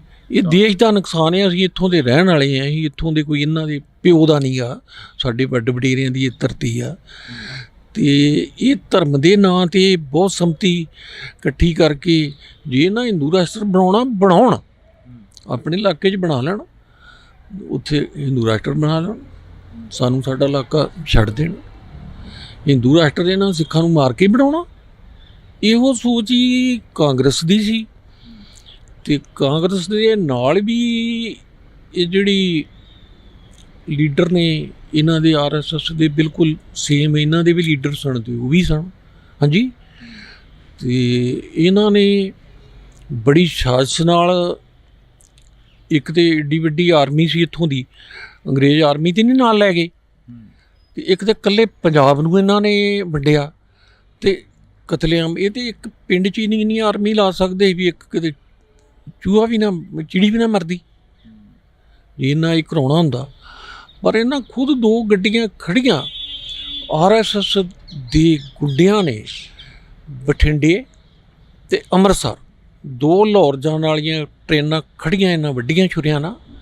ਪਹਿਲਾਂ ਇਹਨਾਂ ਪ੍ਰੈਕਟਿਸ ਕੀਤੀ ਸੀ, ਵੱਢ ਕੇ ਉੱਤੇ ਲਿਖ ਕੇ ਲਾਇਆ ਵੀ ਹਿੰਦੁਸਤਾਨ ਸੇ ਲੜਨਾ ਸਿੱਖੋ। ਉਹ ਜਦੋਂ ਲਾਹੌਰ ਗਈਆਂ ਤੇ ਉਹ ਮੁਸਲਮਾਨ ਵੇਖ ਕੇ ਵੀ ਭੜਕਣਾ ਹੀ ਸੀ, ਉਹਨਾਂ ਨੇ ਉੱਧਰੋਂ ਆਉਂਦੇ ਹਿੰਦੂ ਤੇ ਸਿੱਖ ਜਿਹੜੇ ਸੀ ਉਹਨਾਂ ਨੂੰ ਮਾਰਨਾ ਸ਼ੁਰੂ ਕਰ ਦਿੱਤਾ। ਤੇ ਇਹ ਤੇ ਮੈਂ ਕਈਆਂ ਕੋਲ ਸੁਣਦਾ ਰਿਹਾ, ਉਹਨਾਂ ਦੀ ਤਾਂ ਇਹ ਸੀ ਵੀ ਜੇ ਚਲੋ ਸਾਡਾ ਕੋਈ ਹਿੰਦੂ ਮਰ ਗਿਆ ਤੇ ਉਹ ਤੇ ਆਟੇ ਦੇ ਲੂਣ ਬਰਾਬਰ ਸੀ, ਵੀ 99% ਤੇ ਸਿੱਖ ਹੀ ਮਰੇ 47 ਦੇ ਵਿੱਚ। ਤੇ ਇਹ ਪੰਜਾਬ 'ਚ ਨਾ ਸਿਰਫ ਮੁਸਲਮਾਨਾਂ ਦੀ ਤਾਂ ਐਡੀ ਜ਼ਿਆਦਾ ਸਟਰੈਂਥ ਆ, ਇੰਨੇ ਉਹਨਾਂ ਦੇ ਦੇਸ਼ ਨੇ। ਹਾਂਜੀ, ਤੇ ਉਹ ਵਰਲਡ ਦੀ ਇੱਕ ਧਾਰਮਿਕ ਤੌਰ 'ਤੇ ਸੈਕਿੰਡ ਆਬਾਦੀ ਕ੍ਰਿਸਚਨ ਤੋਂ ਬਾਅਦ, ਤੇ ਉਹ ਤਾਂ ਇਹਨਾਂ ਨੂੰ ਪਤਾ ਸੀ ਨਾ ਖਤਮ ਹੋ ਸਕਦੀ ਹੈ ਤੇ ਨਾ ਹੋਣੀ ਹੈ, ਤੇ ਖਤਮ ਤਾਂ ਇਹਨਾਂ ਸਿੱਖਾਂ ਨੂੰ ਹੀ ਕਰਨਾ ਸੀ। ਤੇ ਇਹ ਕਰ ਰਹੇ ਆ ਜੀ, ਇਸ ਤਰ੍ਹਾਂ ਹੀ ਰਹੇ, ਚਲੋ ਅਸੀਂ ਵੀ ਖਤਮ ਹੋ ਜਾਵਾਂਗੇ ਤੇ ਨਾਮੋ ਨਿਸ਼ਾਨ ਇਹਨਾਂ ਦਾ ਵੀ ਨਹੀਂ ਰਹੇਗਾ। ਹਾਂ ਬਿਲਕੁਲ, ਹਾਂ, ਇਹ ਜੇ ਏਡੇ ਹੀ ਇਹ ਹੁੰਦੇ ਨਾ ਡੀਂਗਾਂ ਮਾਰਦੇ ਆ, ਤੇ ਇਹ 12, 14, 1500 ਸਾਲ ਪਤਾ ਨਹੀਂ ਕਿੰਨੇ ਸਾਲ ਦੇ ਗੁਲਾਮ ਹੀ ਸੀ, ਕੋਈ ਇਹਨਾਂ ਦੀਆਂ ਕਰਤੂਤਾਂ ਹੀ ਇਹੋ ਜਿਹੀਆਂ ਸੀ। ਹਾਂਜੀ, ਹੁਣ ਜੇ ਅੰਗਰੇਜ਼ਾਂ ਦੀ ਗੱਲ ਕਰੀਏ ਤਾਂ ਅੰਗਰੇਜ਼ਾਂ ਤੋਂ ਪਹਿਲਾਂ ਮੁਗਲ ਸੀ, ਮੁਗਲਾਂ ਤੋਂ ਪਹਿਲਾਂ ਪਠਾਨ ਸੀ, ਪਠਾਨਾਂ ਤੋਂ ਪਹਿਲਾਂ ਲੋਧੀ ਸੀ, ਤੇ ਉਹ ਸਾਰੇ ਹੀ ਮੁਸਲਮਾਨ ਸਨ। ਹਾਂਜੀ, ਤੇ ਜੇ ਉਹਨਾਂ ਨੂੰ ਰੋਕਿਆ ਤੇ ਇਹਨਾਂ ਸਿੱਖਾਂ ਨੇ ਹੀ ਰੋਕਿਆ, ਤੇ ਸਿੱਖਾਂ ਨੇ ਇਕੱਲਾ ਆਪਣੇ ਤੋਂ ਨਹੀਂ ਰੋਕਿਆ, ਉਹਨਾਂ ਹਿੰਦੂਆਂ ਨੂੰ ਵੀ ਬਚਾਇਆ, ਅੱਗੇ ਹੋ ਕੇ ਸਾਡੇ ਗੁਰੂਆਂ ਨੇ ਬਚਾਇਆ। ਤੇ ਇਹ ਇਸ ਨਾਂ 'ਤੇ ਜੈ ਮਾਤਾ ਦੀ ਤੇ ਇੱਧਰ ਉੱਧਰ ਦੇ ਨਾਂ 'ਤੇ ਤੇ ਧਰਤੀ ਮਾਤਾ ਤੇ ਹਮਾਰਾ ਭਾਰਤ TV 'ਤੇ ਇਹੋ ਜਿਹੀਆਂ ਬਾਹਜਾਤ ਗੱਲਾਂ ਕਰਦੇ ਆ ਜਿਨ੍ਹਾਂ ਦਾ ਕੋਈ ਸਿਰ ਪੈਰ ਹੀ ਨਹੀਂ, ਤੇ ਇਹਨਾਂ ਨੂੰ ਪਤਾ ਨਹੀਂ ਵੀ ਇਹਨਾਂ ਗੱਲਾਂ ਦਾ ਰਿਜ਼ਲਟ ਕੀ ਨਿਕਲੇਗਾ। ਇਸ ਕਰਕੇ ਅਸੀਂ ਇੱਥੋਂ ਦੇ ਮਾਲਕ ਹਾਂ, ਅਸੀਂ ਇੱਥੋਂ ਦੇ ਵਾਸੀ ਹਾਂ। ਇਹਨਾਂ ਨੂੰ ਬਿਲਕੁਲ ਸਿੱਖਾਂ ਦੀਆਂ ਜਿਹੜੀਆਂ ਮਸਲੇ ਨੇ ਉਹ ਹੱਲ ਕਰਨੇ ਚਾਹੀਦੇ ਆ ਤੇ ਸਿੱਖਾਂ ਦਾ ਕਤਲੇਆਮ ਬੰਦ ਕਰਨਾ ਚਾਹੀਦਾ। ਲਾਸਟ ਦੇ ਵਿੱਚ ਇੱਕ ਸਵਾਲ ਆ, ਮੀਡੀਆ ਨੂੰ ਕਿੱਥੇ ਜੇ ਖੜਾ ਦੇਖਦੇ ਹੋ? ਕਿਉਂਕਿ ਪੰਜਾਬ ਦਾ ਮੀਡੀਆ ਹੋਵੇ ਜਾਂ ਨੈਸ਼ਨਲ ਮੀਡੀਆ ਹੋਵੇ, ਕਿੱਥੇ ਜੇ ਖੜਾ ਦੇਖਦੇ ਹੋ? ਦੇਖੋ ਜੀ, ਜਿਹੜਾ ਨੈਸ਼ਨਲ ਮੀਡੀਆ ਉਹ ਤਾਂ ਮੈਂ 84 'ਚ ਦੇਖਿਆ ਤੇ ਮੇਰੇ ਖਿਆਲ ਵਰਲਡ 'ਚ ਇੰਨਾ ਮਾੜਾ ਜਾਂ ਇਸ ਢੰਗ ਦਾ 99% ਮੀਡੀਆ ਨਹੀਂ ਹੋ ਸਕਦਾ। ਜਿਹੜੇ ਬੜੇ ਊਟ ਪਟਾਂਗ ਲਿਖਦੇ ਰਹੇ, ਦਰਬਾਰ ਸਾਹਿਬ ਦੇ ਟੈਗ ਨੂੰ ਉਹਨਾਂ ਕਿਵੇਂ ਪੇਸ਼ ਕੀਤਾ ਤੇ ਕਿਵੇਂ ਅਖਬਾਰਾਂ ਪੜ੍ਹਦੇ ਰਹੇ ਆ।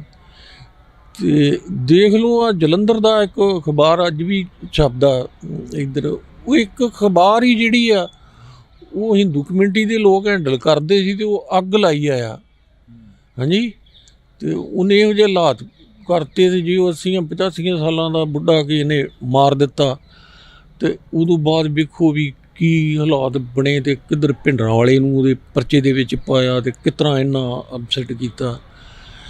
ਇਹ ਮੇਨ ਕੰਮ ਆ ਵੀ ਇਹਨਾਂ ਜਿਹੜੀਆਂ ਖੁਫੀਆ ਏਜੰਸੀਆਂ ਖੋਲ੍ਹੀਆਂ ਨੇ ਉੱਥੇ ਬੜੇ ਵੱਡੇ ਦਿੱਲੀ 'ਚ ਦਫ਼ਤਰ ਨੇ, 3-4 ਇਹਨਾਂ ਦੀਆਂ ਬਹੁਤ ਤਗੜੀਆਂ ਏਜੰਸੀਆਂ ਨੇ, ਉਹ ਇਹੋ ਜਿਹੀਆਂ ਪਲੈਨਿੰਗ ਬਣਾ ਕੇ ਤੇ ਇਹ ਕੰਮ ਕਰਦੀਆਂ ਨੇ, ਪਰ ਉਹਨਾਂ ਦੇ ਰਿਜ਼ਲਟ ਲਈ ਉਹਨਾਂ ਨੂੰ ਕੋਈ ਹੈ ਨਹੀਂ ਆ। ਉਹਨਾਂ ਨੂੰ ਤਾਂ ਆਪਣੇ ਬੈਨੀਫਿਟ ਨੇ, ਇਹੋ ਜਿਹੀਆਂ ਗਲਤ ਸਕੀਮਾਂ ਬਣਾ ਕੇ, ਇਹੋ ਜਿਹੇ ਗਲਤ ਕਰਕੇ ਲੋਕਾਂ ਦਾ ਕਤਲੇਆਮ ਕਰਾ ਕੇ, ਖ਼ਤਮ ਕਰਾ ਕੇ ਤੇ ਫਿਰ ਅਸੀਂ ਸਿੱਖ ਤੇ ਜੇ ਕਹਿਣ ਵੀ ਅਸੀਂ ਹਿੰਦੂਆਂ ਨੂੰ ਕਤਲ ਕਰਕੇ, ਮਾਰ ਕੇ ਜਾਂ ਜਾੜ ਕੇ ਅਸੀਂ ਜੀਣਾ ਚਾਹੁੰਦੇ ਹਾਂ ਤੇ ਫਿਰ ਤਾਂ ਸਾਡੇ ਨਾਲ ਇਹ ਕਰਨ। ਤੇ ਅਸੀਂ ਤੇ ਕਿਸੇ ਹਿੰਦੂ ਨੂੰ ਵੀ ਜਾਂ ਕਿਸੇ ਨੂੰ ਮਰਦਾ ਵੇਖ ਵੀ ਨਹੀਂ ਸਕਦੇ, ਮਾਰਨਾ ਤੇ ਅਸੀਂ ਕਿੱਥੋਂ ਆ। ਹੁਣ ਦਿੱਲੀ 'ਚ ਦੇਖ ਲਓ, ਜਾਂ ਦਿੱਲੀ ਕੀ ਹਾਲ ਇੰਡੀਆ 'ਚ ਹੀ ਇੰਦਰਾ ਗਾਂਧੀ ਨੂੰ ਮਾਰ ਦਿੱਤਾ ਤੇ ਸਿੱਖਾਂ ਦਾ ਕਿਵੇਂ ਕਤਲੇਆਮ ਕੀਤਾ ਇਹਨਾਂ ਸ਼ਰੇਆਮ।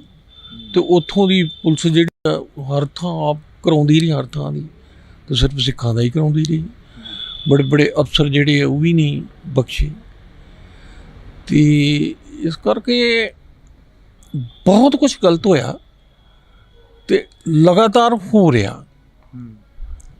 ਤੇ ਜਦੋਂ ਕੋਈ ਦੇਖੋ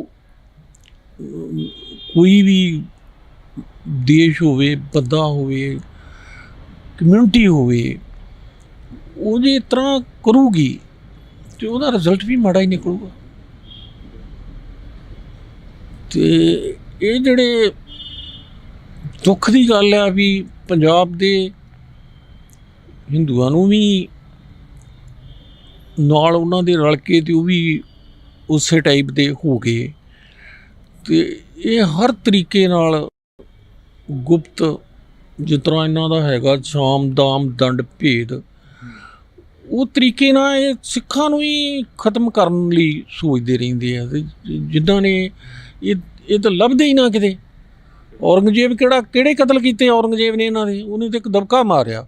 ਇਹ ਸਾਰੇ ਜਨੇਊ ਲਾ ਕੇ ਤੇ ਉਸ ਵੇਲੇ ਕਰਾ ਕੇ ਹੁਣ ਜਿਹੜੇ ਆ 90% ਮੁਸਲਮਾਨ ਇੰਡੀਆ 'ਚ ਨੇ, ਇਹ ਸਾਰੇ ਹਿੰਦੂਆਂ ਦੇ ਵੀ ਬਣੇ।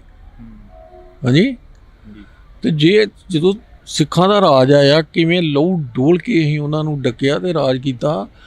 ਤੇ ਅਸੀਂ ਤੇ ਇੱਕ ਵੀ ਹਿੰਦੂ ਨੂੰ ਸਿੱਖ ਨਹੀਂ ਬਣਾਇਆ, ਨਾ ਮੁਸਲਮਾਨ ਨੂੰ ਅਸੀਂ ਧੱਕੇ ਨਾਲ ਬਣਾਇਆ, ਤੇ ਨਾ ਉਹਦਾ ਇਹ ਕਿਹਾ ਵੀ ਅਸੀਂ ਸਿਰ ਕਲਮ ਕਰ ਦਾਂਗੇ। ਅਸੀਂ ਚਾਹੁੰਦੇ ਤੇ ਅਸੀਂ ਤੇ ਸਾਰੇ ਹੀ ਬਣਾਉਂਦੇ, ਸਾਰੇ ਹੀ ਸਿੱਖ ਬਣਾਉਂਦੇ। ਹਾਂਜੀ, ਤੇ ਇਹਦੇ ਇੱਕ ਦਬਕੇ ਨਾਲ ਲਾ ਕੇ ਤੇ ਸੁੱਟੀ ਜਾਂਦੇ ਸੀ। ਇਹ ਗੱਲਾਂ ਕਿਹੜੀਆਂ ਕਰਦੇ ਨੇ? ਇਹ ਝੂਠ ਦੇ ਪਲੰਦੇ ਬਣ ਕੇ ਤੇ ਮੀਡੀਆ 'ਤੇ ਸੁੱਟੀ ਜਾਂਦੇ ਜੀ। ਨਿਊਕਲ ਪਾਵਰ ਬਣ ਗਿਆ ਇੰਡੀਆ ਜੀ, ਜੇ ਕਰਦੇ ਹੋ ਗਏ, ਉਹ ਕਰਦੇ ਆ। ਨਿਊਕਲ ਪਾਵਰ ਤੁਸੀਂ ਸੁੱਟੋਗੇ ਤੇ ਤੁਹਾਡੇ 'ਤੇ ਵੀ ਕੋਈ ਸੁੱਟੂਗਾ। ਤੇ ਇਹ ਕਰਕੇ ਸਿੱਖ ਧਰਮ 'ਤੇ ਸਾਡੇ ਗੁਰੂਆਂ ਨੇ ਦਿੱਤੀ ਵੀ ਜੀਓ ਤੇ ਜੀਣ ਦਿਓ, ਦੂਜਿਆਂ ਦਾ ਵੀ ਭਲਾ ਕਰੋ। ਈਵਨ ਦੈਟ ਕੋਈ ਕਿਸੇ ਧਰਮ ਦਾ ਉਹਦਾ ਵੀ ਭਲਾ ਕਰੋ। ਤੇ ਸਾਡੇ ਹੀ ਮਗਰ ਮਾਰਨ 'ਤੇ ਤੁੱਲੇ ਨੇ। ਸਿੱਖਾਂ ਨੂੰ ਜਾਗਣਾ ਚਾਹੀਦਾ ਤੇ ਬਿਲਕੁਲ ਇਸ ਲਈ ਚੁਕੰਨੇ ਰਹਿਣਾ ਚਾਹੀਦਾ। ਇਹਨਾਂ ਕੋਲ ਡਰਨਾ ਨਹੀਂ ਚਾਹੀਦਾ। ਹਾਂਜੀ, ਇਹਨਾਂ ਬਹੁਤ ਕੁਛ ਕਰ ਲਿਆ। ਇਹਨਾਂ ਸਾਨੂੰ ਅਗਲੇ ਜਗ੍ਹਾ ਤੱਕ ਸਾਡਾ ਇਹਨਾਂ ਟੈਸਟ ਲੈ ਲਏ। ਹੁਣ ਦਰਬਾਰ ਸਾਹਿਬ ਦੇ ਅਟੈਕ ਕੀਤਾ ਤੇ ਮੇਨ ਕੌਣ ਸੀ? ਉਸ ਟਾਈਮ ਦੀ ਇੰਦਰਾ ਗਾਂਧੀ, ਤੇ ਫੌਜ ਦਾ ਸਾਰੀ ਦਾ ਜਨਰਲ ਕੌਣ ਸੀ? ਜਨਰਲ ਵੈਦਿਆ। ਤੇ ਉਹਨਾਂ ਨੇ ਵੇਖੋ ਵੀ ਕਿਵੇਂ ਜਾ ਕੇ ਉਹਦੇ ਗਨਮੈਨਾਂ ਨੇ ਇੰਦਰਾ ਗਾਂਧੀ ਮਾਰਤੀ, ਤੇ ਜਨਰਲ ਵੈਦਿਆ ਵੀ ਕਿੱਥੇ ਜਾ ਕੇ ਮਾਰਿਆ? ਜਿੰਦੇ ਨੇ, ਸੁੱਖੇ ਨੇ, ਤੇ ਹੋਰ ਕਿੰਨੇ ਮਾਰੇ। ਕੀ ਲੋੜ ਸੀ ਉਹਨਾਂ ਨੂੰ ਮਾਰਨ ਦੀ? ਉਹਨਾਂ ਨੂੰ ਇੰਦਰਾ ਗਾਂਧੀ ਨੂੰ ਮਾਰਨ ਦੀ ਕੀ ਲੋੜ ਸੀ? ਉਹ ਹੈ ਸੀ ਪਹਿਲਾਂ ਵੀ ਉਹੀ ਬੰਦੇ ਸਨ ਜਿਹੜੀ ਉਹਦੀ ਸਿਕਿਉਰਿਟੀ ਕਰਦੇ ਸਨ, ਤੇ ਜਨਰਲ ਵੈਦਿਆ ਨੂੰ ਮਾਰਨ ਦੀ ਕੀ ਲੋੜ ਸੀ? ਇਹੋ ਸੀ ਵੀ ਉਹਨੇ ਇਹਨੂੰ ਮਾਰੀਆਂ ਫੌਕੀਆਂ ਵੀ 15 ਮਿੰਟਾਂ 'ਚ ਮੈਂ ਜਿਹੜਾ ਉਹਨੂੰ ਜਿੰਦਾ ਜਾਂ ਮੁਰਦਾ ਭਿੰਡਰ ਵਾਲੇ ਨੂੰ ਫੜ ਲਾਂਗਾ। ਉਹ ਜੀ ਹੈ, ਤੇ ਇਹ ਤਾਂ ਨਹੀਂ ਵੀ ਉਹਨਾਂ ਦਾ ਧਰਮ ਸਥਾਨ ਆ ਜਾਂ ਏਡੀ ਉਹਨੂੰ ਫੜਨ ਦੀ ਕੀ ਆ? ਉਹਨੇ ਕੀਤਾ ਹੀ ਕੀ ਹੈ ਜਿਹੜਾ ਉਹਨੂੰ ਫੜ ਕੇ ਜਿੰਦਾ ਜਾਂ ਮੁਰਦਾ ਇਹਨੂੰ ਚਾਹੀਦਾ? ਤੇ ਆਹ ਜਿਹੜੇ ਬਾਦਲ ਕਾ ਟੋਲਾ ਸੀ ਦੱਲੇ, ਭਾਵੇਂ ਟੌੜਾ ਹੋਵੇ ਤੇ ਭਾਵੇਂ ਲੌਂਗੋਵਾਲ ਹੋਵੇ ਤੇ ਭਾਵੇਂ ਇਹ ਹੋਵੇ ਤੇ ਭਾਵੇਂ ਬਰਨਾਲਾ ਤੇ ਰਾਮੋ ਵਾਲੀ ਹੈ, ਇਹ ਦੱਲੇ ਸਾਰੇ ਨਾਲ ਰਲ ਕੇ ਇਹਨਾਂ ਦਾ ਸਵਾਏ ਭਿੰਡਰਾਲੇ ਤੋਂ ਮਰਵਾਉਣ ਤੋਂ ਹੋਰ ਇਹਨਾਂ ਨੂੰ ਕੰਮ ਹੀ ਕੋਈ ਨਹੀਂ ਸੀ। ਉਹਦੇ ਲਈ ਅਟੈਕ ਵੀ ਕਰ ਲਈ, ਤੇ ਜਾ ਕਹਿੰਦੇ ਸੀ ਵੀ ਸਾਡੇ ਪਾਸੋਂ ਬਾਹਰ ਹੋ ਗਿਆ। ਤੇ ਇਹਨਾਂ ਦਾ ਵੀ ਰੱਬ ਕਿਤੇ ਨਾ ਕਿਤੇ ਨਿਚੋੜ ਕਰੇਗਾ, ਬੇੜਾ ਗਰਕ ਤੇ ਇਹਨਾਂ ਦਾ ਵੀ ਹੋਏਗਾ ਹੀ। ਹਾਂ, ਇਹ ਚੀਜ਼ ਦੀ ਜੇ ਔਰੰਗਜ਼ੇਬ ਦਾ ਕੁਛ ਨਹੀਂ ਰਿਹਾ ਤੇ ਬਾਦਲ ਦਾ ਵੀ ਕੁਛ ਨਹੀਂ ਰਹਿਣਾ ਜੀ, ਤੇ ਇੰਦਰਾ ਗਾਂਧੀ ਦਾ ਵੀ ਕੁਛ ਨਹੀਂ ਰਹਿਣਾ। ਬਿਗਲਣ ਵੀ ਗਾਂ ਉਹਦੀ ਬੰਸੀ ਨਹੀਂ ਹੈਗੀ। ਹਾਂਜੀ, ਕੀ ਬਣਿਆ? ਗਾਂ ਉਹਦੇ ਪੁੱਤ ਨਾਲ ਵੀ ਕੀ ਹੋਇਆ? ਭਾਵੇਂ ਉਹ ਕਿਸੇ ਨੇ ਮਾਰਿਆ, ਪਰ ਪਾਪ ਦਾ ਤੇ ਉਹ ਦੋਵੇਂ ਉਹਦੇ ਕਿਵੇਂ ਉਹਦੇ ਹੋਏ। ਰਾਜੀਵ ਗਾਂਧੀ ਬਲਾਸਟ ਹੋਇਆ। ਬਿਲਕੁਲ। ਤਾਂ ਅਸੀਂ ਜਿਹੜੀ ਮੁਲਾਕਾਤ ਆ ਉਹ ਇੱਕ ਬੇਹੱਦ ਖਾਸ ਸੀ, ਜਿਹੜੀ ਕਿ ਅਸੀਂ ਪੰਜਾਬ ਦੇ ਪੁੱਤਾਂ ਨੂੰ ਆਖਰ ਕਿਉਂ ਸਿਸਟਮ ਅਜਿਹੇ ਦੌਰ ਦੇ ਵੱਲ ਤੱਕ ਰਿਹਾ ਹੈਗਾ ਜਿਹੜਾ ਦੌਰ ਕਦੇ ਪੰਜਾਬ ਨੇ ਇੱਕ ਵਾਰ ਪਹਿਲਾਂ ਵੀ ਦੇਖਿਆ। ਤਾਂ ਇਹ ਸਵਾਲ ਸੀ ਜਿਹੜੇ ਕੁਛ ਕੁ ਅਸੀਂ ਜਵਾਬ ਲੈਣੇ ਸੀ। ਤਾਂ ਅੱਜ ਅਸੀਂ ਜੈਪਾਲ ਸਿੰਘ ਭੁੱਲਰ ਦੇ ਫਾਦਰ ਸਾਹਿਬ ਭੁਪਿੰਦਰ ਸਿੰਘ ਭੁੱਲਰ ਦੇ ਨਾਲ ਮੁਲਾਕਾਤ ਕਰੀ ਆ। ਤਾਂ ਇਸੇ ਤਰ੍ਹਾਂ ਜਿਹੜੀਆਂ ਮੁਲਾਕਾਤਾਂ ਨੇ ਉਹ ਕਰਾਂਗੇ ਜਿਨ੍ਹਾਂ ਦੇ ਘਰਾਂ ਦੇ ਵਿੱਚੋਂ ਪੁੱਤ ਚਲੇ ਗਏ ਤੇ ਮੁੜ ਕੇ ਵਾਪਸ ਨਹੀਂ ਆਏ। ਤਾਂ ਤੁਸੀਂ ਜੁੜੇ ਰਹਿਣਾ ਇੰਡੋਜ਼ ਟੀਵੀ ਦੇ ਨਾਲ, ਮੇਰੇ ਸਹਿਯੋਗੀ ਸਾਥੀ ਕੁਲਦੀਪ ਦੇ ਨਾਲ। ਮੈਨੂੰ ਯਾਨੀ ਕਿ ਹਰਜਿੰਦਰ ਸਿੰਘ ਢਿੱਲੋਂ ਨੂੰ ਦਿਓ ਜੀ ਇਜਾਜ਼ਤ। ਧੰਨਵਾਦ।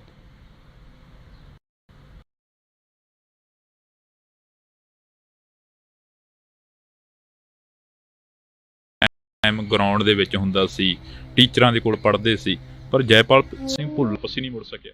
ਉਹਦਾ ਕੋਈ ਮੇਨ ਯਾਰ ਦੋਸਤ ਬਣ ਕੇ ਤੇ ਗੰਢ ਕੇ ਤੇ ਉਹਨਾਂ ਨੂੰ ਫਸਾਉਂਦਾ। ਖਾਸ ਕਰ ਬੱਚੇ ਜਿਹੜੇ ਕਾਨੂੰਨ, ਸਾਡੀਆਂ ਅਦਾਲਤਾਂ, ਸਾਡੀ ਪੁਲਿਸ, ਹੁਣ ਜੇਲ੍ਹਾਂ ਦੇ ਅੱਗੇ ਲਿਖਿਆ ਹੁਣ ਸ਼ਾਇਦ ਫਿਰ ਸੈਂਟਰ ਜੇਲ੍ਹ ਲਿਖਣ ਲੱਗ ਪਏ, ਵਿੱਚੋਂ ਉੱਤੇ ਲਿਖਦਾ ਸੁਧਾਰ ਘਰ।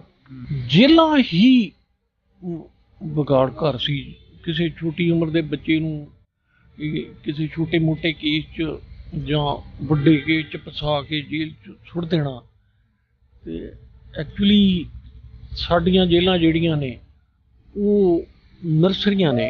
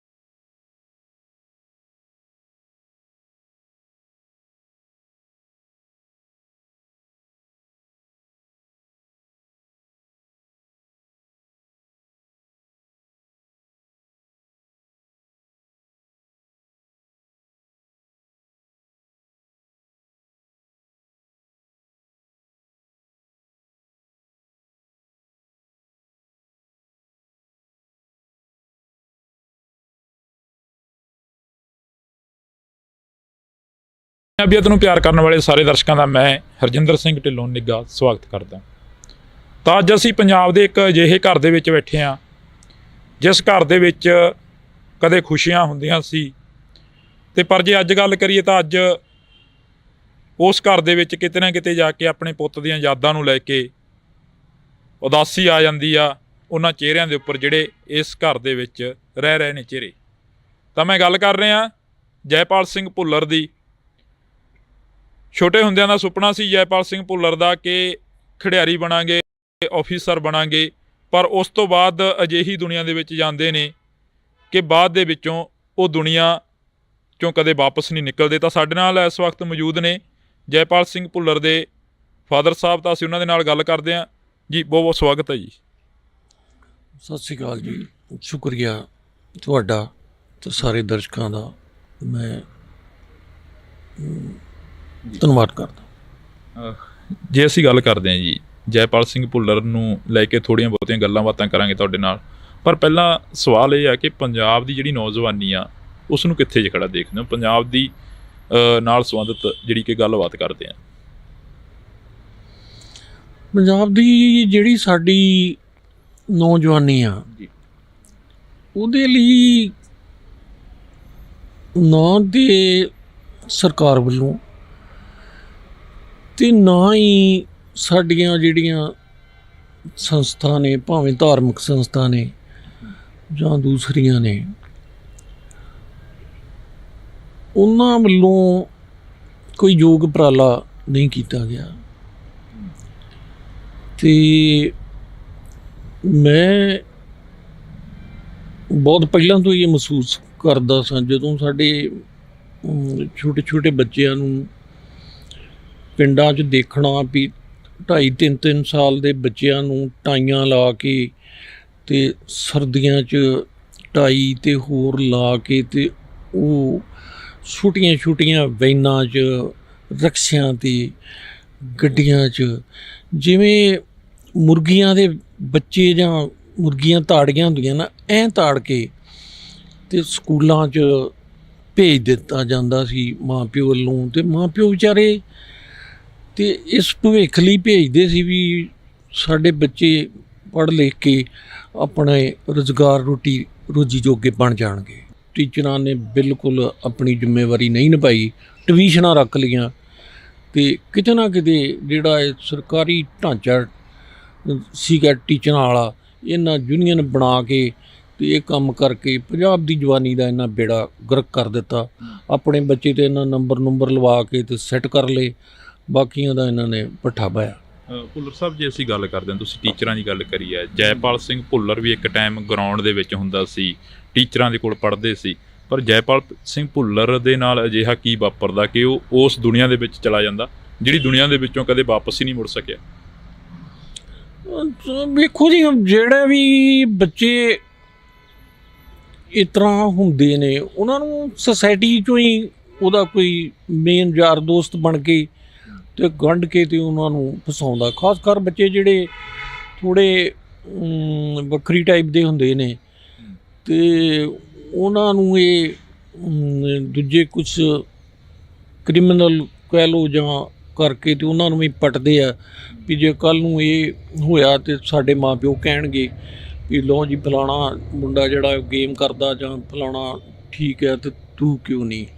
ਇਸ ਕਰਕੇ ਉਹਨੂੰ ਕੁਛ ਉਹਦੇ ਜਨਮ ਬੇਲੀਆਂ ਨਹੀਂ ਫਸਾਇਆ, ਪੱਟਿਆ ਤੇ ਮੁੜ ਕੇ ਉਹ ਐਸਾ ਤਿਲਕਿਆ, ਮੈਂ ਬੜੀ ਵਾਹ ਲਾਈ ਦੁਬਾਰਾ। ਫਿਰ ਸਾਡਾ ਕਾਨੂੰਨ, ਸਾਡੀਆਂ ਅਦਾਲਤਾਂ, ਸਾਡੀ ਪੁਲਿਸ, ਹੁਣ ਜੇਲ੍ਹਾਂ ਦੇ ਅੱਗੇ ਲਿਖਿਆ ਹੁਣ ਸ਼ਾਇਦ ਫਿਰ ਸੈਂਟਰ ਜੇਲ੍ਹ ਲਿਖਣ ਲੱਗ ਪਏ, ਵਿੱਚੋਂ ਉੱਤੇ ਲਿਖਦਾ ਸੁਧਾਰ ਕਰ।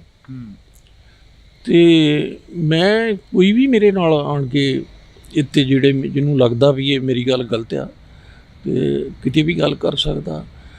ਜੇਲ੍ਹਾਂ ਹੀ ਵਿਗਾੜ ਘਰ ਸੀ। ਕਿਸੇ ਛੋਟੀ ਉਮਰ ਦੇ ਬੱਚੇ ਨੂੰ ਕਿਸੇ ਛੋਟੇ ਮੋਟੇ ਕੇਸ 'ਚ ਜਾਂ ਵੱਡੇ ਕੇਸ 'ਚ ਫਸਾ ਕੇ ਜੇਲ੍ਹ 'ਚ ਸੁੱਟ ਦੇਣਾ। ਤੇ ਐਕਚੁਅਲੀ ਸਾਡੀਆਂ ਜੇਲ੍ਹਾਂ ਜਿਹੜੀਆਂ ਨੇ ਉਹ ਨਰਸਰੀਆਂ ਨੇ ਕ੍ਰਾਈਮ ਦੀਆਂ। ਤੁਸੀਂ ਕਿਹਾ ਕਿ ਕ੍ਰਾਈਮ ਦੀਆਂ ਨਰਸਰੀਆਂ ਨੇ, ਪਰ ਜੈਪਾਲ ਸਿੰਘ ਭੁੱਲਰ ਦੇ ਪਿਤਾ ਵੀ ਇੱਕ ਪੁਲਿਸ ਦੇ ਵਿੱਚ ਅਧਿਕਾਰੀ ਰਹੇ ਨੇ, ਪੁਲਿਸ ਡਿਪਾਰਟਮੈਂਟ ਦੇ ਨਾਲ ਸੰਬੰਧਿਤ ਰਹੇ ਨੇ। ਕੀ ਹੁੰਦਾ ਜੇਲ੍ਹਾਂ ਦੇ ਵਿੱਚ ਜਿਹੜਾ ਸਿਸਟਮ ਹੁੰਦਾ, ਕਿਸ ਤਰ੍ਹਾਂ ਦਾ ਜੇਲ੍ਹਾਂ ਦਾ ਸਿਸਟਮ ਹੁੰਦਾ, ਕਿਸ ਤਰ੍ਹਾਂ ਦਾ ਥਾਣਿਆਂ ਕਚਹਿਰੀਆਂ ਦਾ ਸਿਸਟਮ ਹੁੰਦਾ? ਦੇਖੋ, ਪੁਲਿਸ ਦੀ ਨੌਕਰੀ ਅੱਜ ਕੱਲ੍ਹ ਤੇ ਪੁਲਿਸ ਵਾਲੇ ਜਿਹੜੀ ਜੇਲ੍ਹਾਂ 'ਚ ਵੀ ਲਾਏ ਨੇ। ਅਦਰਵਾਈਜ਼ ਪੰਜਾਬ ਪੁਲਿਸ ਦਾ ਤੇ ਜੇਲ੍ਹ ਵਿਭਾਗ ਦੇ ਵੱਖਰੇ ਮਹਿਕਮੇ ਨੇ। ਸਾਡੀ ਪੁਲਿਸ ਦੀ ਜੇਲ੍ਹਾਂ ਦੇ ਵਿੱਚ ਉਸ ਟਾਈਮ ਕੋਈ ਦਖਲਅੰਦਾਜ਼ੀ ਨਹੀਂ ਹੁੰਦੀ, ਨਾ ਕੋਈ ਅੰਦਰ ਜਾਂਦਾ ਸੀ, ਡਿਊਟੀ ਤੱਕ ਹੀ ਸੀਮਤ ਸੀ। ਅਤੇ ਇਸ ਕਰਕੇ ਮੈਂ ਉਹਦੇ ਬਾਰੇ ਕੋਈ ਇਹ ਜਵਾਬ ਨਹੀਂ ਦੇ ਸਕਦਾ। ਸਿਸਟਮ ਦੇ ਅੰਦਰ ਜੋ ਸੁਣਿਆ, ਜੋ ਲੋਕਾਂ ਨੂੰ ਜਿਹੜੇ ਅੰਦਰ ਦੱਸਦੇ ਆ, ਉਹਦਾ ਵੀ ਸਿਸਟਮ ਤਾਂ ਬਿਲਕੁਲ ਉਦੋਂ ਤੋਂ ਹੀ ਨਿਲ ਸੀ, ਬਿਲਕੁਲ ਨਿਲ ਸੀ। ਜੇਲ੍ਹਾਂ 'ਚ ਨਸ਼ੇ ਮਿਲਦੇ ਸੀ। ਮੇਨ ਤਾਂ ਇਹ ਆ ਵੀ ਉੱਥੇ ਪੈਸੇ ਵਾਲਾ ਬੰਦਾ ਜਿਹੜਾ ਮੋਟੇ ਪੈਸੇ ਲਈ ਜਾਂਦੇ ਸੀ, ਉਹਨੂੰ ਤਾਂ ਮਾੜੀ ਮੋਟੀ ਸਹੂਲਤ ਸੀਗੀ, ਅਤੇ ਜੇ ਪੈਸੇ ਹੈ ਨਹੀਂ ਅਤੇ ਉਹਨੂੰ ਬਿਲਕੁਲ ਰੋਟੀ ਪਾਣੀ ਦੀ ਸਹੂਲਤ ਨਹੀਂ, ਮੈਡੀਕਲ ਦੀ ਸਹੂਲਤ ਨਹੀਂ। ਅਤੇ ਅਸਲ ਇਹ ਵੀ ਇੱਕ ਬੜਾ ਵੱਡਾ ਕਾਰਨ ਬਣਿਆ ਵੀ ਜੇਲ੍ਹਾਂ ਵੱਲ ਮੇਰੇ ਖਿਆਲ ਅੰਗਰੇਜ਼ਾਂ ਦੇ ਟਾਈਮ ਜੇਲ੍ਹਾਂ ਦਾ ਫਿਰ ਵੀ ਰੂਲ ਸੀ। ਅੰਗਰੇਜ਼ਾਂ ਦੇ ਟਾਈਮ ਇਹ ਸੀ ਵੀ ਉਹਨਾਂ ਦੇ ਅਫਸਰ ਕਰਪਟ ਨਹੀਂ ਸਨ, ਅਤੇ ਸਾਡੇ ਅਫਸਰ ਬੜੇ ਕਰਪਟ ਸਨ। ਅਤੇ ਇਸ ਕਰਕੇ ਜੇਲ੍ਹਾਂ ਦਾ ਕੀ ਹੋਣਾ ਸੀ, ਰਿਸ਼ਵਤ ਚੱਲਦੀ ਸੀ, ਉਹਨਾਂ ਨੂੰ ਸਹੀ ਨਾ ਖੁਰਾਕ ਮਿਲਦੀ ਸੀ, ਨਾ ਦਵਾਈ ਮਿਲਦੀ ਸੀ, ਬਾਹਰੋਂ ਪੈਸੇ ਦੇਣੇ ਪੈਂਦੇ ਸੀ, ਜੇਲ੍ਹਾਂ 'ਚ ਨਸ਼ੇ ਵਿਕਦੇ ਸਨ। ਇਹ ਸਾਰਿਆਂ ਨੂੰ ਪਤਾ, ਤੁਹਾਨੂੰ ਵੀ, ਹੋਰਨਾਂ ਲੋਕਾਂ ਨੂੰ ਵੀ ਪਤਾ। ਜੈਪਾਲ ਸਿੰਘ ਭੁੱਲਰ ਦੀ ਜਦੋਂ ਆਪਾਂ ਗੱਲ ਕਰਦੇ ਹਾਂ ਤਾਂ ਬੜੀਆਂ ਯਾਦਾਂ ਤੁਹਾਡੇ ਨਾਲ ਜੁੜੀਆਂ ਹੋਈਆਂ ਨੇ। ਜੈਪਾਲ ਸਿੰਘ ਭੁੱਲਰ ਦਾ ਪਹਿਲਾ ਜਿਹੜਾ ਕ੍ਰਾਈਮ ਹੁੰਦਾ, ਤੁਹਾਨੂੰ ਪਤਾ ਲੱਗਦਾ ਉਸ ਬਾਰੇ, ਤਾਂ ਫਿਰ ਦਿਲ 'ਤੇ ਕੀ ਬੀਤਦੀ ਹੈ ਕਿ ਜੈਪਾਲ ਸਿੰਘ ਭੁੱਲਰ ਤਾਂ ਇੱਕ ਹੈਮਰ ਥਰੋ ਦਾ ਖਿਡਾਰੀ ਸੀਗਾ, ਚੰਗਾ ਹਾਕੀ ਦਾ ਪਲੇਅਰ ਸੀ, ਤੁਸੀਂ ਦੱਸ ਵੀ ਰਹੇ ਸੀ ਕਿ, ਪਰ ਉਦੋਂ ਦਿਲ 'ਤੇ ਕੀ ਬੀਤਦੀ ਹੈ ਜਦੋਂ ਪਹਿਲੀ ਵਾਰ ਉਹ ਕ੍ਰਾਈਮ ਦੀ ਦੁਨੀਆ ਦੇ ਵਿੱਚ ਜਾ ਕੇ ਕਦਮ ਰੱਖਦਾ, ਪਹਿਲਾ ਕਦਮ ਹੁੰਦਾ ਉਸ ਦਾ? ਮੇਰੇ ਇਕੱਲੇ ਦੇ ਨਹੀਂ, ਹਰ ਇੱਕ ਮਾਂ ਪਿਓ ਦੇ ਦਿਲ 'ਤੇ ਜਦੋਂ ਕਿਸੇ ਦਾ ਬੱਚਾ ਕਿਸੇ ਗਲਤ ਬੰਨੇ ਚਲਾ ਜਾਂਦਾ ਜਾਂ ਕੁਛ ਵੀ ਹੁੰਦਾ, ਅਤੇ ਬਹੁਤ ਜ਼ਿਆਦਾ ਦੁੱਖ ਹੁੰਦਾ, ਬਹੁਤ ਜ਼ਿਆਦਾ ਖ਼ਤਮ ਹੋ ਜਾਂਦੀ ਹੈ, ਉਹਦੀ ਦੁਨੀਆ ਹੀ ਖ਼ਤਮ ਹੋ ਜਾਂਦੀ ਹੈ। ਉਹਦਾ ਬਿਲਕੁਲ ਲਾ ਲਓ ਵੀ ਜਿਵੇਂ ਕਿਸੇ ਬੰਦੇ ਦੀ ਕੋਈ ਆਸ ਹੀ ਟੁੱਟ ਜਾਂਦੀ ਆ, ਅਤੇ ਉਹਨੂੰ ਮਤਲਬ ਨਿਰਾਸ਼ਾ ਅਤੇ ਬਿਲਕੁਲ ਬੇਦਿਲੀ ਨਾਲ ਐਵੇਂ ਦਿਨ ਕੱਟਣ ਵਾਲੀ ਗੱਲ ਹੁੰਦੀ ਹੈ। ਕਿਉਂਕਿ ਅਸੀਂ ਅਗਲੀ ਪੀੜ੍ਹੀ ਛੱਡ ਕੇ ਹਮੇਸ਼ਾ ਹੀ ਤੁਰ ਜਾਣਾ ਹੁੰਦਾ, ਅਤੇ ਹਰ ਜੋ ਸਾਡੀ ਸਭਿਅਤਾ ਵਾ ਪੰਜਾਬ ਦੀ, ਅਤੇ ਸਾਡਾ ਧਰਮ ਆ, ਸਾਡੀ ਤਾਂ ਸਾਰੀ ਜੋ ਹੁੰਦੀ ਆ ਉਹ ਗਾਂ ਸਾਡੀ ਪੀੜ੍ਹੀ ਹੁੰਦੀ ਆ। ਹਾਂਜੀ, ਅਤੇ ਇਸ ਕਰਕੇ ਕਿਸੇ ਵੀ ਮਾਂ ਪਿਓ ਦਾ ਸਾਰਾ ਕੁਝ ਹੀ ਖਤਮ ਹੋ ਜਾਂਦਾ ਜਿੱਦਣ ਇਹੋ ਜਿਹੀ ਕੋਈ ਗੱਲ ਹੁੰਦੀ ਹੈ। ਕਦੇ ਬੈਠ ਕੇ ਗੱਲ ਹੁੰਦੀ ਸੀ ਜੈਪਾਲ ਦੇ ਨਾਲ ਜਦੋਂ ਤੁਸੀਂ ਉਸ ਦੁਨੀਆ ਦੇ ਵਿੱਚ ਜੈਪਾਲ ਗਿਆ, ਤਾਂ ਉਸ ਤੋਂ ਬਾਅਦ ਕਦੇ ਤੁਹਾਡੇ ਨਾਲ ਮੁਲਾਕਾਤ ਹੋਈ ਹੋਵੇ ਜਾਂ ਫੋਨ 'ਤੇ ਗੱਲ ਹੋਈ ਹੋਵੇ, ਉਹਦੇ ਨਾਲ ਕਿਸ ਤਰ੍ਹਾਂ ਦੀ ਗੱਲ ਹੋਈ ਸੀ ਕਿ ਵਾਪਸ ਆ ਜਾ, ਜਾਂ ਮਤਲਬ ਛੱਡਿਆ ਇਸ ਦੁਨੀਆ ਨੂੰ, ਤਾਂ ਜੈਪਾਲ ਕੀ ਕਹਿੰਦਾ ਸੀ? ਕੋਈ ਜੈਪਾਲ ਨਹੀਂ ਸੀ ਕਹਿੰਦਾ ਵੀ ਮੈਂ ਇਹਨੂੰ ਛੱਡਣਾ ਨਹੀਂ ਗਾ, ਕੋਈ ਇਹ ਨਹੀਂ ਸੀ ਵੀ ਜੈਪਾਲ ਬਹੁਤ ਦੁਨੀਆ ਕਿਹੜੀ 'ਚ ਚਲਾ ਗਿਆ ਸੀ। ਇਹੋ ਹੀ ਦੁਨੀਆ ਵਾ, ਇਹੋ ਹੀ ਲੋਕ, ਇੱਥੇ ਹੀ ਆਪਾਂ ਸਾਰੇ ਰਹਿੰਦੇ ਹਾਂ, ਕੋਈ ਵੱਖਰੀ ਦੁਨੀਆ 'ਚ ਨਹੀਂ ਸੀ ਚਲਾ ਗਿਆ। ਪਰ ਸਾਡਾ ਜਿਹੜਾ ਸਿਸਟਮ ਆ, ਸਾਡੇ ਸਿਸਟਮ 'ਚ ਜਦੋਂ ਕੋਈ ਬੰਦਾ ਜੇ ਤਾਂ ਬੇਸਿਕਲੀ ਉਹਦਾ ਕ੍ਰਿਮੀਨਲ ਆ, ਉਹਦੇ ਲਈ ਉਹਦੇ ਦਾਅਵੇ 'ਚ ਵੀ ਮਾਰ ਕੇ ਨਿਕਲ ਵੀ ਜਾਂਦਾ, ਅਤੇ ਜਿਹੜਾ ਆਮ ਫਸਦਾ ਉਹਦੇ ਰਗੜਿਆ ਜਾਂਦਾ। ਸਾਡਾ ਸਿਸਟਮ ਹੀ ਇਹੋ ਜਿਹਾ। ਸਾਡੀਆਂ ਅਦਾਲਤਾਂ ਜਿਹੜੀਆਂ ਨੇ ਇਹ ਅੰਗਰੇਜ਼ਾਂ ਨੇ ਕਾਇਮ ਕੀਤੀਆਂ ਨੇ, ਅਤੇ ਅੰਗਰੇਜ਼ਾਂ ਬੜੀ ਘੱਟ ਸਟਰੈਂਥ ਨਾਲ ਉਹਨਾਂ ਦੀ ਆਪਣੀ, ਅਤੇ ਮੈਂ ਸਾਨੂੰ ਅਤੇ ਸਾਡੇ ਰਾਹੀਂ ਗੁਲਾਮ ਰੱਖਣਾ ਸੀ ਆਪਣੇ, ਕਿਉਂ ਉਹਨਾਂ ਦੇ ਬੜੀ ਨਫਰੀ ਘੱਟ ਸੀਗੀ। ਅਤੇ ਉਹਨਾਂ ਇਹੋ ਜਿਹੇ ਕਾਨੂੰਨ ਬਣਾਏ ਵੀ ਜੇ ਉਹ ਚਾਹੁਣ ਅਤੇ ਸਰਕਾਰਾਂ ਚਾਹੁਣ ਅਤੇ ਜੋ ਜਿੱਧਰ ਮਰਜ਼ੀ ਬਾਣੀ ਪਾਸ ਨੂੰ ਉਹਨਾਂ ਨੂੰ ਖਹਿੜਾ ਛਡਾਉਣ ਲਈ ਕੋਈ ਰਸਤਾ ਹੀ ਨਹੀਂ ਸੀ। ਉਦੋਂ ਵੀ ਤਾਂ ਜਦੋਂ ਕੋਈ ਆਜ਼ਾਦੀ ਦੀ ਗੱਲ ਕਰਦਾ ਸੀ ਤਾਂ ਕਿੰਨੇ ਸਾਲ ਜੇਲ੍ਹਾਂ 'ਚ ਸੁੱਟਦੇ ਸੀ, ਕਾਲਿਆਂ ਪਾਣੀ 'ਚ ਭੇਜ ਦਿੰਦੇ ਸੀ, ਉੱਥੇ ਮਰ ਜਾਂਦੇ ਸੀ ਲੋਕ ਇਲਾਜ ਲਈ। ਕਿੰਨੇ ਸਾਡੇ ਲੋਕ ਉੱਥੇ ਮਰ ਗਏ, ਜੇਲ੍ਹਾਂ 'ਚ ਹੀ ਮਰ ਗਏ, ਕੋਈ ਵਾਪਸੀ ਨਹੀਂ ਸੀ। ਉਸ ਕਾਨੂੰਨ ਦੇ ਵਿੱਚ ਰਤਾ ਜਿੰਨਾ ਵੀ ਫਰਕ ਨਹੀਂ ਪਿਆ। ਇਹ ਠੀਕ ਹੈ ਵੀ ਉਦੋਂ ਉਹ ਲੋਕ ਹੀ ਅੰਗਰੇਜ਼ਾਂ ਦੇ ਸਕੰਜੇ 'ਚ ਆਉਂਦੇ ਸੀ ਜਿਹੜੇ ਆਪਣੀ ਆਜ਼ਾਦੀ ਦੀ ਗੱਲ ਕਰਦੇ ਸੀ ਅਤੇ ਆਮ ਨਹੀਂ ਸੀ, ਪਰ ਇਹਨਾਂ ਉਹ ਆਜ਼ਾਦੀ ਵਾਲਾ ਕੰਮ ਤਾਂ ਖਤਮ ਹੋ ਗਿਆ। ਇਹਨਾਂ ਲੋਕਾਂ ਨੇ ਆਮ ਜਿਹੜੇ ਸੀ ਉਹਨਾਂ ਨੂੰ ਹੀ ਰਗੜਨਾ ਸ਼ੁਰੂ ਕਰਤਾ। ਪੁਲਿਸ ਦਾ ਮਹਿਕਮਾ ਇੱਕ ਧੰਦਾ ਬਣ ਗਿਆ, ਅਫਸਰਾਂ ਦਾ ਪੈਸੇ ਕਮਾਉਣ ਦਾ ਬੜਾ ਵੱਡਾ ਬਿਜ਼ਨਸ ਬਣ ਗਿਆ ਅਤੇ ਉਹਦੀ ਆੜ ਦੇ ਵਿੱਚ ਕੁਚਲ ਦਿੱਤੇ ਗਏ। ਅੱਜ ਵੀ ਜਿਹੜੇ ਇੱਥੋਂ ਦੇ ਕਾਨੂੰਨ ਆ ਜਿਹੜੇ ਆ, ਦੇਖ ਲਓ ਵੀ ਤਗੜਾ ਬੰਦਾ ਜਿਹੜਾ ਉਹਦੇ ਮਹੀਨਿਆਂ 'ਚ ਹੀ ਉਹਦੀ ਬੇਲ ਹੋ ਜਾਂਦੀ ਹੈ ਕਿ ਪਹਿਲੀ ਗੱਲ ਤਾਂ ਉੱਤੇ ਕੇਸ ਬਣਦਾ ਹੀ ਨਹੀਂ ਗਾ। ਹਾਂਜੀ, ਉਹਨੂੰ ਪਹਿਲਾਂ ਹੀ ਸਟਾਰਟਿੰਗ 'ਚ ਉੱਤੇ ਕੋਈ ਪੁਲਿਸ ਅਫਸਰ ਵੀ ਹੁਣ ਕਿੰਨੇ ਕੇਸ ਇੱਥੇ ਧਰਨੇ ਦੇਈ ਜਾਂਦੇ ਆ ਬਰਗਾੜੀ ਦਾ, ਅਤੇ ਕਿੰਨੇ ਕੇਸ ਆ ਅਤੇ ਸਿੱਟ ਬਣ ਗਈ ਜੀ, ਜੇ ਬਣ ਗਈ, ਕੁਛ ਨਿਕਲਿਆ। ਹਾਂਜੀ, ਅਤੇ ਜੇ ਪੁਲਿਸ ਚਾਹੇ ਅਤੇ ਘੰਟਿਆਂ 'ਚ, ਕਿਉਂ ਪੁਲਿਸ ਨੂੰ ਪਤਾ ਹੁਣ ਜਿਹੜੀ ਪੁਲਿਸ ਵਾਲੇ ਜਿਹੜੇ ਆ, ਇਹ ਜਿਹੜੀ ਵੀ ਪਾਰਟੀ ਦਾ ਰਾਜ ਹੁੰਦਾ ਬਿਲਕੁਲ ਉਹਦੇ ਕਹਿਣ 'ਤੇ ਅਤੇ ਉਹਦੇ ਜੋ ਉਹ ਬੋਲਦੇ ਆ ਉਹੀ ਕਰਦੇ ਆ। ਹੁਣ ਉਸ ਟਾਈਮ ਅਕਾਲੀ ਪਾਰਟੀ ਦਾ ਰਾਜ ਸੀ। ਹਾਂਜੀ, ਅਤੇ ਜਦੋਂ ਆ ਬੇਅਦਬੀਆਂ ਹੋਈਆਂ, ਉਹਨਾਂ ਮੁੰਡਿਆਂ ਨੂੰ ਮਾਰਿਆ ਗਿਆ, ਅਤੇ ਜਦੋਂ ਸਰਕਾਰ ਹੀ ਨਹੀਂ ਸੀ ਚਾਹੁੰਦੀ ਇਨਸਾਫ ਦੇਣਾ ਤਾਂ ਕਿੱਥੋਂ ਮਿਲਣਾ ਸੀ। ਫਿਰ ਉਹ ਸਬੂਤ ਸਾਰੇ ਖਤਮ ਕਰ ਦਿੰਦੀ ਹੈ ਪੁਲਿਸ। ਅਜੇ ਤੱਕ ਲੋਕ ਸੜਕਾਂ 'ਤੇ ਰੁੜੀ ਜਾਂਦੇ ਆ। ਇਸ ਕਰਕੇ ਇਹ ਸਿਸਟਮ ਹੀ ਸਾਡਾ ਇਹੋ ਜਿਹਾ, ਅਤੇ ਅੰਗਰੇਜ਼ਾਂ ਦਾ ਬਣਾਇਆ ਸਿਸਟਮ ਇਹਨਾਂ ਨੇ ਕੋਈ ਬਦਲਿਆ ਨਹੀਂ, ਅਤੇ ਉਹਦੇ ਨਾਲ ਲੋਕ ਚੱਕੀ 'ਚ ਪਿਸੀ ਜਾ ਰਹੇ ਆ। ਤੁਸੀਂ ਸਿਸਟਮ ਦੀ ਗੱਲ ਕਰ ਰਹੇ ਹੋ। ਸਿਸਟਮ ਦੇ ਵਿੱਚ ਧੱਕਣ ਵਾਲੇ ਕੌਣ ਲੋਕ ਨੇ? ਜਿਹੜਾ ਆਮ ਇੱਕ ਜੈਪਾਲ ਵਰਗੇ ਖਿਡਾਰੀ ਨੂੰ ਉਸ ਸਿਸਟਮ ਦੇ ਵਿੱਚ ਧੱਕ ਦਿੱਤਾ ਗਿਆ ਕਿ ਤੂੰ ਉਸ ਸਿਸਟਮ ਦੇ ਵਿੱਚ ਹੀ ਜਾ, ਬਸ ਤੇਰਾ ਰਾਹ ਹੀ ਆਹ। ਮੈਂ ਤੁਹਾਨੂੰ ਦੱਸਿਆ ਵੀ ਪੁਲਿਸ ਤੇ ਸਰਕਾਰਾਂ ਦੋ ਹੀ ਨੇ। ਜੈਪਾਲ ਦਾ ਨਾਮ ਰੌਕੀ ਫਾਜ਼ਿਲਕਾ ਨਾਲ ਵੀ ਜੁੜਦਾ ਰਿਹਾ ਅਤੇ ਕਾਫੀ ਹੋਰ ਕ੍ਰਾਈਮ ਦੇ ਨਾਲ ਵੀ ਜੁੜਦਾ ਰਿਹਾ। ਕਈ ਵਾਰ ਗੱਲਬਾਤ ਹੋਈ ਹੋਣੀ ਹੈ ਇਸ ਦੇ ਵਿੱਚ। ਕੀ ਲੱਗਦਾ ਕਿੰਨਾ ਕੁ ਸੱਚ ਆ ਜਿਹੜਾ ਕਿ ਮੀਡੀਆ ਦੇ ਸਾਹਮਣੇ ਦਿਖਾਇਆ ਜਾਂਦਾ ਜਾਂ ਫਿਰ ਆਮ ਲੋਕਾਂ ਦੇ ਸਾਹਮਣੇ ਦਿਖਾਇਆ ਜਾਂਦਾ? ਮੈਂ ਇਹੋ ਜਿਹੀਆਂ ਗੱਲਾਂ ਕਰਨੀਆਂ ਵਾਜਬ ਨਹੀਂ ਸਮਝਦਾ। ਉਹ ਜਿਹੜਾ ਰੌਕੀ ਫਾਜ਼ਿਲਕਾ ਸੀ, ਉਹਦਾ ਚਲੋ ਪਿਓ ਨਹੀਂ, ਉਹਦੀ ਵੀ ਮਾਂ ਸੀ, ਉਹਦੀ ਵੀ ਭੈਣ ਆ, ਉਹਦਾ ਵੀ ਭਰਾ ਵਾ।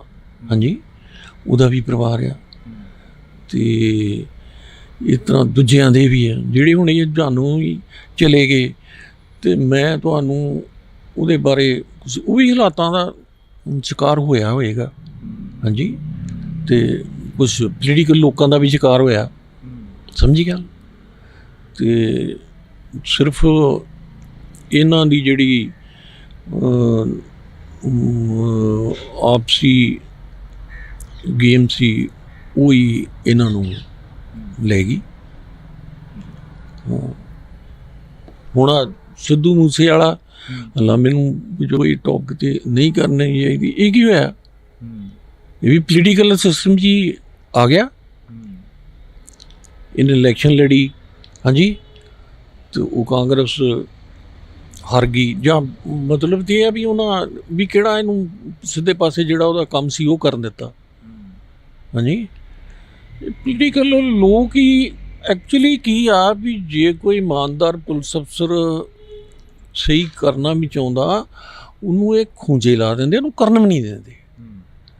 ਮਤਲਬ ਸਟਾਰਟ ਇਹ ਸਾਰੀ ਗੇਮ ਰਲ ਮਿਲ ਕੇ ਹੀ ਹੋਈ। ਉਹਨੂੰ ਦੇ ਕਿਤੇ ਉਹ ਜਿਹੀ ਜਗ੍ਹਾ ਲਾਉਂਦੇ ਹੀ ਨਹੀਂ, ਬਦਲੀ ਕਰਕੇ ਉਹ ਮਾਰਦੇ ਆ ਕਿਤੇ ਖੁੱਡੇ ਖੱਡੇ 'ਚ। ਅਤੇ ਮੇਨ ਇਹ ਆ ਵੀ ਜਿਹੜਾ ਅਫਸਰਾਂ ਦਾ ਇਹਨਾਂ ਪੋਲੀਟੀਕਲ ਲੋਕਾਂ ਦੇ ਬਜਾਏ ਕਾਨੂੰਨ ਦੀ ਰਾਖੀ ਕਰਨ ਦੇ, ਇਹ ਪੋਲੀਟੀਕਲ ਆਕਾਂ ਦੀ ਰਾਖੀ ਕਰਨ ਲੱਗ ਪਏ। ਹਾਂ, ਅਤੇ ਉਹਨਾਂ ਵੋਟਾਂ ਲੈਣੀਆਂ ਹੁੰਦੀਆਂ, ਵੋਟਾਂ ਲੈ ਕੇ ਤਕੜਾ ਧਨ ਕਮਾਉਣਾ ਹੁੰਦਾ। ਉਹਨਾਂ ਨੂੰ ਕੋਈ ਮਰੇ ਕੋਈ ਜੀਵੇ, ਉਹਨਾਂ ਨੂੰ ਕੋਈ ਫਰਕ ਨਹੀਂ ਹੁੰਦਾ। ਆਪ ਉਹਨਾਂ ਕੋਲ ਤਗੜੀ ਸਿਕਿਉਰਿਟੀ ਹੁੰਦੀ ਹੈ, ਪ੍ਰਾਈਵੇਟ ਬੰਦੇ ਹੁੰਦੇ ਨੇ, ਸਭ ਕੁਛ ਹੀ ਹੁੰਦਾ। ਇਸ ਕਰਕੇ ਇਹ ਹੈ ਵੀ ਇੱਕ ਕਿਸਮ ਦਾ ਗੁੰਡਾ ਰਾਜ ਜਿਹਨੂੰ ਕਹੋ ਉਹ ਹੀ ਚੱਲਿਆ ਆਉਂਦਾ ਪੰਜਾਬ 'ਚ, ਖਾਸ ਕਰ 78-80 ਤੋਂ ਦੇਖਦੇ ਆਏ ਆ ਕਿ ਸਿਆਸਤ 'ਚ ਉਹ ਉਹਨਾਂ ਘਟੀਆ ਬੰਦਿਆਂ ਦੇ ਹੱਥਾਂ 'ਚ ਰਹੀ ਕਿ ਜਿਹੜੇ ਬਹੁਤ ਹੀ ਗਿਰੇ ਹੋਏ ਲੋਕ ਸੀ, ਜਿਵੇਂ ਆ ਪ੍ਰਕਾਸ਼ ਸਿੰਘ ਬਾਦਲ ਆ, ਅਤੇ ਹੋਰ ਵੀ ਜਿਹੜੇ ਹੁਣ ਜੇ ਕੈਪਟਨ ਸੀ ਤੇ ਉਹ ਇੱਕ ਦੇਖ ਲਓ ਵੀ ਸ਼ਰਾਬੀ ਕੁਆਬੀ ਬੰਦਾ ਜਿਹੜਾ ਆਪਣੇ ਐਡੇ ਵੱਡੇ ਹਾਊਸ 'ਚੋਂ ਹੀ ਨਹੀਂ ਨਿਕਲਦਾ, ਅਤੇ ਉਹ 10 ਸਾਲ 9 ਸਾਲ ਜਾਂ 9.5 ਸਾਲ ਮੁੱਖ ਮੰਤਰੀ ਰਹਿ ਗਿਆ। ਹਾਂਜੀ, ਜਿਹੜਾ ਕਿਤੇ ਵੀ ਨਹੀਂ ਸੀ ਪਹੁੰਚ ਸਕਦਾ, ਪਤਾ ਨਹੀਂ ਸੌਣਾ ਕਦੋਂ ਉਹਨੇ ਅਤੇ ਉੱਠਣਾ ਕਦੋਂ ਆ। ਇਸ ਕਰਕੇ ਬਦਕਿਸਮਤੀ ਨਾਲ ਪੰਜਾਬ ਨੂੰ, ਕਿਉਂਕਿ ਪਾਰਟੀਆਂ ਰਾਜ ਕਰਦੀਆਂ ਨੇ ਅਤੇ ਪਾਰਟੀਆਂ ਦੇ ਲੀਡਰ ਉਹ ਬਣੇ ਵੀ ਜਿਹੜੇ ਬਹੁਤ ਹੀ ਲਾਲਚ, ਉਹਨਾਂ ਨੂੰ ਕੁਛ ਨਹੀਂ ਸੀ, ਨਾ ਪੰਜਾਬ ਨਾਲ, ਨਾ ਦੇਸ਼ ਨਾਲ, ਜਾਂ ਕਿਸੇ ਨਾਲ, ਉਹਨਾਂ ਨੂੰ ਆਪਣੇ ਉਹਨਾਂ ਦੇ ਮਫਾਦ ਸੀ, ਪੈਸਾ ਸੀ। ਹੁਣ ਬਾਦਲ ਕਾ ਟੱਬਰ ਕਿੰਨਾ ਪੈਸਾ ਇਕੱਠਾ ਕਰ ਗਿਆ ਅਤੇ ਕਿੰਨੇ ਬਾਹਰਲੇ ਦੇਸ਼ਾਂ 'ਚ, ਅਤੇ ਕਿਤੇ ਲਾ ਲਓ ਵੀ ਇਹਨਾਂ ਦੀ ਕਿੰਨੀ ਪ੍ਰਾਪਰਟੀ ਆ, ਅਤੇ ਇਹਨਾਂ ਉਸੇ ਕੰਮ ਲਈ ਸਿਆਸਤ ਕੀਤੀ ਅਤੇ ਕਿੰਨੇ ਲੋਕ ਇਹਨਾਂ ਬਰਬਾਦ ਤੇ। ਇਹੋ ਹੀ ਪ੍ਰਕਾਸ਼ ਸਿੰਘ ਬਾਦਲ ਆ ਜਿਹਨੇ ਜਿਹੜਾ ਮਰਜੀਵੜੇ ਭਰਤੀ ਕਰਦਾ ਸੀ, ਫਿਰਦਾ ਆਪਣਾ ਜਮੂਰਾ ਜਿਹਾ ਜਿਹੜਾ ਰਾਮੂ ਵਾਲੀਆ ਘੈਂ ਕਰਦਾ, ਇਹਨੇ ਲਿਸਟ ਬਣਾਈ ਵੀ ਆ ਮਰਜੀਵੜਾ 1.25 ਲੱਖ ਮਰਜੀਵੜਾ ਭਰਤੀ ਕਰ ਲਿਆ ਜੀ। ਜਦੋਂ ਦਰਬਾਰ ਸਾਹਿਬ 'ਤੇ ਜਾਂ ਕੋਈ ਆਇਆ ਅਤੇ ਉਹ ਲੜ ਮਰਨਗੇ, ਅਤੇ ਉਹ 1.25 ਲੱਖ 'ਚੋਂ ਕੋਈ ਇੱਕ ਵੀ ਨਹੀਂ ਮਾਰੇ, ਹੋਰ ਲੋਕ ਗਏ ਵਿਚਾਰੇ। ਅਤੇ ਇਹ ਪਹਿਲਾਂ ਹੀ ਇਹ ਕਰਦੇ ਸੀ, ਹੁਣ ਦੋਸ਼ ਭਿੰਡਰਾਲੇ ਨੂੰ ਦੇ ਦਿੰਦੇ ਆ ਉਹ ਜੇ, ਅਤੇ ਇਹਨਾਂ 1.25 ਲੱਖ ਮਰਜੀਵੜਾ ਕਾਹਦੇ ਲਈ ਭਰਤੀ ਕੀਤਾ ਸੀ ਅਤੇ ਇਹੋ ਜਿਹੀਆਂ ਗੱਲਾਂ ਕਿਉਂ ਕਰਦੇ ਸੀ। ਮੇਨ ਇਹ ਆ ਵੀ ਉਹਨਾਂ ਨੂੰ ਸੀ ਵੀ ਲੋਕਾਂ ਨੂੰ ਗੁੰਮਰਾਹ ਕਰਨਾ ਅਤੇ ਮਰਵਾਉਣਾ, ਅਤੇ ਭਿੰਡਰਾਲੇ ਨੂੰ ਮਰਵਾਉਣਾ, ਕਿਉਂਕਿ ਭਿੰਡਰਾਂ ਵਾਲਾ ਇਹਨਾਂ ਵਾਂਗ ਲਾਲਚੀ ਨਹੀਂ ਸੀ, ਉਹ ਇੱਕ ਸੰਤ ਲੋਕ ਸੀ, ਸੱਚ ਬੋਲਦਾ ਸੀ। ਬਸ ਉਹ ਦੇਖ ਲਓ ਵੀ ਉਹਦੇ ਕਰਕੇ ਹੀ ਕਿੰਨਾ ਕੁਛ ਬਾਦਲਾਂ ਨੇ ਕਤਲ ਕਰਾ ਦਿੱਤਾ। ਅਤੇ ਜਦੋਂ ਕਿ ਉਹ ਕੰਪਰੋਮਾਈਜ਼ ਹੋ ਸਕਦਾ ਸੀ ਪਹਿਲਾਂ ਹੀ, ਇੰਨੀ ਕੋਈ ਗੱਲ ਹੀ ਨਹੀਂ ਬਦਨੀ, ਇਹਨੇ ਆਪ ਨਿਰੰਕਾਰੀਆਂ ਦਾ ਫੰਕਸ਼ਨ ਕਰਾਇਆ, ਉੱਥੇ ਇਹਨੇ ਬੰਦੇ ਮਰਾਏ। ਮਤਲਬ ਜੇ ਪੰਜਾਬ ਦੇ ਪਿਛਲੇ ਮੈਂ 45 ਸਾਲ ਦੀ ਸਿਆਸਤ ਦੀ ਗੱਲ ਕਰਾਂ ਅਤੇ ਸਭ ਤੋਂ ਵੱਡਾ ਜਿਹੜਾ ਗੁਨਾਹਗਾਰ ਆ ਉਹ ਪ੍ਰਕਾਸ਼ ਸਿੰਘ ਬਾਦਲ ਅਤੇ ਉਹਦੀ ਫੈਮਿਲੀ ਆ। ਤੁਸੀਂ ਸਿਆਸਤ ਦੀ ਗੱਲ ਕਰ ਰਹੇ ਹੋ, ਜਿਹੜੇ ਨੌਜਵਾਨ ਗੁੰਮਰਾਹ ਹੋ ਕੇ ਦਲ ਦੇ ਵਿੱਚ ਧੱਸ ਜਾਂਦੇ ਨੇ, ਨਸ਼ੇ ਦੀ ਦਲ ਹੋਵੇ ਜਾਂ ਫਿਰ ਗੈਂਗਵਾਰ ਦੀ ਦਲ ਹੋਵੇ, ਉਹ ਵੀ ਸਿਆਸਤ ਤੋਂ ਗੁੰਮਰਾਹ ਹੁੰਦੇ ਨੇ, ਉਹਨਾਂ ਦੇ ਪਿੱਛੇ ਵੀ ਪੋਲੀਟੀਕਲ ਪਾਰਟੀਆਂ ਖੜਦੀਆਂ ਨੇ ਜਾ ਕੇ ਕਿਤੇ ਨਾ ਕਿਤੇ। ਮੈਨੂੰ ਨਸ਼ੇ ਬਾਰੇ ਤਾਂ ਨਹੀਂ ਪਤਾ ਵੀ ਮੈਂ ਐਵੇਂ ਤੁਹਾਨੂੰ ਕਹਿ ਦਿਆਂ ਨਸ਼ੇ ਦੀ ਦਲ 'ਚ ਕਿਵੇਂ ਫਸ ਜਾਂਦੇ ਅਤੇ ਕਿਵੇਂ ਨਹੀਂ ਆ। ਅਤੇ ਇਹ ਠੀਕ ਹੈ ਵੀ ਨਸ਼ਾ ਅਕਸਰ ਵਿਕਦਾ ਅਤੇ ਫਿਰ ਹੀ ਦਲ ਕੋਲ ਆਉਂਦਾ, ਲੋਕਾਂ ਕੋਲ ਆਉਂਦਾ। ਅਤੇ ਆੜਾ ਹੁਣ ਚਿੱਟਾ ਵਾ, ਇਹ ਵਾਰ ਕੀ ਕਰਦੇ ਨੇ ਵੀ ਪਾਕਿਸਤਾਨ ਡਰੋਨ ਅਤੇ ਆਰਮੀ BSF ਨੂੰ 50 ਕਿਲੋਮੀਟਰ 'ਤੇ ਛੱਡ ਦਿਓ। ਉਹ ਜਿਹੜੀ ਪਾਕਿਸਤਾਨ ਨੂੰ ਜਿਹੜਾ ਨਸ਼ਾ ਆਉਂਦਾ, ਉਹ ਹੀਰੋਇਨ ਜਿਹੜੀ ਆ ਉਹ ਕਾਫੀ ਕਾਸਟਲੀ ਹੈ, ਯੂਰਪ 'ਚ ਇਸਤੇਮਾਲ ਹੁੰਦਾ, ਉਹਦੇ ਪੈਕਟ ਜ਼ਿਆਦਾਤਰ ਯੂਰਪ 'ਚ ਖੁੱਲ੍ਹਦੇ ਆ। ਅਤੇ ਇਹਦੇ ਇੱਕ ਰਸਤਾ ਵਾ, ਅਤੇ ਇਹ ਨਵਾਂ ਨਸ਼ਾ ਜਿਹੜਾ ਜਿਹਦੇ ਨਾਲ ਸਾਡੀ ਜਵਾਨੀ ਤਬਾਹ ਕੀਤੀ ਗਈ ਹੈ, ਜਿਹਨੂੰ ਚਿੱਟਾ ਕਿਹਾ ਗਿਆ, ਇਹ ਤਾਂ ਇੱਕ ਸੈਪਰੇਟ ਨਸ਼ਾ ਵਾ। ਜਿੱਥੋਂ ਤੱਕ ਮੇਰੀ ਜਾਣਕਾਰੀ ਆ ਵੀ ਇਹ ਵਰਲਡ ਵਾਰ ਟਾਈਮ ਨਾ ਜਰਮਨੀ ਦੇ ਵਿੱਚ ਹਿਟਲਰ ਦੇ ਟਾਈਮ ਇਹ ਤਿਆਰ ਹੋਇਆ ਸੀ, ਅਤੇ ਫੌਜ ਨੂੰ ਉਹ ਦਿੱਤਾ ਗਿਆ, ਜਿਹਦੇ ਨਾਲ ਉਹਨਾਂ ਦੀ ਸੁੱਧ ਬੁੱਧ, ਮਤਲਬ ਉਹਨਾਂ ਨੂੰ ਭੁੱਖ ਤੇ ਜਾਂ ਉਹ ਇੰਜਰੀ ਜਾਂ ਕੁਛ ਵੀ ਮਹਿਸੂਸ ਨਹੀਂ ਸੀ ਹੁੰਦਾ, ਅਤੇ ਉਹ ਮਰਨ ਤੱਕ ਲੜੀ ਜਾਂਦੇ ਸੀ। ਅਤੇ ਉਹ ਤਕਨੀਕ ਇਹਨਾਂ ਨੇ ਜਿਹੜੀ ਇੱਥੇ ਲਿਆਂਦੀ ਅਤੇ ਪੋਲੀਟੀਕਲ ਲੋਕਾਂ ਨੇ ਵਿਕਸਿਤ ਕੀਤੀ। ਹੁਣ ਤੁਸੀਂ ਵੀ ਬੜੇ ਚੰਗੇ ਪੁਲਿਸ ਅਫਸਰ, ਇਮਾਨਦਾਰ ਪੁਲਿਸ ਅਫਸਰ ਰੈਕ ਅਮਰ ਵਿਜੇ ਪ੍ਰਤਾਪ ਸਿੰਘ, ਅਤੇ ਉਹਨਾਂ ਨੂੰ ਇਨਕੁਆਇਰੀ ਦਿੱਤੀ ਗਈ, ਅਤੇ ਉਹ ਪਿੱਛੇ ਮੈਂ ਉਹਨਾਂ ਦੀ ਇੰਟਰਵਿਊ ਸੁਣੀ ਆ, ਉਹਨਾਂ ਦੱਸਿਆ ਵੀ ਇਹ ਸਾਰੀ ਗੇਮ ਜਿਹੜੀ ਆ ਮਜੀਠੀਏ ਅਤੇ ਉਹਨਾਂ ਰਲ ਕੇ ਹੀ ਚਲਾਈ ਅਤੇ ਗੈਂਗਸਟਰ ਵਾਲਾ ਕੰਮ ਵੀ ਇਹਨਾਂ ਚਲਾਇਆ ਅਤੇ ਚਿੱਟੇ ਦਾ ਵੀ ਇਹਨਾਂ ਦੇ ਬੰਦਿਆਂ ਨੇ ਧੰਦਾ ਕੀਤਾ। ਅਤੇ ਜੇ ਸਿਆਸਤਦਾਨ ਆਪ ਨਾ ਕਰਦੇ, ਨਾ ਲਿਆਉਂਦੇ, ਨਾ ਪੁਲਿਸ ਦੇ ਅਫਸਰਾਂ ਨੂੰ ਰਲਾ ਕੇ ਕਰਦੇ, ਜੋ ਵਿਕਦਾ ਹੀ ਨਾ ਤੇ ਕਿੱਥੋਂ ਲੱਗਦਾ ਤੇ ਕਿੱਥੋਂ ਦਲਦਲ 'ਚ ਫਾਦੇ। ਕੀ ਲੱਗਦਾ ਹੈਗਾ ਜਿਹੜਾ ਪੰਜਾਬ ਦੀ ਨੌਜਵਾਨੀ ਨੂੰ ਇੱਕ ਵਾਰ ਫੇਰ ਹੁਲਾਰਾ ਵੱਜਾ, ਅੰਮ੍ਰਿਤਪਾਲ ਸਿੰਘ ਦੀ ਥੋੜ੍ਹੀ ਜਿਹੀ ਗੱਲ ਕਰੀਏ ਤਾਂ ਅੰਮ੍ਰਿਤਪਾਲ ਸਿੰਘ ਪੰਜਾਬ ਦੀ ਨੌਜਵਾਨੀ ਨੂੰ ਫੇਰ ਆਪਣੇ ਨਾਲ ਲੈ ਕੇ ਚੱਲ ਪਿਆ, ਉਸ ਬਾਰੇ ਕੀ ਸੋਚਦੇ? ਅੰਮ੍ਰਿਤਪਾਲ ਪੰਜਾਬ ਦੀ ਨੌਜਵਾਨੀ ਨੂੰ ਲੈ ਕੇ ਤੇ ਕਿੱਥੇ ਚੱਲ ਪਿਆ ਵਾ ਉਹ, ਪਰ ਉਹਦੀ ਕੋਸ਼ਿਸ਼ ਬਹੁਤ ਚੰਗੀ ਅਤੇ ਵਧੀਆ ਅਤੇ ਇਹਨਾਂ ਸਿਆਸਤਦਾਨਾਂ ਨੂੰ ਰਿੜਕਦੀ ਆ।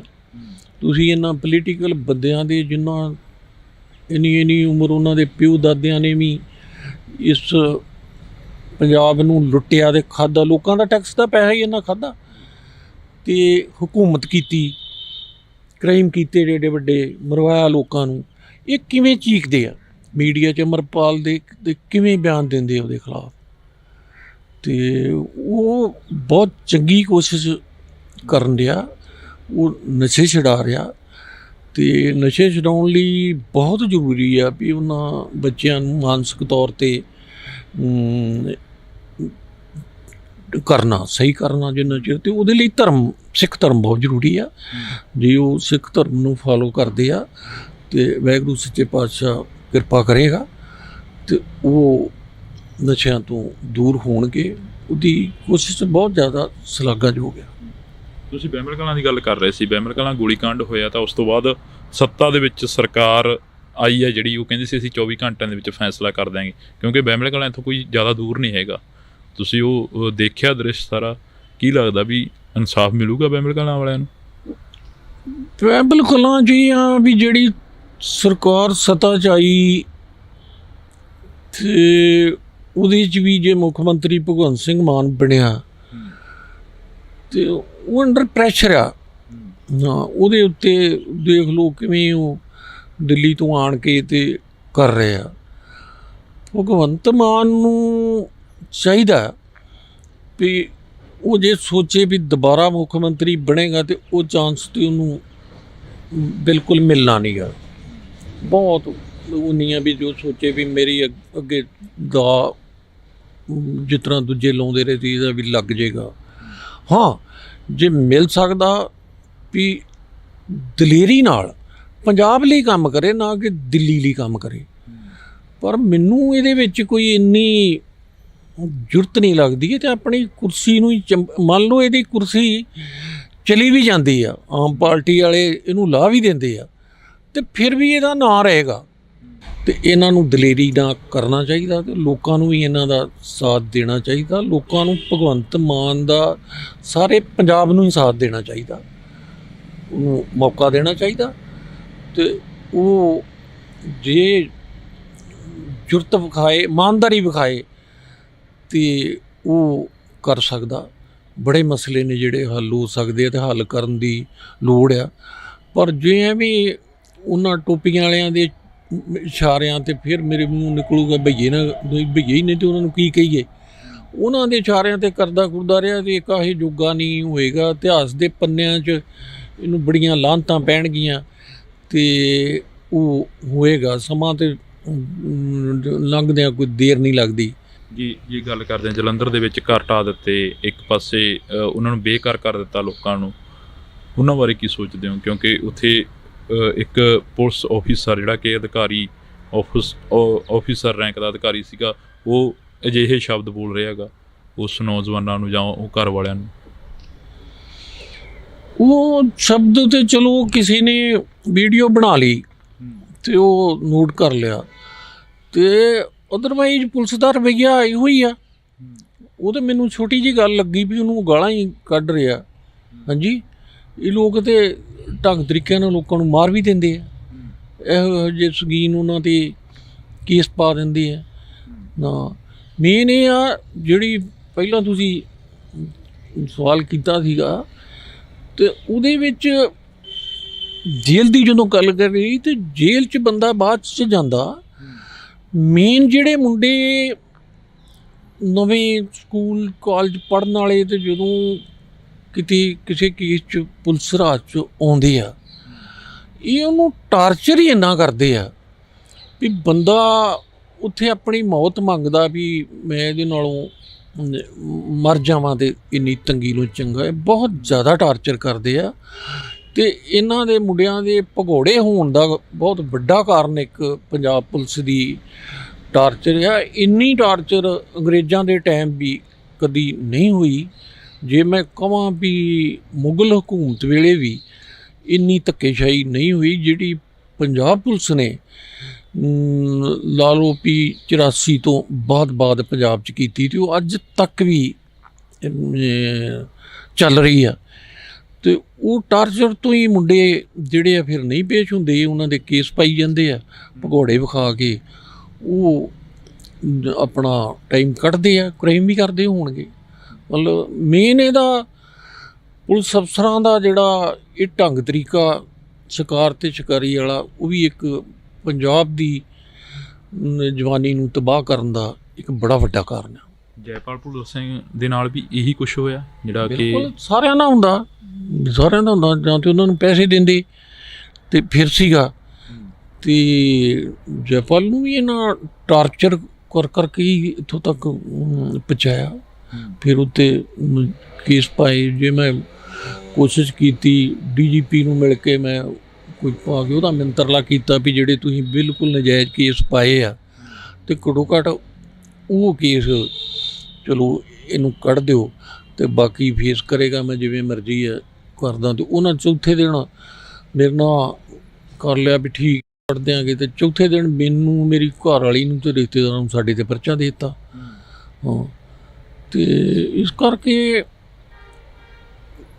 ਪੁਲਿਸ ਦੇ ਵੱਡੇ ਅਫਸਰ ਪਤਾ ਨਹੀਂ ਇਹਨਾਂ ਨੂੰ ਇਹ ਮਗਰ ਕੌਣ ਆ ਜਾਂ ਕੌਣ ਨਹੀਂ, ਖਾਸ ਕਰ ਪਿਛਲਾ ਜੋ ਤਜਰਬਾ ਵਾ, ਅਤੇ ਉਹਨਾਂ ਦਾ ਇਹ ਨਹੀਂ ਹੁੰਦਾ ਵੀ ਕੋਈ ਪੇਸ਼ ਹੋ ਜੇ ਅਤੇ ਲੀਆਂ 'ਤੇ ਆ ਜੇ। ਉਹਨਾਂ ਨੂੰ ਤਾਂ ਇਹ ਹੁੰਦਾ ਵੀ ਇਹ ਕੰਮ ਚੱਲਦਾ ਹੀ ਰਹੇ ਅਤੇ ਸਾਡੇ ਬੱਲੇ ਵੀ ਹੁੰਦੀ ਰਹੇ ਅਤੇ ਪੈਸਾ ਵੀ ਆਈ ਜਾਵੇ, ਅਤੇ ਕੋਈ ਭੱਜ ਗਿਆ ਅਤੇ ਕਿਸੇ ਨੂੰ ਫੜ ਲਿਆ। ਅਤੇ ਇਹ ਇੱਕ ਬੜਾ ਵੱਡਾ ਰੀਜ਼ਨ ਹੈ ਇਸ ਚੀਜ਼ ਦਾ। ਜਦੋਂ ਜੇਕਰ ਅਸੀਂ ਹੁਣ ਥੋੜ੍ਹੀ ਜਿਹੀ ਉੱਧਰ ਨੂੰ ਗੱਲ ਲੈ ਜਾਈਏ, ਸਾਨੂੰ ਯਾਦ ਆ ਜਦੋਂ ਅਸੀਂ PGI ਤੁਹਾਡੇ ਨਾਲ ਮੁਲਾਕਾਤ ਕਰ ਰਹੇ ਸੀ ਤਾਂ ਅੱਖਾਂ ਨਮ ਸੀ। ਜੈਪਾਲ ਸਿੰਘ ਭੁੱਲਰ ਦੀ ਜਿਹੜੀ ਲਾਸ਼ ਸੀ ਉਹ ਸਾਹਮਣੇ ਪਈ ਸੀ, ਤਾਂ ਹਰ ਇੱਕ ਪਿਓ ਆ ਜਿਹੜਾ ਉਹ ਉਸ ਨੂੰ ਦੇਖ ਕੇ ਧਾਵਾ ਮਾਰ ਰਿਹਾ ਸੀ ਕਿ ਆਹ ਕੀ ਹੋ ਗਿਆ। ਪਰ ਜੈਪਾਲ ਸਿੰਘ ਭੁੱਲਰ ਨੂੰ ਕੋਈ ਇਨਸਾਫ ਮਿਲਿਆ? ਮੌਤ ਤੋਂ ਬਾਅਦ ਕੋਈ ਇਨਸਾਫ ਮਿਲਿਆ ਉਸ ਨੂੰ? ਨਹੀਂ ਜੀ, ਇਸ ਦੇਸ਼ ਦੇ ਵਿੱਚ ਸਿੱਖਾਂ ਨੂੰ, ਮੈਂ ਸਾਰੇ ਸਿੱਖਾਂ ਨੂੰ ਹੀ ਕਹਿਣਾ, ਇਸ ਦੇਸ਼ ਦੇ ਤੰਤਰ 'ਚੋਂ ਇਨਸਾਫ ਦੀ ਆਸ ਰੱਖਣਾ ਬੇਵਕੂਫੀ ਭਰੀ ਗੱਲ ਹੈ। ਠੀਕ ਆ, ਕੁਝ ਇੱਕ ਸਿੱਖ ਜਿਹੜੇ ਇਹਨਾਂ ਨਾਲ ਰਲ ਕੇ ਇਹਦਾ ਹਿੱਸਾ ਬਣ ਕੇ ਅਤੇ ਉਹ ਪੋਲੀਟੀਕਲ ਹੋਣ ਜਾਂ ਹੋਰ ਬੰਦੇ ਹੋਣ ਅਤੇ ਉਹ ਢੋਂਗ ਰਚਦੇ ਆ ਸਿੱਖਾਂ ਲਈ। ਇਕੱਲੇ ਜੈਪਾਲ ਲਈ, ਸਿੱਖਾਂ ਲਈ ਇਸ ਦੇਸ਼ 'ਚ ਕੋਈ ਇਨਸਾਫ ਨਹੀਂ, ਨਾ ਕੋਰਟਾਂ 'ਚ ਆ, ਨਾ ਪੁਲਿਸ ਕੋਲ ਆ, ਨਾ ਕਿਤੇ ਵੀ ਆ। ਇਹ ਜਿਹੜੀ ਹੈ ਸਾਡੇ ਨਾਲ 47 ਤੋਂ ਹੀ ਸ਼ੁਰੂ ਹੋ ਗਿਆ ਅਤੇ 47 'ਚ ਸਾਡੇ ਨਾਲ ਬੜਾ ਵੱਡਾ ਧੋਖਾ ਕੀਤਾ ਗਿਆ। ਅਤੇ ਅਸੀਂ ਅੰਗਰੇਜ਼ਾਂ ਤੋਂ ਆਜ਼ਾਦ ਹੋਣ ਲਈ ਸਭ ਤੋਂ ਵੱਧ ਕੁਰਬਾਨੀਆਂ ਕੀਤੀਆਂ, ਜਾਨਾਂ ਤੱਕ ਦਿੱਤੀਆਂ, ਜੇਲ੍ਹਾਂ ਕੱਟੀਆਂ। ਅਤੇ ਬਾਕੀ ਜਿਹੜੀਆਂ ਹਿੰਦੂ ਜਾਂ ਮੁਸਲਮਾਨ ਕੌਮਾਂ ਸੀ, ਜਿਹੜੀ ਆਬਾਦੀ ਜਿਸ ਸਾਨੂੰ ਸਾਡੇ ਨਾਲੋਂ ਬੜੇ ਵੱਡੇ ਪੱਧਰ 'ਤੇ ਸੀ, ਅਤੇ ਉਹ ਸਾਰਿਆਂ ਨੂੰ ਪਤਾ ਹੀ ਹੈ ਵੀ ਉਹਦੇ ਨਾਲੋਂ ਕਈ ਗੁਣਾ ਅਸੀਂ ਸਿੱਖਾਂ ਨੇ ਕੁਰਬਾਨੀਆਂ ਦਿੱਤੀਆਂ। ਪਰ ਆਜ਼ਾਦੀ ਦੇ ਨਾਂ 'ਤੇ ਸਾਡੀ ਕਤਲੋਗਾਰਦ 47 'ਚ ਕਰਾਈ ਗਈ, ਅਤੇ ਇਕੱਲੀ ਕਤਲੋਗਾਰਦ ਨਹੀਂ ਕਰਾਈ ਗਈ ਵੀ ਉੱਥੇ ਹੀ ਕਤਲ ਕਰਾ ਦਿੰਦੇ ਅਤੇ ਚਲੋ ਬੱਚੇ ਬੁੱਚੇ ਫਿਰ ਵੀ ਉਹਨੂੰ ਰਹਿ ਜਾਂਦੇ, ਉਹ ਝਾੜ ਦਿੱਤੇ ਗਏ।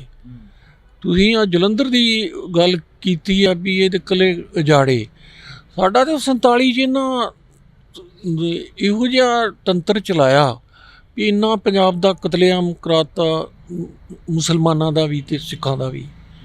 ਤੇ ਉਹ ਇੱਕ ਬੜੀ ਵੱਡੀ ਸਕੀਮ ਨਾਲ ਇਹਨਾਂ ਲੋਕਾਂ ਨੇ ਕਰਾਇਆ। ਕੋਈ ਉਹਨੂੰ ਚਾਚਾ ਨਹਿਰੂ ਕਹਿ ਤੇ ਕੋਈ ਭਾਵੇਂ ਉਹਨੂੰ ਮਾਮਾ ਨਹਿਰੂ ਕਹਿ ਤੇ ਕੋਈ ਭਾਵੇਂ ਕਹਿ, ਉਹਦੇ ਇੱਕ ਬੜੇ ਵੱਡੇ ਸਾਜ਼ਿਸ਼ਕਰਤਾ ਸਨ। ਤੇ ਇੰਨਾ ਵੱਡਾ ਸਾਡੀ ਕੌਮ ਦਾ 47 'ਚ ਹੀ ਕਤਲ ਕਰਾਤਾ, ਇੰਨੀ ਕੌਮ ਮਰਾਤੀ, ਉਜਾੜਤਾ, ਤੇ ਜਾਇਦਾਦਾਂ ਉੱਧਰ ਰਹਿ ਗਈਆਂ। ਅੱਜ ਰੋਂਦੇ ਫਿਰਦੇ ਆ। ਮੈਂ ਉਹ ਵੀ ਸੁਣੀ ਇੰਟਰਵਿਊ ਆ, ਜਲੰਧਰ ਬੈਠੇ ਜਿਹੜੇ ਇਹ ਵੀ ਲੋਕ ਉੱਧਰੋਂ ਪਾਕਿਸਤਾਨੋਂ ਵਿਚਾਰੇ ਉੱਜੜ ਕੇ ਆਏ ਤੇ ਉਹਨਾਂ ਦੇ ਘਰ ਢਾਹ ਦਿੱਤੇ ਗਏ। ਇਸ ਕਰਕੇ ਜਿਹੜੀ ਅੱਗੇ ਤੇ ਸਾਡੇ ਨਾਲ ਕਾਂਗਰਸ ਕਰਦੀ ਰਹੀ ਤੇ ਰੱਜ ਕੇ ਕੀਤਾ ਉਹਨਾਂ, ਤੇ ਨਾਲੇ ਭੰਡੀ ਪ੍ਰਚਾਰ ਕੀਤਾ, ਨਾਲੇ ਕਹਿੰਦੇ ਆ ਕੁੱਟਿਆ ਤੇ ਨਾਲੇ ਸਾਨੂੰ ਲੁੱਟਿਆ। ਤੇ ਬਾਰਡਰ ਤੇ ਸਾਡੇ ਹੀ ਜਿਹੜੇ ਆ ਫੌਜ ਦੇ ਨਾਂ ਦੇ ਸਾਡੇ ਬੱਚਿਆਂ ਨੂੰ ਮਰਵਾਇਆ ਗਿਆ, ਧੱਕ ਕੇ ਨਜਾਇਜ਼ ਜਗ੍ਹਾ 'ਤੇ ਖੜੇ ਕਰਕੇ, ਜਿੱਥੇ ਜਿਵੇਂ ਮੈਂ ਤਾਂ ਪ੍ਰੈਕਟੀਕਲੀ ਤੁਹਾਨੂੰ ਕਾਰਗਿਲ ਦੇ ਵਿੱਚ ਇਹਨਾਂ ਬਹੁਤ ਜ਼ਿਆਦਾ ਸਿੱਖ ਫੌਜ ਐਵੇਂ ਹੀ ਮਰਵਾਈ ਜਦੋਂ ਕਿ ਕੋਈ ਲੋੜ ਹੀ ਨਹੀਂ ਸੀ, ਵੈਸੇ ਮੋਰਚਾ ਫਤਿਹ ਹੋ ਸਕਦਾ ਸੀ। ਤੇ ਹੁਣ ਭਾਜਪਾ ਦੀ ਸਰਕਾਰ ਪਿਛਲੇ ਟਾਈਮ ਤੋਂ ਆ ਰਹੀ ਆ, ਤੇ ਇਹ ਦਿਨੋਂ ਦਿਨ ਹੋਰ ਹੀ ਕਹਿ ਰਹੇ ਆ ਵੀ ਅਸੀਂ ਹਿੰਦੂ ਰਾਸ਼ਟਰ ਬਣਾਉਣਾ ਤੇ ਅਸੀਂ ਇਹ ਕਰਨਾ। ਕਿਤੇ ਵੀ ਕਾਂਗਰਸ ਨਾਲੋਂ ਇਹ ਘੱਟ ਨਹੀਂ, ਉਹ ਹੀ ਲੋਕ ਸਨ ਜਿਹੜੇ ਪਹਿਲਾਂ ਉਦੋਂ ਕਾਂਗਰਸ ਦੇ ਨਾਲ ਸਨ, ਇਹਨਾਂ ਦੇ ਲੀਡਰ। ਪਰ ਜੋ ਇਹਨਾਂ ਦਾ ਰਵੱਈਆ, ਜੋ ਇਹ ਸੋਚਦੇ ਨੇ, ਜੋ ਇਹਨਾਂ ਦੀ ਜਿਹੜੀ ਏਜੰਸੀਆਂ ਬਣਾਈਆਂ ਨੇ ਉਹ ਸਿੱਖਾਂ ਲਈ ਕਰ ਰਹੀਆਂ ਨੇ, ਇਹ ਬਹੁਤ ਘਾਤਕ ਆ। ਇਹ ਉਹਨਾਂ ਨੂੰ ਨਹੀਂ ਕਰਨਾ ਚਾਹੀਦਾ। ਇਹਦੇ ਵਿੱਚ ਨਾ ਹਿੰਦੂਆਂ ਦਾ ਭਲਾ, ਨਾ ਸਿੱਖਾਂ ਦਾ ਭਲਾ, ਤੇ ਨਾ ਮੁਸਲਮਾਨਾਂ ਦਾ ਭਲਾ, ਤੇ ਨਾ ਦੇਸ਼ ਦਾ ਭਲਾ। ਇਹ ਤੇ ਬਹੁਤ ਗਲਤ ਕਰ ਰਹੇ ਆ, ਇਹਨਾਂ ਨੂੰ ਬਿਲਕੁਲ ਨਹੀਂ ਕਰਨਾ ਚਾਹੀਦਾ। ਘੱਟੋ ਘੱਟ ਭਾਜਪਾ ਨੂੰ ਕਾਂਗਰਸ ਤੋਂ ਸਬਕ ਸਿੱਖਣਾ ਚਾਹੀਦਾ, ਨਾ ਕਿਉਂਕਿ ਚਾਲਾਂ ਚੱਲਣੀਆਂ ਚਾਹੀਦੀਆਂ। ਇਹ ਸਿੱਖਾਂ ਨੂੰ ਹਰ ਤਰੀਕੇ ਨਾਲ ਖ਼ਤਮ ਕਰਨ 'ਤੇ ਤੁੱਲੇ ਆ। ਸਾਡੇ ਕੋਲ ਬਹੁਤ ਛੋਟਾ ਜਿਹਾ ਏਰੀਆ ਰਹਿ ਗਿਆ, ਤੇ ਉਹਦੇ 'ਚੋਂ ਵੀ ਚੰਡੀਗੜ੍ਹ ਪੰਜਾਬ ਦੇ ਪਿੰਡ ਜਾੜੇ ਤੇ ਉਹ ਇਹਨਾਂ ਕਰਤਾ। ਜੰਮੂ ਕਸ਼ਮੀਰ ਜੀ ਉੱਥੇ ਮੁਸਲਮਾਨ ਬਹੁਤ ਗਿਣਤੀ ਸੀ, ਤੇ ਉਹ ਵੀ ਇਹਨਾਂ ਆਪਣੀ ਸਟੇਟ ਬਣਾ ਲਈ। ਤੇ ਹੈਰਾਨੀ ਦੀ ਗੱਲ ਆ ਵੀ ਜਿਹੜੇ ਲੋਕ ਇਹਨਾਂ ਨੂੰ ਸਲਾਹ ਬੜੇ ਬੜੇ ਅਫਸਰ ਦੇ ਰਹੇ ਆ, ਉਹਦੇ ਕਿਤੇ ਨਾ ਕਿਤੇ ਇਹੋ ਜਿਹੇ ਲੋਕਾਂ ਦੇ ਬਾਹਰਲੇ ਦੇਸ਼ਾਂ 'ਚ ਹੁੰਦੇ ਨੇ ਸੈਟਅਪ, ਪ੍ਰਾਪਰਟੀਆਂ ਹੁੰਦੀਆਂ, ਤੇ ਦੇਸ਼ ਨੂੰ ਹੀ ਤਬਾਹ ਕਰ ਦੇਣਗੇ। ਤੁਸੀਂ ਸਾਰਾ ਦੇਸ਼ ਹੀ ਜਿਹੜਾ ਉਜਾੜ ਦੇਣਗੇ ਜਿਸ ਤਰ੍ਹਾਂ ਇਹ ਕਰਨ ਰਹੇ ਆ। ਤੁਸੀਂ ਬਾਹਰਲੇ ਦੇਸ਼ਾਂ ਦੀ ਗੱਲ ਕਰੀ ਆ ਕਿ ਪ੍ਰਾਪਰਟੀਆਂ ਸੈੱਟ ਹੁੰਦੀਆਂ ਨੇ, ਜਿਵੇਂ ਆਪਾਂ ਨੌਜਵਾਨੀ ਦੀ ਗੱਲ ਕਰ ਰਹੇ ਹਾਂ, ਪੰਜਾਬ ਦੀ ਨੌਜਵਾਨੀ ਧੜਾ ਧੜ ਬਾਹਰ ਨੂੰ ਭੱਜ ਰਹੀ ਆ, ਪਰ ਉੱਥੇ ਇੱਕ ਨਾਮ ਆਉਂਦਾ ਬਾਹਰੋਂ, ਸਿੱਧੂ ਮੂਸੇਵਾਲੇ ਦੀ ਵੀ ਗੱਲ ਕਰੀ ਸੀ, ਲਖਵੀਰ ਲੰਡੇ ਦਾ ਨਾਮ ਆਉਂਦਾ, ਫਿਰ ਨਾਮ ਆਉਂਦਾ ਗਾ ਉੱਥੋਂ ਗੋਲਡੀ ਬਰਾੜ ਦਾ। ਉਹ ਜ਼ਿੰਮੇਵਾਰੀਆਂ ਚੁੱਕ ਲੈਂਦੇ ਨੇ ਹਰੇਕ ਦਾ ਕਤਲ ਕਰਨ ਤੋਂ ਮਗਰੋਂ ਕਿ ਸਾਡੀ ਜ਼ਿੰਮੇਵਾਰੀ ਆ। ਸੋਸ਼ਲ ਮੀਡੀਆ ਦੇ ਕਾਫੀ ਜਿਹੜੀਆਂ ਵੱਡੀਆਂ ਜ਼ਿੰਮੇਵਾਰੀਆਂ ਚੁੱਕੀਆਂ ਗਈਆਂ ਉਹਨਾਂ ਦੇ ਵੱਲੋਂ। ਹੁਣ ਮੈਂ ਉਹਨਾਂ ਬਾਰੇ ਜਾਣਦਾ ਨਹੀਂ ਆ, ਤੇ ਮੈਨੂੰ ਉਹ ਚੀਜ਼ ਦਾ ਪਤਾ ਨਹੀਂ ਆ। ਉਹਦੇ ਬਾਰੇ ਮੈਂ ਕੀ ਕਹਿ ਸਕਦਾ? ਐਵੇਂ ਕੋਈ ਮੈਂ ਬਿਲਾ ਵਜ੍ਹਾ ਕੋਈ ਬੋਲਦੇ ਆ, ਮੈਨੂੰ ਉਸ ਚੀਜ਼ ਦੀ ਨੌਲੇਜ ਨਹੀਂ ਆ ਵੀ ਜ਼ਿੰਮੇਵਾਰੀਆਂ ਇਹਦੇ ਉਹ ਸਿਸਟਮ ਜਾਂ ਜਿਨ੍ਹਾਂ ਲੋਕਾਂ ਕੋਲ ਇਹ ਪਾਵਰ ਆ ਉਹ ਹੀ ਦੱਸ ਸਕਦੇ ਆ।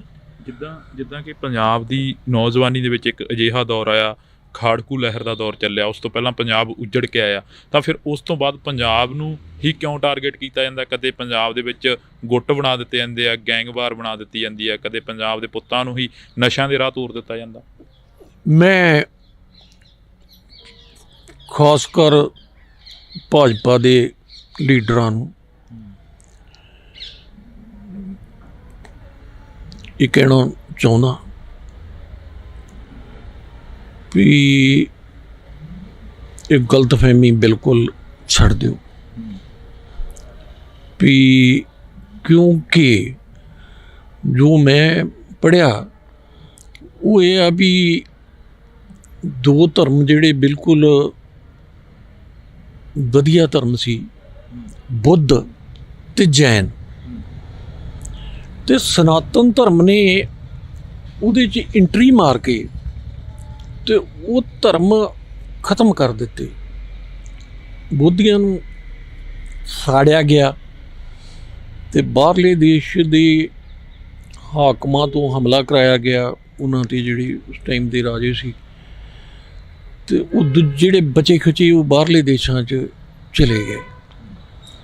ਇਹ ਲੋਕ ਉਸ ਸੋਚ 'ਤੇ ਚੱਲ ਰਹੇ ਆ ਵੀ ਸਿੱਖ ਧਰਮ ਬੜਾ ਛੋਟਾ ਜਿਹਾ ਧਰਮ ਆ, ਚੰਦ ਇੱਕ ਲੋਕ ਨੇ, ਤੇ ਇੰਨੀ ਵੱਡੀ ਕਤਲੇਆਮ ਇਹਨਾਂ ਦੀ ਪਿਛਲੇ 75-80 ਸਾਲਾਂ 'ਚ ਅਸੀਂ ਕਰਾ ਦਿੱਤੀ ਹੈ, ਤੇ ਇਹ ਹਿੰਦੂ ਬਣ ਜਾਣਗੇ ਜਾਂ ਇਹ ਖਤਮ ਹੋ ਜਾਣਗੇ, ਇਹ ਟਲ ਜਾਣਗੇ। ਸਿੱਖ ਧਰਮ ਤੇ ਫਿਰ ਵੀ ਰਹੇਗਾ ਤੇ ਲੋਕ ਵੀ ਰਹਿਣਗੇ। ਜੇ ਇਹ ਨਾ ਟਲੇ ਤੇ ਦੇਸ਼ ਹੀ ਖਤਮ ਹੋ ਜਾਏਗਾ।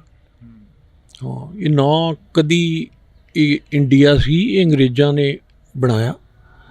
ਵੱਖਰੇ ਵੱਖਰੇ ਦੇਸ਼ ਸਨ, ਰਾਜੇ ਸਨ, ਤੇ ਇਹ ਗਲਤਫਹਿਮੀ 'ਚ ਨਾ ਰਹਿਣ। ਜੇ ਸਿੱਖਾਂ ਦਾ ਜਿਸ ਤਰ੍ਹਾਂ ਇਹ ਖਾਤਮਾ ਕਰ ਰਹੇ ਆ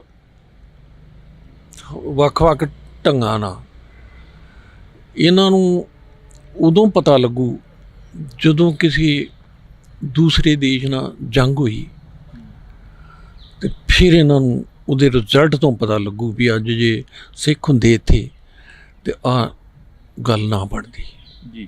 ਇਹ ਦੇਸ਼ ਦਾ ਨੁਕਸਾਨ ਹੈ। ਅਸੀਂ ਇੱਥੋਂ ਦੇ ਰਹਿਣ ਵਾਲੇ ਹਾਂ, ਅਸੀਂ ਇੱਥੋਂ ਦੇ ਕੋਈ ਇਹਨਾਂ ਦੇ ਪਿਓ ਦਾ ਨਹੀਂ ਗਾ, ਸਾਡੇ ਵੱਡ ਵਡੇਰਿਆਂ ਦੀ ਇਹ ਧਰਤੀ ਆ, ਤੇ ਇਹ ਧਰਮ ਦੇ ਨਾਂ 'ਤੇ ਬਹੁਤ ਸੰਮਤੀ ਇਕੱਠੀ ਕਰਕੇ ਜੇ ਨਾ ਹਿੰਦੂ ਰਾਸ਼ਟਰ ਬਣਾਉਣ ਆਪਣੇ ਇਲਾਕੇ 'ਚ ਬਣਾ ਲੈਣ, ਉੱਥੇ ਹਿੰਦੂ ਰਾਸ਼ਟਰ ਬਣਾ ਲੈਣ, ਸਾਨੂੰ ਸਾਡਾ ਇਲਾਕਾ ਛੱਡ ਦੇਣ। ਹਿੰਦੂ ਰਾਸ਼ਟਰ ਦੇ ਨਾਲ ਸਿੱਖਾਂ ਨੂੰ ਮਾਰ ਕੇ ਬਣਾਉਣਾ, ਇਹੋ ਸੋਚ ਹੀ ਕਾਂਗਰਸ ਦੀ ਸੀ। ਤੇ ਕਾਂਗਰਸ ਦੇ ਨਾਲ ਵੀ ਇਹ ਜਿਹੜੀ ਲੀਡਰ ਨੇ ਇਹਨਾਂ ਦੇ RSS ਦੇ ਬਿਲਕੁਲ ਸੇਮ ਇਹਨਾਂ ਦੇ ਵੀ ਲੀਡਰ ਸਨ, ਤੇ ਉਹ ਵੀ ਸਨ। ਹਾਂਜੀ, ਤੇ ਇਹਨਾਂ ਨੇ ਬੜੀ ਸਾਜ਼ਿਸ਼ ਨਾਲ, ਇੱਕ ਤੇ ਏਡੀ ਵੱਡੀ ਆਰਮੀ ਸੀ ਇੱਥੋਂ ਦੀ, ਅੰਗਰੇਜ਼ ਆਰਮੀ ਤੇ ਨਹੀਂ ਨਾਲ ਲੈ ਗਏ, ਤੇ ਇੱਕ ਤੇ ਇਕੱਲੇ ਪੰਜਾਬ ਨੂੰ ਇਹਨਾਂ ਨੇ ਵੰਡਿਆ ਤੇ ਕਤਲੇਆਮ। ਇਹ ਤੇ ਇੱਕ ਪਿੰਡ 'ਚ ਹੀ ਨਹੀਂ ਇੰਨੀ ਆਰਮੀ ਲਾ ਸਕਦੇ ਵੀ ਇੱਕ ਕਿਤੇ ਚੂਹਾ ਵੀ ਨਾ, ਚਿੜੀ ਵੀ ਨਾ ਮਰਦੀ ਜੇ ਇਹਨਾਂ ਇਹ ਕਰਾਉਣਾ ਹੁੰਦਾ। ਪਰ ਇਹਨਾਂ ਖੁਦ 2 ਗੱਡੀਆਂ ਖੜੀਆਂ RSS ਦੇ ਗੁੰਡਿਆਂ ਨੇ ਬਠਿੰਡੇ ਤੇ ਅੰਮ੍ਰਿਤਸਰ 2 ਲਾਹੌਰ ਜਾਣ ਵਾਲੀਆਂ ਟ੍ਰੇਨਾਂ ਖੜੀਆਂ ਇਹਨਾਂ ਵੱਡੀਆਂ ਛੁਰੀਆਂ ਨਾਲ। ਪਹਿਲਾਂ ਇਹਨਾਂ ਪ੍ਰੈਕਟਿਸ ਕੀਤੀ ਸੀ, ਵੱਢ ਕੇ ਉੱਤੇ ਲਿਖ ਕੇ ਲਾਇਆ ਵੀ ਹਿੰਦੁਸਤਾਨ ਸੇ ਲੜਨਾ ਸਿੱਖੋ। ਉਹ ਜਦੋਂ ਲਾਹੌਰ ਗਈਆਂ ਤੇ ਉਹ ਮੁਸਲਮਾਨ ਵੇਖ ਕੇ ਵੀ ਭੜਕਣਾ ਹੀ ਸੀ, ਉਹਨਾਂ ਨੇ ਉੱਧਰੋਂ ਆਉਂਦੇ ਹਿੰਦੂ ਤੇ ਸਿੱਖ ਜਿਹੜੇ ਸੀ ਉਹਨਾਂ ਨੂੰ ਮਾਰਨਾ ਸ਼ੁਰੂ ਕਰ ਦਿੱਤਾ। ਤੇ ਇਹ ਤੇ ਮੈਂ ਕਈਆਂ ਕੋਲ ਸੁਣਦਾ ਰਿਹਾ, ਉਹਨਾਂ ਦੀ ਤਾਂ ਇਹ ਸੀ ਵੀ ਜੇ ਚਲੋ ਸਾਡਾ ਕੋਈ ਹਿੰਦੂ ਮਰ ਗਿਆ ਤੇ ਉਹ ਤੇ ਆਟੇ ਦੇ ਲੂਣ ਬਰਾਬਰ ਸੀ, ਵੀ 99% ਤੇ ਸਿੱਖ ਹੀ ਮਰੇ 47 ਦੇ ਵਿੱਚ। ਤੇ ਇਹ ਪੰਜਾਬ 'ਚ ਨਾ ਸਿਰਫ ਮੁਸਲਮਾਨਾਂ ਦੀ ਤੇ ਐਡੀ ਜ਼ਿਆਦਾ ਸਟਰੈਂਥ ਆ, ਇੰਨੇ ਉਹਨਾਂ ਦੇ ਦੇਸ਼ ਨੇ। ਹਾਂਜੀ, ਤੇ ਉਹ ਵਰਲਡ ਦੀ ਇੱਕ ਧਾਰਮਿਕ ਤੌਰ 'ਤੇ ਸੈਕਿੰਡ ਆਬਾਦੀ ਕ੍ਰਿਸਚਨ ਤੋਂ ਬਾਅਦ, ਤੇ ਉਹ ਤਾਂ ਇਹਨਾਂ ਨੂੰ ਪਤਾ ਸੀ ਨਾ ਖਤਮ ਹੋ ਸਕਦੀ ਹੈ ਤੇ ਨਾ ਹੋਣੀ ਹੈ, ਤੇ ਖਤਮ ਤਾਂ ਇਹਨਾਂ ਸਿੱਖਾਂ ਨੂੰ ਹੀ ਕਰਨਾ ਸੀਗਾ। ਤੇ ਇਹ ਕਰ ਰਹੇ ਆ ਜੀ, ਇਸ ਤਰ੍ਹਾਂ ਹੀ ਰਹੇ, ਚਲੋ ਅਸੀਂ ਵੀ ਖਤਮ ਹੋ ਜਾਵਾਂਗੇ ਤੇ ਨਾਮੋ ਨਿਸ਼ਾਨ ਇਹਨਾਂ ਦਾ ਵੀ ਨਹੀਂ ਰਹੇਗਾ। ਹਾਂ ਬਿਲਕੁਲ, ਹਾਂ, ਇਹ ਜੇ ਏਡੇ ਹੀ ਇਹ ਹੁੰਦੇ ਨਾ ਡੀਂਗਾਂ ਮਾਰਦੇ ਆ, ਤੇ ਇਹ 12, 14, 1500 ਸਾਲ ਪਤਾ ਨਹੀਂ ਕਿੰਨੇ ਸਾਲ ਦੇ ਗੁਲਾਮ ਹੀ ਸੀ, ਕੋਈ ਇਹਨਾਂ ਦੀਆਂ ਕਰਤੂਤਾਂ ਹੀ ਇਹੋ ਜਿਹੀਆਂ ਸੀ। ਹਾਂਜੀ, ਹੁਣ ਜੇ ਅੰਗਰੇਜ਼ਾਂ ਦੀ ਗੱਲ ਕਰੀਏ ਤਾਂ ਅੰਗਰੇਜ਼ਾਂ ਤੋਂ ਪਹਿਲਾਂ ਮੁਗਲ ਸੀ, ਮੁਗਲਾਂ ਤੋਂ ਪਹਿਲਾਂ ਪਠਾਨ ਸੀ, ਪਠਾਨਾਂ ਤੋਂ ਪਹਿਲਾਂ ਲੋਧੀ ਸੀ, ਤੇ ਉਹ ਸਾਰੇ ਹੀ ਮੁਸਲਮਾਨ ਸਨ। ਹਾਂਜੀ, ਤੇ ਜੇ ਉਹਨਾਂ ਨੂੰ ਰੋਕਿਆ ਤੇ ਇਹਨਾਂ ਸਿੱਖਾਂ ਨੇ ਹੀ ਰੋਕਿਆ।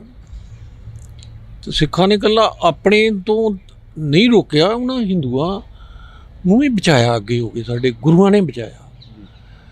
ਤੇ ਇਹ ਇਸ ਨਾਂ 'ਤੇ ਜੈ ਮਾਤਾ ਦੀ ਤੇ ਇੱਧਰ ਉੱਧਰ ਦੇ ਨਾਂ 'ਤੇ ਧਰਤੀ ਮਾਤਾ ਤੇ ਹਮਾਰਾ ਭਾਰਤ ਟੀਵੀ ਤੇ ਇਹੋ ਜਿਹੀਆਂ ਬਾਝਾਤ ਗੱਲਾਂ ਕਰਦੇ ਆ ਜਿਨ੍ਹਾਂ ਦਾ ਕੋਈ ਸਿਰ ਪੈਰ ਹੀ ਨਹੀਂ, ਤੇ ਇਹਨਾਂ ਨੂੰ ਪਤਾ ਨਹੀਂ ਵੀ ਇਹਨਾਂ ਗੱਲਾਂ ਦਾ ਰਿਜ਼ਲਟ ਕੀ ਨਿਕਲੇਗਾ। ਇਸ ਕਰਕੇ ਅਸੀਂ ਇੱਥੋਂ ਦੇ ਮਾਲਕ ਹਾਂ, ਅਸੀਂ ਇੱਥੋਂ ਦੇ ਵਾਸੀ ਹਾਂ। ਇਹਨਾਂ ਨੂੰ ਬਿਲਕੁਲ ਸਿੱਖਾਂ ਦੀਆਂ ਜਿਹੜੀਆਂ ਮਸਲੇ ਨੇ ਉਹ ਹੱਲ ਕਰਨੇ ਚਾਹੀਦੇ ਆ, ਤੇ ਸਿੱਖਾਂ ਦਾ ਕਤਲੇਆਮ ਬੰਦ ਕਰਨਾ ਚਾਹੀਦਾ। ਲਾਸਟ ਦੇ ਵਿੱਚ ਇੱਕ ਸਵਾਲ ਆ, ਮੀਡੀਆ ਨੂੰ ਕਿੱਥੇ ਖੜਾ ਦੇਖਦੇ ਹੋ? ਕਿਉਂਕਿ ਪੰਜਾਬ ਦਾ ਮੀਡੀਆ ਹੋਵੇ ਜਾਂ ਨੈਸ਼ਨਲ ਮੀਡੀਆ ਹੋਵੇ, ਕਿੱਥੇ ਖੜਾ ਦੇਖਦੇ ਹੋ? ਦੇਖੋ ਜੀ, ਜਿਹੜਾ ਨੈਸ਼ਨਲ ਮੀਡੀਆ ਉਹ ਤਾਂ ਮੈਂ 84 'ਚ ਦੇਖਿਆ, ਤੇ ਮੇਰੇ ਖਿਆਲ ਵਰਲਡ 'ਚ ਇੰਨਾ ਮਾੜਾ ਜਾਂ ਇਸ ਢੰਗ ਦਾ 99% ਮੀਡੀਆ ਨਹੀਂ ਹੋ ਸਕਦਾ। ਜਿਹੜੇ ਬੜੇ ਊਟ ਪਟਾਂਗ ਲਿਖਦੇ ਰਹੇ, ਦਰਬਾਰ ਸਾਹਿਬ ਦੇ ਟੈਗ ਨੂੰ ਉਹਨਾਂ ਕਿਵੇਂ ਪੇਸ਼ ਕੀਤਾ, ਤੇ ਕਿਵੇਂ ਅਖਬਾਰਾਂ ਪੜ੍ਹਦੇ ਰਹੇ ਆ। ਤੇ ਦੇਖ ਲਓ, ਆ ਜਲੰਧਰ ਦਾ ਇੱਕ ਅਖਬਾਰ ਅੱਜ ਵੀ ਛਪਦਾ ਇੱਧਰ, ਉਹ ਇੱਕ ਅਖਬਾਰ ਹੀ ਜਿਹੜੀ ਆ ਉਹ ਹਿੰਦੂ ਕਮਿਊਨਿਟੀ ਦੇ ਲੋਕ ਹੈਂਡਲ ਕਰਦੇ ਸੀ, ਤੇ ਉਹ ਅੱਗ ਲਾਈ ਆਇਆ। ਹਾਂਜੀ, ਤੇ ਉਹਨੇ ਇਹੋ ਜਿਹੇ ਹਾਲਾਤ ਕਰਤੇ, ਤੇ ਜੇ ਉਹ 80-85 ਸਾਲਾਂ ਦਾ ਬੁੱਢਾ ਕਿ ਇਹਨੇ ਮਾਰ ਦਿੱਤਾ, ਤੇ ਉਦੋਂ ਬਾਅਦ ਵੇਖੋ ਵੀ ਕੀ ਹਾਲਾਤ ਬਣੇ, ਤੇ ਕਿੱਧਰ ਭਿੰਡਰਾਂ ਵਾਲੇ ਨੂੰ ਉਹਦੇ ਪਰਚੇ ਦੇ ਵਿੱਚ ਪਾਇਆ, ਤੇ ਕਿਸ ਤਰ੍ਹਾਂ ਇਹਨਾਂ ਅਪਸੈਟ ਕੀਤਾ। ਇਹ ਮੇਨ ਕੰਮ ਆ ਵੀ ਇਹਨਾਂ ਜਿਹੜੀਆਂ ਖੁਫੀਆ ਏਜੰਸੀਆਂ ਖੋਲ੍ਹੀਆਂ ਨੇ, ਉੱਥੇ ਬੜੇ ਵੱਡੇ ਦਿੱਲੀ 'ਚ ਦਫ਼ਤਰ ਨੇ, 3-4 ਇਹਨਾਂ ਦੀਆਂ ਬਹੁਤ ਤਗੜੀਆਂ ਏਜੰਸੀਆਂ ਨੇ, ਉਹ ਇਹੋ ਜਿਹੀਆਂ ਪਲੈਨਿੰਗ ਬਣਾ ਕੇ ਤੇ ਇਹ ਕੰਮ ਕਰਦੀਆਂ ਨੇ, ਪਰ ਉਹਨਾਂ ਦੇ ਰਿਜ਼ਲਟ ਲਈ ਉਹਨਾਂ ਨੂੰ ਕੋਈ ਹੈ ਨਹੀਂ। ਉਹਨਾਂ ਨੂੰ ਤਾਂ ਆਪਣੇ ਬੈਨੀਫਿਟ ਨੇ, ਇਹੋ ਜਿਹੀਆਂ ਗਲਤ ਸਕੀਮਾਂ ਬਣਾ ਕੇ, ਇਹੋ ਜਿਹੇ ਗਲਤ ਕਰਕੇ, ਲੋਕਾਂ ਦਾ ਕਤਲੇਆਮ ਕਰਾ ਕੇ, ਖ਼ਤਮ ਕਰਾ ਕੇ, ਤੇ ਫਿਰ ਅਸੀਂ ਸਿੱਖ ਤੇ ਜੇ ਕਹਿਣ ਵੀ ਅਸੀਂ ਹਿੰਦੂਆਂ ਨੂੰ ਕਤਲ ਕਰਕੇ, ਮਾਰ ਕੇ ਜਾਂ ਜਾੜ ਕੇ ਅਸੀਂ ਜੀਣਾ ਚਾਹੁੰਦੇ ਹਾਂ, ਤੇ ਫਿਰ ਤਾਂ ਸਾਡੇ ਨਾਲ ਇਹ ਕਰਨ। ਤੇ ਅਸੀਂ ਤੇ ਕਿਸੇ ਹਿੰਦੂ ਨੂੰ ਵੀ ਜਾਂ ਕਿਸੇ ਨੂੰ ਮਰਦਾ ਵੇਖ ਵੀ ਨਹੀਂ ਸਕਦੇ, ਮਾਰਨਾ ਤੇ ਅਸੀਂ ਕਿੱਥੋਂ ਆ। ਹੁਣ ਦਿੱਲੀ 'ਚ ਦੇਖ ਲਓ, ਜਾਂ ਦਿੱਲੀ ਕੀ ਹਾਲ ਇੰਡੀਆ 'ਚ ਹੀ ਇੰਦਰਾ ਗਾਂਧੀ ਨੂੰ ਮਾਰ ਦਿੱਤਾ, ਤੇ ਸਿੱਖਾਂ ਦਾ ਕਿਵੇਂ ਕਤਲੇਆਮ ਕੀਤਾ ਇਹਨਾਂ ਸ਼ਰੇਆਮ। ਤੇ ਉੱਥੋਂ ਦੀ ਪੁਲਿਸ ਜਿਹੜੀ ਹਰ ਥਾਂ ਆਪ ਕਰਾਉਂਦੀ ਰਹੀ, ਹਰ ਥਾਂ ਦੀ, ਤੇ ਸਿਰਫ ਸਿੱਖਾਂ ਦਾ ਹੀ ਕਰਾਉਂਦੀ ਰਹੀ। ਬੜੇ ਬੜੇ ਅਫਸਰ ਜਿਹੜੇ ਆ ਉਹ ਵੀ ਨਹੀਂ ਬਖਸ਼ੇ। ਤੇ ਇਸ ਕਰਕੇ ਬਹੁਤ ਕੁਛ ਗਲਤ ਹੋਇਆ, ਤੇ ਲਗਾਤਾਰ ਹੋ ਰਿਹਾ। ਤੇ ਜਦੋਂ ਕੋਈ ਦੇਖੋ, ਕੋਈ ਵੀ ਦੇਸ਼ ਹੋਵੇ, ਬੰਦਾ ਹੋਵੇ, ਕਮਿਊਨਿਟੀ ਹੋਵੇ, ਉਹ ਜੇ ਇਸ ਤਰ੍ਹਾਂ ਕਰੂਗੀ ਤੇ ਉਹਦਾ ਰਿਜ਼ਲਟ ਵੀ ਮਾੜਾ ਹੀ ਨਿਕਲੂਗਾ। ਤੇ ਇਹ ਜਿਹੜੇ ਦੁੱਖ ਦੀ ਗੱਲ ਆ ਵੀ ਪੰਜਾਬ ਦੇ ਹਿੰਦੂਆਂ ਨੂੰ ਵੀ ਨਾਲ ਉਹਨਾਂ ਦੇ ਰਲ ਕੇ, ਤੇ ਉਹ ਵੀ ਉਸੇ ਟਾਈਪ ਦੇ ਹੋ ਗਏ। ਤੇ ਇਹ ਹਰ ਤਰੀਕੇ ਨਾਲ ਗੁਪਤ, ਜਿਸ ਤਰ੍ਹਾਂ ਇਹਨਾਂ ਦਾ ਹੈਗਾ ਸਾਮ ਦਾਮ ਦੰਡ ਭੇਦ, ਉਹ ਤਰੀਕੇ ਨਾਲ ਇਹ ਸਿੱਖਾਂ ਨੂੰ ਹੀ ਖ਼ਤਮ ਕਰਨ ਲਈ ਸੋਚਦੇ ਰਹਿੰਦੇ ਆ। ਤੇ ਜਿੱਦਾਂ ਨੇ ਇਹ ਤਾਂ ਲੱਭਦੇ ਹੀ ਨਾ ਕਿਤੇ। ਔਰੰਗਜ਼ੇਬ ਕਿਹੜੇ ਕਤਲ ਕੀਤੇ ਔਰੰਗਜ਼ੇਬ ਨੇ ਇਹਨਾਂ ਦੇ? ਉਹਨੇ ਤਾਂ ਇੱਕ ਦਬਕਾ ਮਾਰਿਆ। ਇਹ ਸਾਰੇ ਜਨੇਊ ਲਾ ਕੇ ਤੇ ਉਸੇ ਵੇਲੇ ਕਰਾ ਕੇ, ਹੁਣ ਜਿਹੜੇ ਆ 90% ਮੁਸਲਮਾਨ ਇੰਡੀਆ 'ਚ ਨੇ, ਇਹ ਸਾਰੇ ਹਿੰਦੂਆਂ ਦੇ ਵੀ ਬਣੇ। ਹਾਂਜੀ, ਤੇ ਜਦੋਂ ਸਿੱਖਾਂ ਦਾ ਰਾਜ ਆਇਆ, ਕਿਵੇਂ ਲਹੂ ਡੋਲ ਕੇ ਅਸੀਂ ਉਹਨਾਂ ਨੂੰ ਡੱਕਿਆ ਤੇ ਰਾਜ ਕੀਤਾ। ਤੇ ਅਸੀਂ ਤੇ ਇੱਕ ਵੀ ਹਿੰਦੂ ਨੂੰ ਸਿੱਖ ਨਹੀਂ ਬਣਾਇਆ, ਨਾ ਮੁਸਲਮਾਨ ਨੂੰ ਅਸੀਂ ਧੱਕੇ ਨਾਲ ਬਣਾਇਆ, ਤੇ ਨਾ ਉਹਦਾ ਇਹ ਕਿਹਾ ਵੀ ਅਸੀਂ ਸਿਰ ਕਲਮ ਕਰ ਦਾਂਗੇ। ਅਸੀਂ ਚਾਹੁੰਦੇ ਤੇ ਅਸੀਂ ਤੇ ਸਾਰੇ ਹੀ ਬਣਾਉਂਦੇ, ਸਾਰੇ ਹੀ ਸਿੱਖ ਬਣਾਉਂਦੇ। ਹਾਂਜੀ, ਤੇ ਇਹਦੇ ਇੱਕ ਦਬਕੇ ਨਾਲ ਲਾ ਕੇ ਤੇ ਸੁੱਟੀ ਜਾਂਦੇ ਸੀ। ਇਹ ਗੱਲਾਂ ਕਿਹੜੀਆਂ ਕਰਦੇ ਨੇ? ਝੂਠ ਦੇ ਪਲੰਦੇ ਬਣ ਕੇ ਤੇ ਮੀਡੀਆ 'ਤੇ ਸੁੱਟੀ ਜਾਂਦੇ ਜੀ। ਨਿਊਕਲ ਪਾਵਰ ਬਣ ਗਿਆ ਇੰਡੀਆ ਜੀ, ਜੇ ਕਰਦੇ ਹੋਗੇ ਉਹ ਕਰਦੇ ਆ। ਨਿਊਕਲ ਪਾਵਰ ਤੁਸੀਂ ਸੁੱਟੋਗੇ ਤੇ ਤੁਹਾਡੇ 'ਤੇ ਵੀ ਕੋਈ ਸੁੱਟੂਗਾ। ਤੇ ਇਹ ਕਰਕੇ ਸਿੱਖ ਧਰਮ 'ਤੇ ਸਾਡੇ ਗੁਰੂਆਂ ਨੇ ਦਿੱਤੀ ਵੀ ਜੀਓ ਤੇ ਜੀਣ ਦਿਓ, ਦੂਜਿਆਂ ਦਾ ਵੀ ਭਲਾ ਕਰੋ, ਈਵਨ ਦੈਟ ਕੋਈ ਕਿਸੇ ਧਰਮ ਦਾ ਉਹਦਾ ਵੀ ਭਲਾ ਕਰੋ। ਤੇ ਸਾਡੇ ਹੀ ਮਗਰ ਮਾਰਨ ਤੇ ਤੁੱਲੇ ਨੇ। ਸਿੱਖਾਂ ਨੂੰ ਜਾਗਣਾ ਚਾਹੀਦਾ ਤੇ ਬਿਲਕੁਲ ਇਸ ਲਈ ਚਕੰਨੇ ਰਹਿਣਾ ਚਾਹੀਦਾ, ਇਹਨਾਂ ਕੋਲ ਡਰਨਾ ਨਹੀਂ ਚਾਹੀਦਾ। ਹਾਂਜੀ, ਇਹਨਾਂ ਬਹੁਤ ਕੁਛ ਕਰ ਲਿਆ, ਇਹਨਾਂ ਸਾਨੂੰ ਅਗਲੇ ਜਗ੍ਹਾ ਤੱਕ ਸਾਡਾ ਇਹਨਾਂ ਟੈਸਟ ਲੈ ਲਏ। ਹੁਣ ਦਰਬਾਰ ਸਾਹਿਬ ਦੇ ਅਟੈਕ ਕੀਤਾ ਤੇ ਮੇਨ ਕੌਣ ਸੀ ਉਸ ਟਾਈਮ ਦੀ? ਇੰਦਰਾ ਗਾਂਧੀ। ਤੇ ਫੌਜ ਦਾ ਸਾਰੀ ਦਾ ਜਨਰਲ ਕੌਣ ਸੀ? ਜਨਰਲ ਵੈਦਿਆ। ਤੇ ਉਹਨਾਂ ਨੇ ਵੇਖੋ ਵੀ ਕਿਵੇਂ ਜਾ ਕੇ ਉਹਦੇ ਗਨਮੈਨਾਂ ਨੇ ਇੰਦਰਾ ਗਾਂਧੀ ਮਾਰਤੀ। ਤੇ ਜਨਰਲ ਵੈਦਿਆ ਵੀ ਕਿੱਥੇ ਜਾ ਕੇ ਮਾਰਿਆ? ਜਿੰਦੇ ਨੇ, ਸੁੱਖੇ ਨੇ, ਤੇ ਹੋਰ ਕਿੰਨੇ ਮਾਰੇ। ਕੀ ਲੋੜ ਸੀ ਉਹਨਾਂ ਨੂੰ ਮਾਰਨ ਦੀ? ਉਹਨਾਂ ਨੂੰ ਇੰਦਰਾ ਗਾਂਧੀ ਨੂੰ ਮਾਰਨ ਦੀ ਕੀ ਲੋੜ ਸੀ? ਉਹ ਹੈ ਸੀ ਪਹਿਲਾਂ ਵੀ ਉਹੀ ਬੰਦੇ ਸਨ ਜਿਹੜੀ ਉਹਦੀ ਸਿਕਿਉਰਿਟੀ ਕਰਦੇ ਸਨ। ਤੇ ਜਨਰਲ ਵੈਦਿਆ ਨੂੰ ਮਾਰਨ ਦੀ ਕੀ ਲੋੜ ਸੀ? ਇਹੋ ਹੀ ਸੀ ਵੀ ਉਹਨੇ ਇਹਨੂੰ ਮਾਰੀਆਂ ਫੌਕੀਆਂ ਵੀ 15 ਮਿੰਟਾਂ 'ਚ ਮੈਂ ਜਿਹੜਾ ਉਹਨੂੰ ਜਿੰਦਾ ਜਾਂ ਮੁਰਦਾ ਭਿੰਡਰ ਵਾਲੇ ਨੂੰ ਫੜ ਲਾਂਗਾ। ਉਹ ਜੀ ਹੈ। ਤੇ ਇਹ ਤਾਂ ਨਹੀਂ ਵੀ ਉਹਨਾਂ ਦਾ ਧਰਮ ਸਥਾਨ ਆ ਜਾਂ ਇੰਡੀਆ ਨੂੰ ਫੜਨ ਦੀ ਕੀ ਆ? ਉਹਨੇ ਕੀਤਾ ਹੀ ਕੀ ਹੈ ਜਿਹੜਾ ਉਹਨੂੰ ਫੜ ਕੇ ਜਿੰਦਾ ਜਾਂ ਮੁਰਦਾ ਇਹਨੂੰ ਚਾਹੀਦਾ?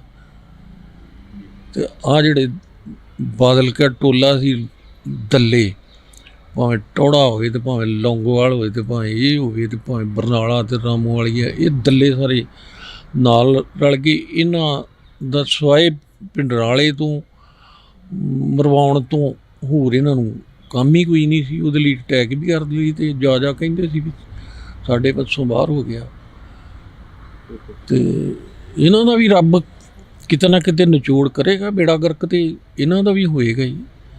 ਹਾਂ, ਇਹ ਚੀਜ਼ ਦੀ ਜੇ ਔਰੰਗਜ਼ੇਬ ਦਾ ਕੁਛ ਨਹੀਂ ਰਿਹਾ ਤੇ ਬਾਦਲ ਦਾ ਵੀ ਕੁਛ ਨਹੀਂ ਰਹਿਣਾ ਜੀ, ਤੇ ਇੰਦਰਾ ਗਾਂਧੀ ਦਾ ਵੀ ਕੁਛ ਨਹੀਂ ਰਹਿਣਾ। ਬਿਗਲਣ ਵੀ ਗਾਂ ਉਹਦੀ ਬੰਸੀ ਨਹੀਂ ਹੈਗੀ।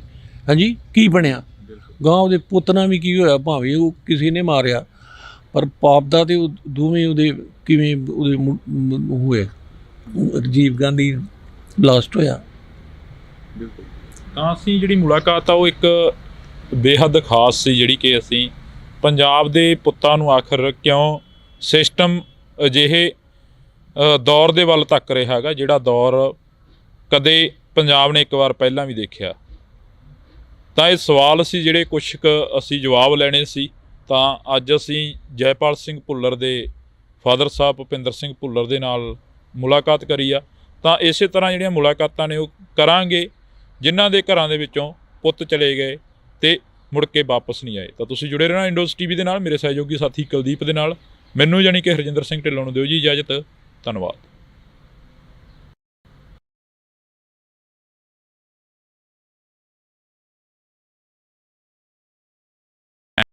ਗਰਾਊਂਡ ਦੇ ਵਿੱਚ ਹੁੰਦਾ ਸੀ, ਟੀਚਰਾਂ ਦੇ ਕੋਲ ਪੜ੍ਹਦੇ ਸੀ, ਪਰ ਜੈਪਾਲ ਸਿੰਘ ਭੁੱਲਰ ਅਸੀਂ ਨਹੀਂ ਮੁੜ ਸਕਿਆ।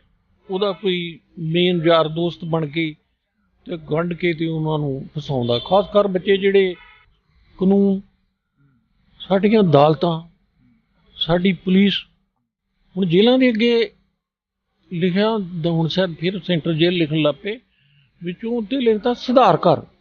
ਜੇਲ੍ਹਾਂ ਹੀ ਵਿਗਾੜ ਘਰ ਸੀ। ਕਿਸੇ ਛੋਟੀ ਉਮਰ ਦੇ ਬੱਚੇ ਨੂੰ ਕਿਸੇ ਛੋਟੇ ਮੋਟੇ ਕੇਸ 'ਚ ਜਾਂ ਵੱਡੇ ਕੇਸ 'ਚ ਫਸਾ ਕੇ ਜੇਲ੍ਹ 'ਚ ਸੁੱਟ ਦੇਣਾ।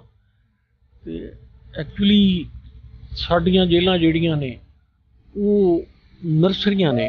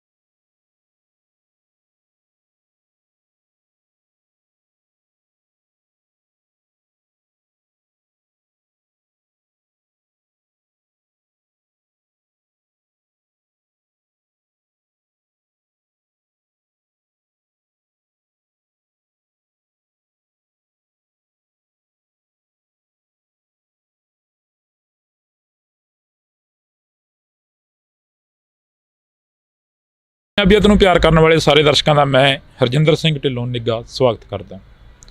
ਤਾਂ ਅੱਜ ਅਸੀਂ ਪੰਜਾਬ ਦੇ ਇੱਕ ਅਜਿਹੇ ਘਰ ਦੇ ਵਿੱਚ ਬੈਠੇ ਹਾਂ ਜਿਸ ਘਰ ਦੇ ਵਿੱਚ ਕਦੇ ਖੁਸ਼ੀਆਂ ਹੁੰਦੀਆਂ ਸੀ ਤੇ ਪਰ ਜੇ ਅੱਜ ਗੱਲ ਕਰੀਏ ਤਾਂ ਅੱਜ ਉਸ ਘਰ ਦੇ ਵਿੱਚ ਕਿਤੇ ਨਾ ਕਿਤੇ ਜਾ ਕੇ ਆਪਣੇ ਪੁੱਤ ਦੀਆਂ ਯਾਦਾਂ ਨੂੰ ਲੈ ਕੇ ਉਦਾਸੀ ਆ ਜਾਂਦੀ ਆ ਉਹਨਾਂ ਚਿਹਰਿਆਂ ਦੇ ਉੱਪਰ ਜਿਹੜੇ ਇਸ ਘਰ ਦੇ ਵਿੱਚ ਰਹਿ ਰਹੇ ਨੇ ਚਿਹਰੇ। ਤਾਂ ਮੈਂ ਗੱਲ ਕਰ ਰਿਹਾ ਜੈਪਾਲ ਸਿੰਘ ਭੁੱਲਰ ਦੀ। ਛੋਟੇ ਹੁੰਦਿਆਂ ਦਾ ਸੁਪਨਾ ਸੀ ਜੈਪਾਲ ਸਿੰਘ ਭੁੱਲਰ ਦਾ ਕਿ ਖਿਡਾਰੀ ਬਣਾਂਗੇ, ਆਫੀਸਰ ਬਣਾਂਗੇ, ਪਰ ਉਸ ਤੋਂ ਬਾਅਦ ਅਜਿਹੀ ਦੁਨੀਆ ਦੇ ਵਿੱਚ ਜਾਂਦੇ ਨੇ ਕਿ ਬਾਅਦ ਦੇ ਵਿੱਚੋਂ ਉਹ ਦੁਨੀਆ 'ਚੋਂ ਕਦੇ ਵਾਪਸ ਨਹੀਂ ਨਿਕਲਦੇ। ਤਾਂ ਸਾਡੇ ਨਾਲ ਇਸ ਵਕਤ ਮੌਜੂਦ ਨੇ ਜੈਪਾਲ ਸਿੰਘ ਭੁੱਲਰ ਦੇ ਫਾਦਰ ਸਾਹਿਬ। ਤਾਂ ਅਸੀਂ ਉਹਨਾਂ ਦੇ ਨਾਲ ਗੱਲ ਕਰਦੇ ਹਾਂ ਜੀ। ਬਹੁਤ ਬਹੁਤ ਸਵਾਗਤ ਹੈ ਜੀ। ਸਤਿ ਸ਼੍ਰੀ ਅਕਾਲ ਜੀ। ਸ਼ੁਕਰੀਆ ਤੁਹਾਡਾ ਤੇ ਸਾਰੇ ਦਰਸ਼ਕਾਂ ਦਾ ਮੈਂ ਧੰਨਵਾਦ ਕਰਦਾ। ਜੇ ਅਸੀਂ ਗੱਲ ਕਰਦੇ ਹਾਂ ਜੀ ਜੈਪਾਲ ਸਿੰਘ ਭੁੱਲਰ ਨੂੰ ਲੈ ਕੇ ਥੋੜ੍ਹੀਆਂ ਬਹੁਤੀਆਂ ਗੱਲਾਂ ਬਾਤਾਂ ਕਰਾਂਗੇ ਤੁਹਾਡੇ ਨਾਲ, ਪਰ ਪਹਿਲਾਂ ਸਵਾਲ ਇਹ ਆ ਕਿ ਪੰਜਾਬ ਦੀ ਜਿਹੜੀ ਨੌਜਵਾਨੀ ਆ ਉਸ ਨੂੰ ਕਿੱਥੇ ਖੜਾ ਦੇਖਦੇ ਹੋ? ਪੰਜਾਬ ਦੀ ਨਾਲ ਸੰਬੰਧਿਤ ਜਿਹੜੀ ਕਿ ਗੱਲਬਾਤ ਕਰਦੇ ਹਾਂ। ਪੰਜਾਬ ਦੀ ਜਿਹੜੀ ਸਾਡੀ ਨੌਜਵਾਨੀ ਆ ਜੀ, ਉਹਦੇ ਲਈ ਨਾ ਤੇ ਸਰਕਾਰ ਵੱਲੋਂ ਤੇ ਨਾ ਹੀ ਸਾਡੀਆਂ ਜਿਹੜੀਆਂ ਸੰਸਥਾ ਨੇ, ਭਾਵੇਂ ਧਾਰਮਿਕ ਸੰਸਥਾ ਨੇ ਜਾਂ ਦੂਸਰੀਆਂ ਨੇ, ਉਹਨਾਂ ਵੱਲੋਂ ਕੋਈ ਯੋਗ ਉਪਰਾਲਾ ਨਹੀਂ ਕੀਤਾ ਗਿਆ। ਤੇ ਮੈਂ ਬਹੁਤ ਪਹਿਲਾਂ ਤੋਂ ਇਹ ਮਹਿਸੂਸ ਕਰਦਾ ਸਾਂ ਜਦੋਂ ਸਾਡੇ ਛੋਟੇ ਛੋਟੇ ਬੱਚਿਆਂ ਨੂੰ ਪਿੰਡਾਂ 'ਚ ਦੇਖਣਾ ਵੀ 2.5-3 ਸਾਲ ਦੇ ਬੱਚਿਆਂ ਨੂੰ ਟਾਈਆਂ ਲਾ ਕੇ ਤੇ ਸਰਦੀਆਂ 'ਚ ਟਾਈ ਤੇ ਹੋਰ ਲਾ ਕੇ ਤੇ ਉਹ ਛੋਟੀਆਂ ਛੋਟੀਆਂ ਵੈਨਾਂ 'ਚ, ਰਕਸ਼ਿਆਂ ਤੇ, ਗੱਡੀਆਂ 'ਚ ਜਿਵੇਂ ਮੁਰਗੀਆਂ ਦੇ ਬੱਚੇ ਜਾਂ ਮੁਰਗੀਆਂ ਤਾੜੀਆਂ ਹੁੰਦੀਆਂ ਨਾ, ਐਂ ਤਾੜ ਕੇ ਤੇ ਸਕੂਲਾਂ 'ਚ ਭੇਜ ਦਿੱਤਾ ਜਾਂਦਾ ਸੀ ਮਾਂ ਪਿਓ ਵੱਲੋਂ। ਤੇ ਮਾਂ ਪਿਓ ਵਿਚਾਰੇ ਤੇ ਇਸ ਭਵਿੱਖ ਲਈ ਭੇਜਦੇ ਸੀ ਵੀ ਸਾਡੇ ਬੱਚੇ ਪੜ੍ਹ ਲਿਖ ਕੇ ਆਪਣੇ ਰੁਜ਼ਗਾਰ ਰੋਜੀ ਜੋਗੇ ਬਣ ਜਾਣਗੇ। ਟੀਚਰਾਂ ਨੇ ਬਿਲਕੁਲ ਆਪਣੀ ਜ਼ਿੰਮੇਵਾਰੀ ਨਹੀਂ ਨਿਭਾਈ, ਟਿਊਸ਼ਨਾਂ ਰੱਖ ਲਈਆਂ ਤੇ ਕਿਤੇ ਨਾ ਕਿਤੇ ਜਿਹੜਾ ਇਹ ਸਰਕਾਰੀ ਢਾਂਚਾ ਸੀਗਾ ਟੀਚਰਾਂ ਵਾਲਾ, ਇਹਨਾਂ ਯੂਨੀਅਨ ਬਣਾ ਕੇ ਤੇ ਇਹ ਕੰਮ ਕਰਕੇ ਪੰਜਾਬ ਦੀ ਜਵਾਨੀ ਦਾ ਇਹਨਾਂ ਬੇੜਾ ਗਰਕ ਕਰ ਦਿੱਤਾ। ਆਪਣੇ ਬੱਚੇ ਤੇ ਇਹਨਾਂ ਨੰਬਰ ਲਵਾ ਕੇ ਤੇ ਸੈੱਟ ਕਰ ਲਏ, ਬਾਕੀਆਂ ਦਾ ਇਹਨਾਂ ਨੇ ਪੱਠਾ ਪਾਇਆ। ਭੁੱਲਰ ਸਾਹਿਬ, ਜੇ ਅਸੀਂ ਗੱਲ ਕਰਦੇ ਹਾਂ, ਤੁਸੀਂ ਟੀਚਰਾਂ ਦੀ ਗੱਲ ਕਰੀ ਹੈ, ਜੈਪਾਲ ਸਿੰਘ ਭੁੱਲਰ ਵੀ ਇੱਕ ਟਾਈਮ ਗਰਾਊਂਡ ਦੇ ਵਿੱਚ ਹੁੰਦਾ ਸੀ, ਟੀਚਰਾਂ ਦੇ ਕੋਲ ਪੜ੍ਹਦੇ ਸੀ, ਪਰ ਜੈਪਾਲ ਸਿੰਘ ਭੁੱਲਰ ਦੇ ਨਾਲ ਅਜਿਹਾ ਕੀ ਵਾਪਰਦਾ ਕਿ ਉਹ ਉਸ ਦੁਨੀਆ ਦੇ ਵਿੱਚ ਚਲਾ ਜਾਂਦਾ ਜਿਹੜੀ ਦੁਨੀਆ ਦੇ ਵਿੱਚੋਂ ਕਦੇ ਵਾਪਸ ਹੀ ਨਹੀਂ ਮੁੜ ਸਕਿਆ? ਵੇਖੋ ਜੀ, ਜਿਹੜੇ ਵੀ ਬੱਚੇ ਇਸ ਤਰ੍ਹਾਂ ਹੁੰਦੇ ਨੇ ਉਹਨਾਂ ਨੂੰ ਸੁਸਾਇਟੀ 'ਚੋਂ ਹੀ ਉਹਦਾ ਕੋਈ ਮੇਨ ਯਾਰ ਦੋਸਤ ਬਣ ਕੇ ਤੇ ਗੰਢ ਕੇ ਤੇ ਉਹਨਾਂ ਨੂੰ ਫਸਾਉਂਦਾ। ਖਾਸ ਕਰ ਬੱਚੇ ਜਿਹੜੇ ਥੋੜ੍ਹੇ ਵੱਖਰੀ ਟਾਈਪ ਦੇ ਹੁੰਦੇ ਨੇ ਤੇ ਉਹਨਾਂ ਨੂੰ ਇਹ ਦੂਜੇ ਕੁਛ ਕ੍ਰਿਮੀਨਲ ਕਹਿ ਲਓ ਜਾਂ ਕਰਕੇ ਤੇ ਉਹਨਾਂ ਨੂੰ ਵੀ ਪੱਟਦੇ ਆ ਵੀ ਜੇ ਕੱਲ੍ਹ ਨੂੰ ਇਹ ਹੋਇਆ ਤੇ ਸਾਡੇ ਮਾਂ ਪਿਓ ਕਹਿਣਗੇ ਵੀ ਲਓ ਜੀ ਫਲਾਣਾ ਮੁੰਡਾ ਜਿਹੜਾ ਗੇਮ ਕਰਦਾ ਜਾਂ ਫਲਾਣਾ ਠੀਕ ਹੈ ਤੇ ਤੂੰ ਕਿਉਂ ਨਹੀਂ। ਇਸ ਕਰਕੇ ਉਹਨੂੰ ਕੁਛ ਉਹਦੇ ਜਨਮ ਬੇਲੀਆਂ ਨਹੀਂ ਫਸਾਇਆ, ਪੱਟਿਆ ਤੇ ਮੁੜ ਕੇ ਉਹ ਐਸਾ ਤਿਲਕਿਆ, ਮੈਂ ਬੜੀ ਵਾਹ ਆਈ ਦੁਬਾਰਾ। ਫਿਰ ਸਾਡਾ ਕਾਨੂੰਨ, ਸਾਡੀਆਂ ਅਦਾਲਤਾਂ, ਸਾਡੀ ਪੁਲਿਸ, ਹੁਣ ਜੇਲ੍ਹਾਂ ਦੇ ਅੱਗੇ ਲਿਖਿਆ ਹੁਣ ਸ਼ਾਇਦ ਫਿਰ ਸੈਂਟਰ ਜੇਲ੍ਹ ਲਿਖਣ ਲੱਗ ਪਏ, ਵਿੱਚੋਂ ਉੱਤੇ ਲਿਖਦਾ ਸੁਧਾਰ ਕਰ। ਤੇ ਮੈਂ ਕੋਈ ਵੀ ਮੇਰੇ ਨਾਲ ਆਣ ਕੇ ਇੱਥੇ ਜਿਹੜੇ ਜਿਹਨੂੰ ਲੱਗਦਾ ਵੀ ਇਹ ਮੇਰੀ ਗੱਲ ਗਲਤ ਆ ਤੇ ਕਿਤੇ ਵੀ ਗੱਲ ਕਰ ਸਕਦਾ। ਜੇਲ੍ਹਾਂ ਹੀ ਵਿਗਾੜ ਘਰ ਸੀ। ਕਿਸੇ ਛੋਟੀ ਉਮਰ ਦੇ ਬੱਚੇ ਨੂੰ ਕਿਸੇ ਛੋਟੇ ਮੋਟੇ ਕੇਸ 'ਚ ਜਾਂ ਵੱਡੇ ਕੇਸ 'ਚ ਫਸਾ ਕੇ ਜੇਲ੍ਹ 'ਚ ਸੁੱਟ ਦੇਣਾ। ਤੇ ਐਕਚੁਅਲੀ ਸਾਡੀਆਂ ਜੇਲ੍ਹਾਂ ਜਿਹੜੀਆਂ ਨੇ ਉਹ ਨਰਸਰੀਆਂ ਨੇ ਕ੍ਰਾਈਮ ਦੀਆਂ। ਤੁਸੀਂ ਕਿਹਾ ਕਿ ਕ੍ਰਾਈਮ ਦੀਆਂ ਨਰਸਰੀਆਂ ਨੇ, ਪਰ ਜੈਪਾਲ ਸਿੰਘ ਭੁੱਲਰ ਦੇ ਪਿਤਾ ਵੀ ਇੱਕ ਪੁਲਿਸ ਦੇ ਵਿੱਚ ਅਧਿਕਾਰੀ ਰਹੇ ਨੇ, ਪੁਲਿਸ ਡਿਪਾਰਟਮੈਂਟ ਦੇ ਨਾਲ ਸੰਬੰਧਿਤ ਰਹੇ ਨੇ। ਕੀ ਹੁੰਦਾ ਜੇਲ੍ਹਾਂ ਦੇ ਵਿੱਚ ਜਿਹੜਾ ਸਿਸਟਮ ਹੁੰਦਾ, ਕਿਸ ਤਰ੍ਹਾਂ ਦਾ ਜੇਲ੍ਹਾਂ ਦਾ ਸਿਸਟਮ ਹੁੰਦਾ, ਕਿਸ ਤਰ੍ਹਾਂ ਦਾ ਥਾਣਿਆਂ ਕਚਹਿਰੀਆਂ ਦਾ ਸਿਸਟਮ ਹੁੰਦਾ? ਦੇਖੋ, ਪੁਲਿਸ ਦੀ ਨੌਕਰੀ ਅੱਜ ਕੱਲ੍ਹ ਤੇ ਪੁਲਿਸ ਵਾਲੇ ਜਿਹੜੀ ਜੇਲ੍ਹਾਂ 'ਚ ਵੀ ਲਾਏ ਨੇ। ਅਦਰਵਾਈਜ਼ ਪੰਜਾਬ ਪੁਲਿਸ ਦਾ ਤੇ ਜੇਲ੍ਹ ਵਿਭਾਗ ਦੇ ਵੱਖਰੇ ਮਹਿਕਮੇ ਨੇ। ਸਾਡੀ ਪੁਲਿਸ ਦੀ ਜੇਲ੍ਹਾਂ ਦੇ ਵਿੱਚ ਉਸ ਟਾਈਮ ਕੋਈ ਦਖਲਅੰਦਾਜ਼ੀ ਨਹੀਂ ਹੁੰਦੀ, ਨਾ ਕੋਈ ਅੰਦਰ ਜਾਂਦਾ ਸੀ, ਡਿਊਟੀ ਤੱਕ ਹੀ ਸੀਮਤ ਸੀ। ਅਤੇ ਇਸ ਕਰਕੇ ਮੈਂ ਉਹਦੇ ਬਾਰੇ ਕੋਈ ਇਹ ਜਵਾਬ ਨਹੀਂ ਦੇ ਸਕਦਾ। ਸਿਸਟਮ ਦੇ ਅੰਦਰ ਜੋ ਸੁਣਿਆ, ਜੋ ਲੋਕਾਂ ਨੂੰ ਜਿਹੜੇ ਅੰਦਰ ਦੱਸਦੇ ਆ, ਉਹ ਸਿਸਟਮ ਤਾਂ ਬਿਲਕੁਲ ਉਦੋਂ ਤੋਂ ਹੀ ਨਿਲ ਸੀ, ਬਿਲਕੁਲ ਨਿਲ ਸੀ। ਜੇਲ੍ਹਾਂ 'ਚ ਨਸ਼ੇ ਮਿਲਦੇ ਸੀ। ਮੇਨ ਤਾਂ ਇਹ ਆ ਵੀ ਉੱਥੇ ਪੈਸੇ ਵਾਲਾ ਬੰਦਾ ਜਿਹੜਾ ਮੋਟੇ ਪੈਸੇ ਲਈ ਜਾਂਦੇ ਸੀ, ਉਹਨੂੰ ਤਾਂ ਮਾੜੀ ਮੋਟੀ ਸਹੂਲਤ ਸੀਗੀ, ਅਤੇ ਜੇ ਪੈਸੇ ਹੈ ਨਹੀਂ ਅਤੇ ਉਹਨੂੰ ਬਿਲਕੁਲ ਰੋਟੀ ਪਾਣੀ ਦੀ ਸਹੂਲਤ ਨਹੀਂ, ਮੈਡੀਕਲ ਦੀ ਸਹੂਲਤ ਨਹੀਂ। ਅਤੇ ਅਸਲ ਇਹ ਵੀ ਇੱਕ ਬੜਾ ਵੱਡਾ ਕਾਰਨ ਬਣਿਆ ਵੀ ਜੇਲ੍ਹਾਂ ਵੱਲ ਮੇਰੇ ਖਿਆਲ ਅੰਗਰੇਜ਼ਾਂ ਦੇ ਟਾਈਮ ਜੇਲ੍ਹਾਂ ਦਾ ਫਿਰ ਵੀ ਰੂਲ ਸੀ। ਅੰਗਰੇਜ਼ਾਂ ਦੇ ਟਾਈਮ ਇਹ ਸੀ ਵੀ ਉਹਨਾਂ ਦੇ ਅਫਸਰ ਕਰਪਟ ਨਹੀਂ ਸਨ, ਅਤੇ ਸਾਡੇ ਅਫਸਰ ਬੜੇ ਕਰਪਟ ਸਨ। ਅਤੇ ਇਸ ਕਰਕੇ ਜੇਲ੍ਹਾਂ ਦਾ ਕੀ ਹੋਣਾ ਸੀ, ਰਿਸ਼ਵਤ ਚੱਲਦੀ ਸੀ, ਉਹਨਾਂ ਨੂੰ ਸਹੀ ਨਾ ਖੁਰਾਕ ਮਿਲਦੀ ਸੀ, ਨਾ ਦਵਾਈ ਮਿਲਦੀ ਸੀ, ਬਾਹਰੋਂ ਪੈਸੇ ਦੇਣੇ ਪੈਂਦੇ ਸੀ, ਜੇਲ੍ਹਾਂ 'ਚ ਨਸ਼ੇ ਵਿਕਦੇ ਸਨ। ਇਹ ਸਾਰਿਆਂ ਨੂੰ ਪਤਾ, ਤੁਹਾਨੂੰ ਵੀ, ਹੋਰਨਾਂ ਲੋਕਾਂ ਨੂੰ ਵੀ ਪਤਾ। ਜੈਪਾਲ ਸਿੰਘ ਭੁੱਲਰ ਦੀ ਜਦੋਂ ਆਪਾਂ ਗੱਲ ਕਰਦੇ ਹਾਂ ਤਾਂ ਬੜੀਆਂ ਯਾਦਾਂ ਤੁਹਾਡੇ ਨਾਲ ਜੁੜੀਆਂ ਹੋਈਆਂ ਨੇ। ਜੈਪਾਲ ਸਿੰਘ ਭੁੱਲਰ ਦਾ ਪਹਿਲਾ ਜਿਹੜਾ ਕ੍ਰਾਈਮ ਹੁੰਦਾ, ਤੁਹਾਨੂੰ ਪਤਾ ਲੱਗਦਾ ਉਸ ਬਾਰੇ, ਤਾਂ ਫਿਰ ਦਿਲ 'ਤੇ ਕੀ ਬੀਤਦੀ ਹੈ ਕਿ ਜੈਪਾਲ ਸਿੰਘ ਭੁੱਲਰ ਤਾਂ ਇੱਕ ਹੈਮਰ ਥਰੋ ਦਾ ਖਿਡਾਰੀ ਸੀਗਾ, ਚੰਗਾ ਹਾਕੀ ਦਾ ਪਲੇਅਰ ਸੀ, ਤੁਸੀਂ ਦੱਸ ਵੀ ਰਹੇ ਸੀ ਕਿ, ਪਰ ਉਦੋਂ ਦਿਲ 'ਤੇ ਕੀ ਬੀਤਦੀ ਹੈ ਜਦੋਂ ਪਹਿਲੀ ਵਾਰ ਉਹ ਕ੍ਰਾਈਮ ਦੀ ਦੁਨੀਆ ਦੇ ਵਿੱਚ ਜਾ ਕੇ ਕਦਮ ਰੱਖਦਾ, ਪਹਿਲਾ ਕਦਮ ਹੁੰਦਾ ਉਸ ਦਾ? ਮੇਰੇ ਇਕੱਲੇ ਦੇ ਨਹੀਂ, ਹਰ ਇੱਕ ਮਾਂ ਪਿਓ ਦੇ ਦਿਲ 'ਤੇ ਜਦੋਂ ਕਿਸੇ ਦਾ ਬੱਚਾ ਕਿਸੇ ਗਲਤ ਬੰਨੇ ਚਲਾ ਜਾਂਦਾ ਜਾਂ ਕੁਛ ਵੀ ਹੁੰਦਾ, ਅਤੇ ਬਹੁਤ ਜ਼ਿਆਦਾ ਦੁੱਖ ਹੁੰਦਾ, ਬਹੁਤ ਜ਼ਿਆਦਾ ਖ਼ਤਮ ਹੋ ਜਾਂਦੀ ਹੈ, ਉਹਦੀ ਦੁਨੀਆ ਹੀ ਖ਼ਤਮ ਹੋ ਜਾਂਦੀ ਹੈ। ਉਹਦਾ ਬਿਲਕੁਲ ਲਾ ਲਓ ਵੀ ਜਿਵੇਂ ਕਿਸੇ ਬੰਦੇ ਦੀ ਕੋਈ ਆਸ ਹੀ ਟੁੱਟ ਜਾਂਦੀ ਆ, ਅਤੇ ਉਹਨੂੰ ਮਤਲਬ ਨਿਰਾਸ਼ਾ ਅਤੇ ਬਿਲਕੁਲ ਬੇਦਿਲੀ ਨਾਲ ਐਵੇਂ ਦਿਨ ਕੱਟਣ ਵਾਲੀ ਗੱਲ ਹੁੰਦੀ ਹੈ। ਕਿਉਂਕਿ ਅਸੀਂ ਅਗਲੀ ਪੀੜ੍ਹੀ ਛੱਡ ਕੇ ਹਮੇਸ਼ਾ ਹੀ ਤੁਰ ਜਾਣਾ ਹੁੰਦਾ, ਅਤੇ ਹਰ ਜੋ ਸਾਡੀ ਸਭਿਅਤਾ ਵਾ ਪੰਜਾਬ ਦੀ, ਅਤੇ ਸਾਡਾ ਧਰਮ ਆ, ਸਾਡੀ ਤਾਂ ਸਾਰੀ ਜੋ ਹੁੰਦੀ ਆ ਉਹ ਗਾਂ ਸਾਡੀ ਪੀੜ੍ਹੀ ਹੁੰਦੀ ਆ।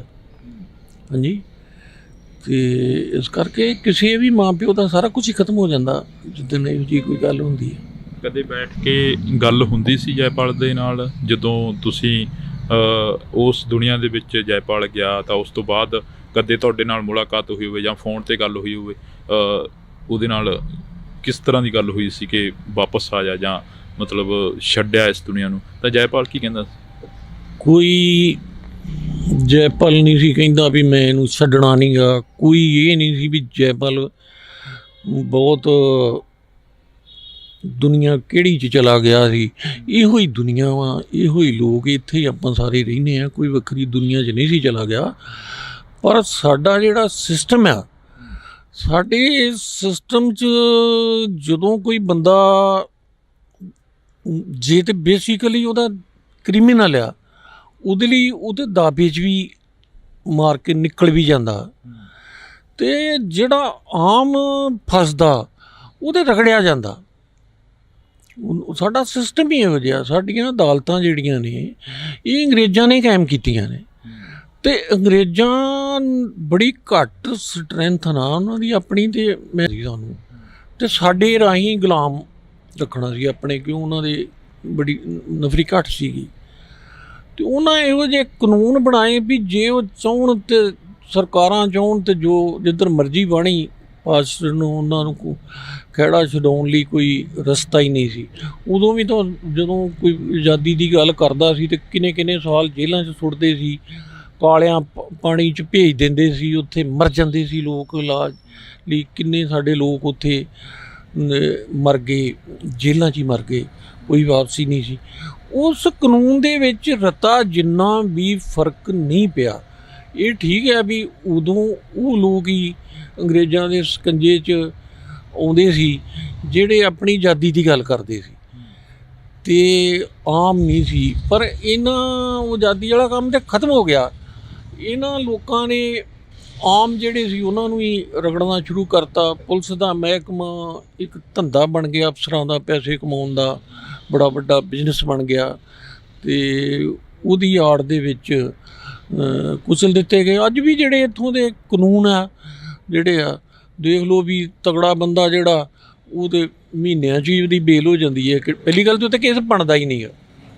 ਹਾਂਜੀ, ਉਹਨੂੰ ਪਹਿਲਾਂ ਹੀ ਸਟਾਰਟਿੰਗ 'ਚ ਉੱਤੇ ਕੋਈ ਪੁਲਿਸ ਅਫਸਰ ਵੀ ਹੁਣ ਕਿੰਨੇ ਕੇਸ ਇੱਥੇ ਧਰਨੇ ਦੇਈ ਜਾਂਦੇ ਆ ਬਰਗਾੜੀ ਦਾ, ਅਤੇ ਕਿੰਨੇ ਕੇਸ ਆ ਅਤੇ ਸਿੱਟ ਬਣ ਗਈ ਜੀ, ਜੇ ਬਣ ਗਈ, ਕੁਛ ਨਿਕਲਿਆ। ਹਾਂਜੀ, ਅਤੇ ਜੇ ਪੁਲਿਸ ਚਾਹਵੇ ਅਤੇ ਘੰਟਿਆਂ 'ਚ, ਕਿਉਂ ਪੁਲਿਸ ਨੂੰ ਪਤਾ ਹੁਣ ਜਿਹੜੀ ਪੁਲਿਸ ਵਾਲੇ ਜਿਹੜੇ ਆ, ਇਹ ਜਿਹੜੀ ਵੀ ਪਾਰਟੀ ਦਾ ਰਾਜ ਹੁੰਦਾ ਬਿਲਕੁਲ ਉਹਦੇ ਕਹਿਣ 'ਤੇ ਉਹਦੇ ਜੋ ਉਹ ਬੋਲਦੇ ਆ ਉਹੀ ਕਰਦੇ ਆ। ਹੁਣ ਉਸ ਟਾਈਮ ਅਕਾਲੀ ਪਾਰਟੀ ਦਾ ਰਾਜ ਸੀ। ਹਾਂਜੀ, ਅਤੇ ਜਦੋਂ ਆ ਬੇਅਦਬੀਆਂ ਹੋਈਆਂ, ਉਹਨਾਂ ਮੁੰਡਿਆਂ ਨੂੰ ਮਾਰਿਆ ਗਿਆ, ਅਤੇ ਜਦੋਂ ਸਰਕਾਰ ਹੀ ਨਹੀਂ ਸੀ ਚਾਹੁੰਦੀ ਇਨਸਾਫ ਦੇਣਾ ਤਾਂ ਕਿੱਥੋਂ ਮਿਲਣਾ ਸੀ। ਫਿਰ ਉਹ ਸਬੂਤ ਸਾਰੇ ਖਤਮ ਕਰ ਦਿੰਦੀ ਹੈ ਪੁਲਿਸ। ਅਜੇ ਤੱਕ ਲੋਕ ਸੜਕਾਂ 'ਤੇ ਰੁੜੀ ਜਾਂਦੇ ਆ।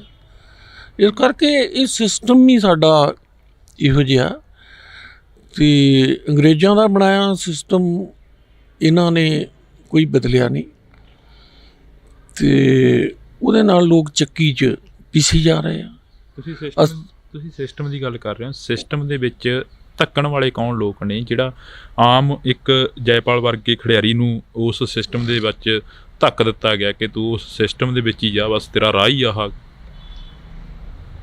ਮੈਂ ਤੁਹਾਨੂੰ ਦੱਸਿਆ ਵੀ ਪੁਲਿਸ ਤੇ ਸਰਕਾਰਾਂ ਦੋ ਹੀ ਨੇ। ਜੈਪਾਲ ਦਾ ਨਾਮ ਰੌਕੀ ਫਾਜ਼ਿਲਕਾ ਨਾਲ ਵੀ ਜੁੜਦਾ ਰਿਹਾ ਅਤੇ ਕਾਫੀ ਹੋਰ ਕ੍ਰਾਈਮ ਦੇ ਨਾਲ ਵੀ ਜੁੜਦਾ ਰਿਹਾ। ਕਈ ਵਾਰ ਗੱਲਬਾਤ ਹੋਈ ਹੋਣੀ ਹੈ। ਇਸ ਦੇ ਵਿੱਚ ਕੀ ਲੱਗਦਾ ਕਿੰਨਾ ਕੁ ਸੱਚ ਆ ਜਿਹੜਾ ਕਿ ਮੀਡੀਆ ਦੇ ਸਾਹਮਣੇ ਦਿਖਾਇਆ ਜਾਂਦਾ ਜਾਂ ਫਿਰ ਆਮ ਲੋਕਾਂ ਦੇ ਸਾਹਮਣੇ ਦਿਖਾਇਆ ਜਾਂਦਾ? ਮੈਂ ਇਹੋ ਜਿਹੀਆਂ ਗੱਲਾਂ ਕਰਨੀਆਂ ਵਾਜਬ ਨਹੀਂ ਸਮਝਦਾ। ਉਹ ਜਿਹੜਾ ਰੌਕੀ ਫਾਜ਼ਿਲਕਾ ਸੀ, ਉਹਦਾ ਚਲੋ ਪਿਓ ਨਹੀਂ, ਉਹਦੀ ਵੀ ਮਾਂ ਸੀ, ਉਹਦੀ ਵੀ ਭੈਣ ਆ, ਉਹਦਾ ਵੀ ਭਰਾ ਵਾ। ਹਾਂਜੀ, ਉਹਦਾ ਵੀ ਪਰਿਵਾਰ ਆ, ਅਤੇ ਇਸ ਤਰ੍ਹਾਂ ਦੂਜਿਆਂ ਦੇ ਵੀ ਆ ਜਿਹੜੇ ਹੁਣ ਇਹ ਤੁਹਾਨੂੰ ਵੀ ਚਲੇ ਗਏ। ਅਤੇ ਮੈਂ ਤੁਹਾਨੂੰ ਉਹਦੇ ਬਾਰੇ ਉਹ ਵੀ ਹਾਲਾਤਾਂ ਦਾ ਸ਼ਿਕਾਰ ਹੋਇਆ ਹੋਏਗਾ। ਹਾਂਜੀ, ਅਤੇ ਕੁਛ ਪੋਲੀਟੀਕਲ ਲੋਕਾਂ ਦਾ ਵੀ ਸ਼ਿਕਾਰ ਹੋਇਆ, ਸਮਝੀ ਗੱਲ। ਅਤੇ ਸਿਰਫ ਇਹਨਾਂ ਦੀ ਜਿਹੜੀ ਆਪਸੀ ਗੇਮ ਸੀ ਉਹ ਹੀ ਇਹਨਾਂ ਨੂੰ ਲੈ ਗਈ। ਹੁਣ ਸਿੱਧੂ ਮੂਸੇ ਵਾਲਾ ਹਾਲਾਂ ਮੈਨੂੰ ਜੋ ਇਹ ਟੌਪਿਕ 'ਤੇ ਨਹੀਂ ਕਰਨੀ ਚਾਹੀਦੀ, ਇਹ ਕੀ ਹੋਇਆ? ਇਹ ਵੀ ਪੋਲੀਟੀਕਲ ਸਿਸਟਮ 'ਚ ਹੀ ਆ ਗਿਆ। ਇਹਨੇ ਇਲੈਕਸ਼ਨ ਲੜੀ, ਹਾਂਜੀ, ਅਤੇ ਉਹ ਕਾਂਗਰਸ ਹਾਰ ਗਈ। ਜਾਂ ਮਤਲਬ ਤਾਂ ਇਹ ਹੈ ਵੀ ਉਹਨਾਂ ਵੀ ਕਿਹੜਾ ਇਹਨੂੰ ਸਿੱਧੇ ਪਾਸੇ ਜਿਹੜਾ ਉਹਦਾ ਕੰਮ ਸੀ ਉਹ ਕਰਨ ਦਿੱਤਾ। ਹਾਂਜੀ, ਪੋਲੀਟੀਕਲ ਲੋਕ ਹੀ ਐਕਚੁਅਲੀ ਕੀ ਆ ਵੀ ਜੇ ਕੋਈ ਇਮਾਨਦਾਰ ਪੁਲਿਸ ਅਫਸਰ ਸਹੀ ਕਰਨਾ ਵੀ ਚਾਹੁੰਦਾ, ਉਹਨੂੰ ਇਹ ਖੂੰਜੇ ਲਾ ਦਿੰਦੇ, ਉਹਨੂੰ ਕਰਨ ਵੀ ਨਹੀਂ ਦਿੰਦੇ। ਮਤਲਬ ਸਟਾਰਟ ਇਹ ਸਾਰੀ ਗੇਮ ਰਲ ਮਿਲ ਕੇ ਹੀ ਹੋਈ। ਉਹਨੂੰ ਦੇ ਕਿਤੇ ਉਹ ਜਿਹੀ ਜਗ੍ਹਾ ਲਾਉਂਦੇ ਹੀ ਨਹੀਂ, ਬਦਲੀ ਕਰਕੇ ਉਹ ਮਾਰਦੇ ਆ ਕਿਤੇ ਖੁੱਡੇ ਖੱਡੇ 'ਚ। ਅਤੇ ਮੇਨ ਇਹ ਆ ਵੀ ਜਿਹੜਾ ਅਫਸਰਾਂ ਦਾ ਇਹਨਾਂ ਪੋਲੀਟੀਕਲ ਲੋਕਾਂ ਦੇ ਬਜਾਏ ਕਾਨੂੰਨ ਦੀ ਰਾਖੀ ਕਰਨ ਦੇ, ਇਹ ਪੋਲੀਟੀਕਲ ਆਕਾਂ ਦੀ ਰਾਖੀ ਕਰਨ ਲੱਗ ਪਏ। ਹਾਂ, ਅਤੇ ਉਹਨਾਂ ਵੋਟਾਂ ਲੈਣੀਆਂ ਹੁੰਦੀਆਂ, ਵੋਟਾਂ ਲੈ ਕੇ ਤਕੜਾ ਧਨ ਕਮਾਉਣਾ ਹੁੰਦਾ। ਉਹਨਾਂ ਨੂੰ ਕੋਈ ਮਰੇ ਕੋਈ ਜੀਵੇ, ਉਹਨਾਂ ਨੂੰ ਕੋਈ ਫਰਕ ਨਹੀਂ ਹੁੰਦਾ। ਆਪ ਉਹਨਾਂ ਕੋਲ ਤਗੜੀ ਸਿਕਿਉਰਿਟੀ ਹੁੰਦੀ ਹੈ, ਪ੍ਰਾਈਵੇਟ ਬੰਦੇ ਹੁੰਦੇ ਨੇ, ਸਭ ਕੁਛ ਹੀ ਹੁੰਦਾ। ਇਸ ਕਰਕੇ ਇਹ ਹੈ ਵੀ ਇੱਕ ਕਿਸਮ ਦਾ ਗੁੰਡਾ ਰਾਜ ਜਿਹਨੂੰ ਕਹੋ ਉਹ ਹੀ ਚੱਲਿਆ ਆਉਂਦਾ ਪੰਜਾਬ 'ਚ, ਖਾਸ ਕਰ 78-80 ਤੋਂ ਦੇਖਦੇ ਆਏ ਆ ਕਿ ਸਿਆਸਤ 'ਚ ਉਹ ਉਹਨਾਂ ਘਟੀਆ ਬੰਦਿਆਂ ਦੇ ਹੱਥਾਂ 'ਚ ਰਹੀ ਕਿ ਜਿਹੜੇ ਬਹੁਤ ਹੀ ਗਿਰੇ ਹੋਏ ਲੋਕ ਸੀ, ਜਿਵੇਂ ਆ ਪ੍ਰਕਾਸ਼ ਸਿੰਘ ਬਾਦਲ ਆ ਤੇ ਹੋਰ ਵੀ ਜਿਹੜੇ ਹੁਣ ਜੇ ਕੈਪਟਨ ਸੀ ਤੇ ਉਹ ਇੱਕ ਦੇਖ ਲਓ ਵੀ ਸ਼ਰਾਬੀ ਕੁਆਬੀ ਬੰਦਾ ਜਿਹੜਾ ਆਪਣੇ ਐਡੇ ਵੱਡੇ ਹਾਊਸ 'ਚੋਂ ਹੀ ਨਹੀਂ ਨਿਕਲਦਾ ਤੇ ਉਹ 10 ਸਾਲ 9 ਸਾਲ ਜਾਂ 9.5 ਸਾਲ ਮੁੱਖ ਮੰਤਰੀ ਰਹਿ ਗਿਆ। ਹਾਂਜੀ, ਜਿਹੜਾ ਕਿਤੇ ਵੀ ਨਹੀਂ ਸੀ ਪਹੁੰਚ ਸਕਦਾ, ਪਤਾ ਨਹੀਂ ਸੌਣਾ ਕਦੋਂ ਉਹਨੇ ਤੇ ਉੱਠਣਾ ਕਦੋਂ ਆ। ਇਸ ਕਰਕੇ ਬਦਕਿਸਮਤੀ ਨਾਲ ਪੰਜਾਬ ਨੂੰ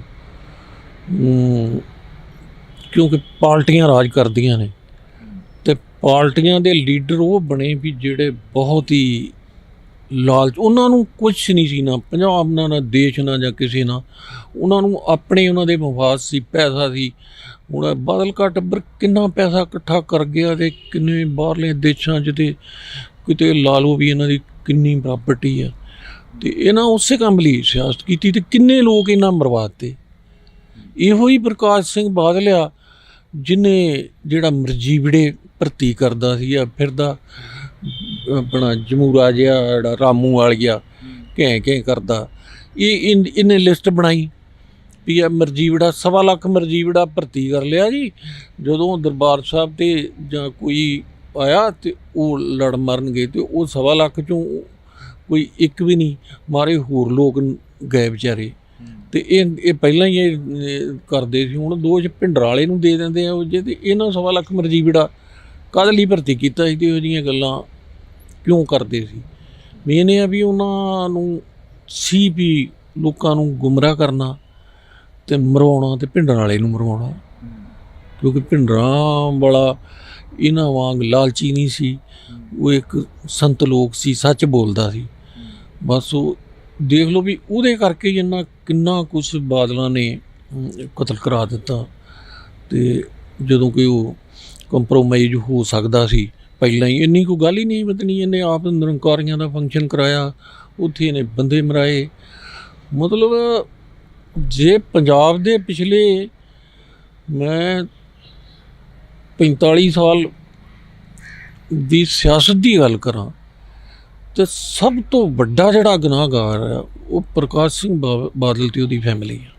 ਤੁਸੀਂ ਸਿਆਸਤ ਦੀ ਗੱਲ ਕਰ ਰਹੇ ਹੋ, ਜਿਹੜੇ ਨੌਜਵਾਨ ਗਮਰਾਹ ਹੋ ਕੇ ਦਲ ਦੇ ਵਿੱਚ ਧੱਸ ਜਾਂਦੇ ਨੇ, ਨਸ਼ੇ ਦੀ ਦਲ ਹੋਵੇ ਜਾਂ ਫਿਰ ਗੈਂਗਵਾਰ ਦੀ ਦਲ ਹੋਵੇ, ਉਹ ਵੀ ਸਿਆਸਤ ਤੋਂ ਗਮਰਾਹ ਹੁੰਦੇ ਨੇ, ਉਹਨਾਂ ਦੇ ਪਿੱਛੇ ਵੀ ਪੋਲੀਟੀਕਲ ਪਾਰਟੀਆਂ ਖੜਦੀਆਂ ਨੇ ਜਾ ਕੇ ਕਿਤੇ ਨਾ ਕਿਤੇ। ਮੈਨੂੰ ਨਸ਼ੇ ਬਾਰੇ ਤਾਂ ਨਹੀਂ ਪਤਾ ਵੀ ਮੈਂ ਐਵੇਂ ਤੁਹਾਨੂੰ ਕਹਿ ਦਿਆਂ ਮੈਨੂੰ ਛੇਤੀ ਦਲ 'ਚ ਕਿਵੇਂ ਫਸ ਜਾਂਦੇ ਤੇ ਕਿਵੇਂ ਨਹੀਂ ਆ। ਤੇ ਇਹ ਠੀਕ ਹੈ ਵੀ ਨਸ਼ਾ ਅਕਸਰ ਵਿਕਦਾ ਤੇ ਫਿਰ ਹੀ ਦਲ ਕੋਲ ਆਉਂਦਾ, ਲੋਕਾਂ ਕੋਲ ਆਉਂਦਾ। ਤੇ ਆੜਾ ਹੁਣ ਚਿੱਟਾ ਵਾ, ਇਹ ਵਾਰ-ਵਾਰ ਕੀ ਕਰਦੇ ਨੇ ਵੀ ਪਾਕਿਸਤਾਨ ਡਰੋਨ ਤੇ ਆਰਮੀ BSF ਨੂੰ 50 ਕਿਲੋਮੀਟਰ 'ਤੇ ਛੱਡ ਦਿਓ। ਉਹ ਜਿਹੜੀ ਪਾਕਿਸਤਾਨ ਨੂੰ ਜਿਹੜਾ ਨਸ਼ਾ ਆਉਂਦਾ ਉਹ ਹੀਰੋਇਨ ਜਿਹੜੀ ਆ ਉਹ ਕਾਫੀ ਕਾਸਟਲੀ ਹੈ, ਯੂਰਪ 'ਚ ਇਸਤੇਮਾਲ ਹੁੰਦਾ, ਉਹਦੇ ਪੈਕਟ ਜ਼ਿਆਦਾਤਰ ਯੂਰਪ 'ਚ ਖੁੱਲ੍ਹਦੇ ਆ ਤੇ ਇਹਦੇ ਇੱਕ ਰਸਤਾ ਵਾ। ਤੇ ਇਹ ਨਵਾਂ ਨਸ਼ਾ ਜਿਹੜਾ ਜਿਹਦੇ ਨਾਲ ਸਾਡੀ ਜਵਾਨੀ ਤਬਾਹ ਕੀਤੀ ਗਈ ਹੈ, ਜਿਹਨੂੰ ਚਿੱਟਾ ਕਿਹਾ ਗਿਆ, ਇਹ ਤਾਂ ਇੱਕ ਸੈਪਰੇਟ ਨਸ਼ਾ ਵਾ। ਜਿੱਥੋਂ ਤੱਕ ਮੇਰੀ ਜਾਣਕਾਰੀ ਆ ਵੀ ਇਹ ਵਰਲਡ ਵਾਰ ਟਾਈਮ ਨਾ ਜਰਮਨੀ ਦੇ ਵਿੱਚ ਹਿਟਲਰ ਦੇ ਟਾਈਮ ਇਹ ਤਿਆਰ ਹੋਇਆ ਸੀ ਤੇ ਫੌਜ ਨੂੰ ਉਹ ਦਿੱਤਾ ਗਿਆ, ਜਿਹਦੇ ਨਾਲ ਉਹਨਾਂ ਦੀ ਸੁੱਧ ਬੁੱਧ ਮਤਲਬ ਉਹਨਾਂ ਨੂੰ ਭੁੱਖ ਤੇ ਜਾਂ ਉਹ ਇੰਜਰੀ ਜਾਂ ਕੁਛ ਵੀ ਮਹਿਸੂਸ ਨਹੀਂ ਸੀ ਹੁੰਦਾ ਤੇ ਉਹ ਮਰਨ ਤੱਕ ਲੜੀ ਜਾਂਦੇ ਸੀ। ਤੇ ਉਹ ਤਕਨੀਕ ਇਹਨਾਂ ਨੇ ਜਿਹੜੀ ਇੱਥੇ ਲਿਆਂਦੀ ਤੇ ਪੋਲੀਟੀਕਲ ਲੋਕਾਂ ਨੇ ਵਿਕਸਿਤ ਕੀਤੀ।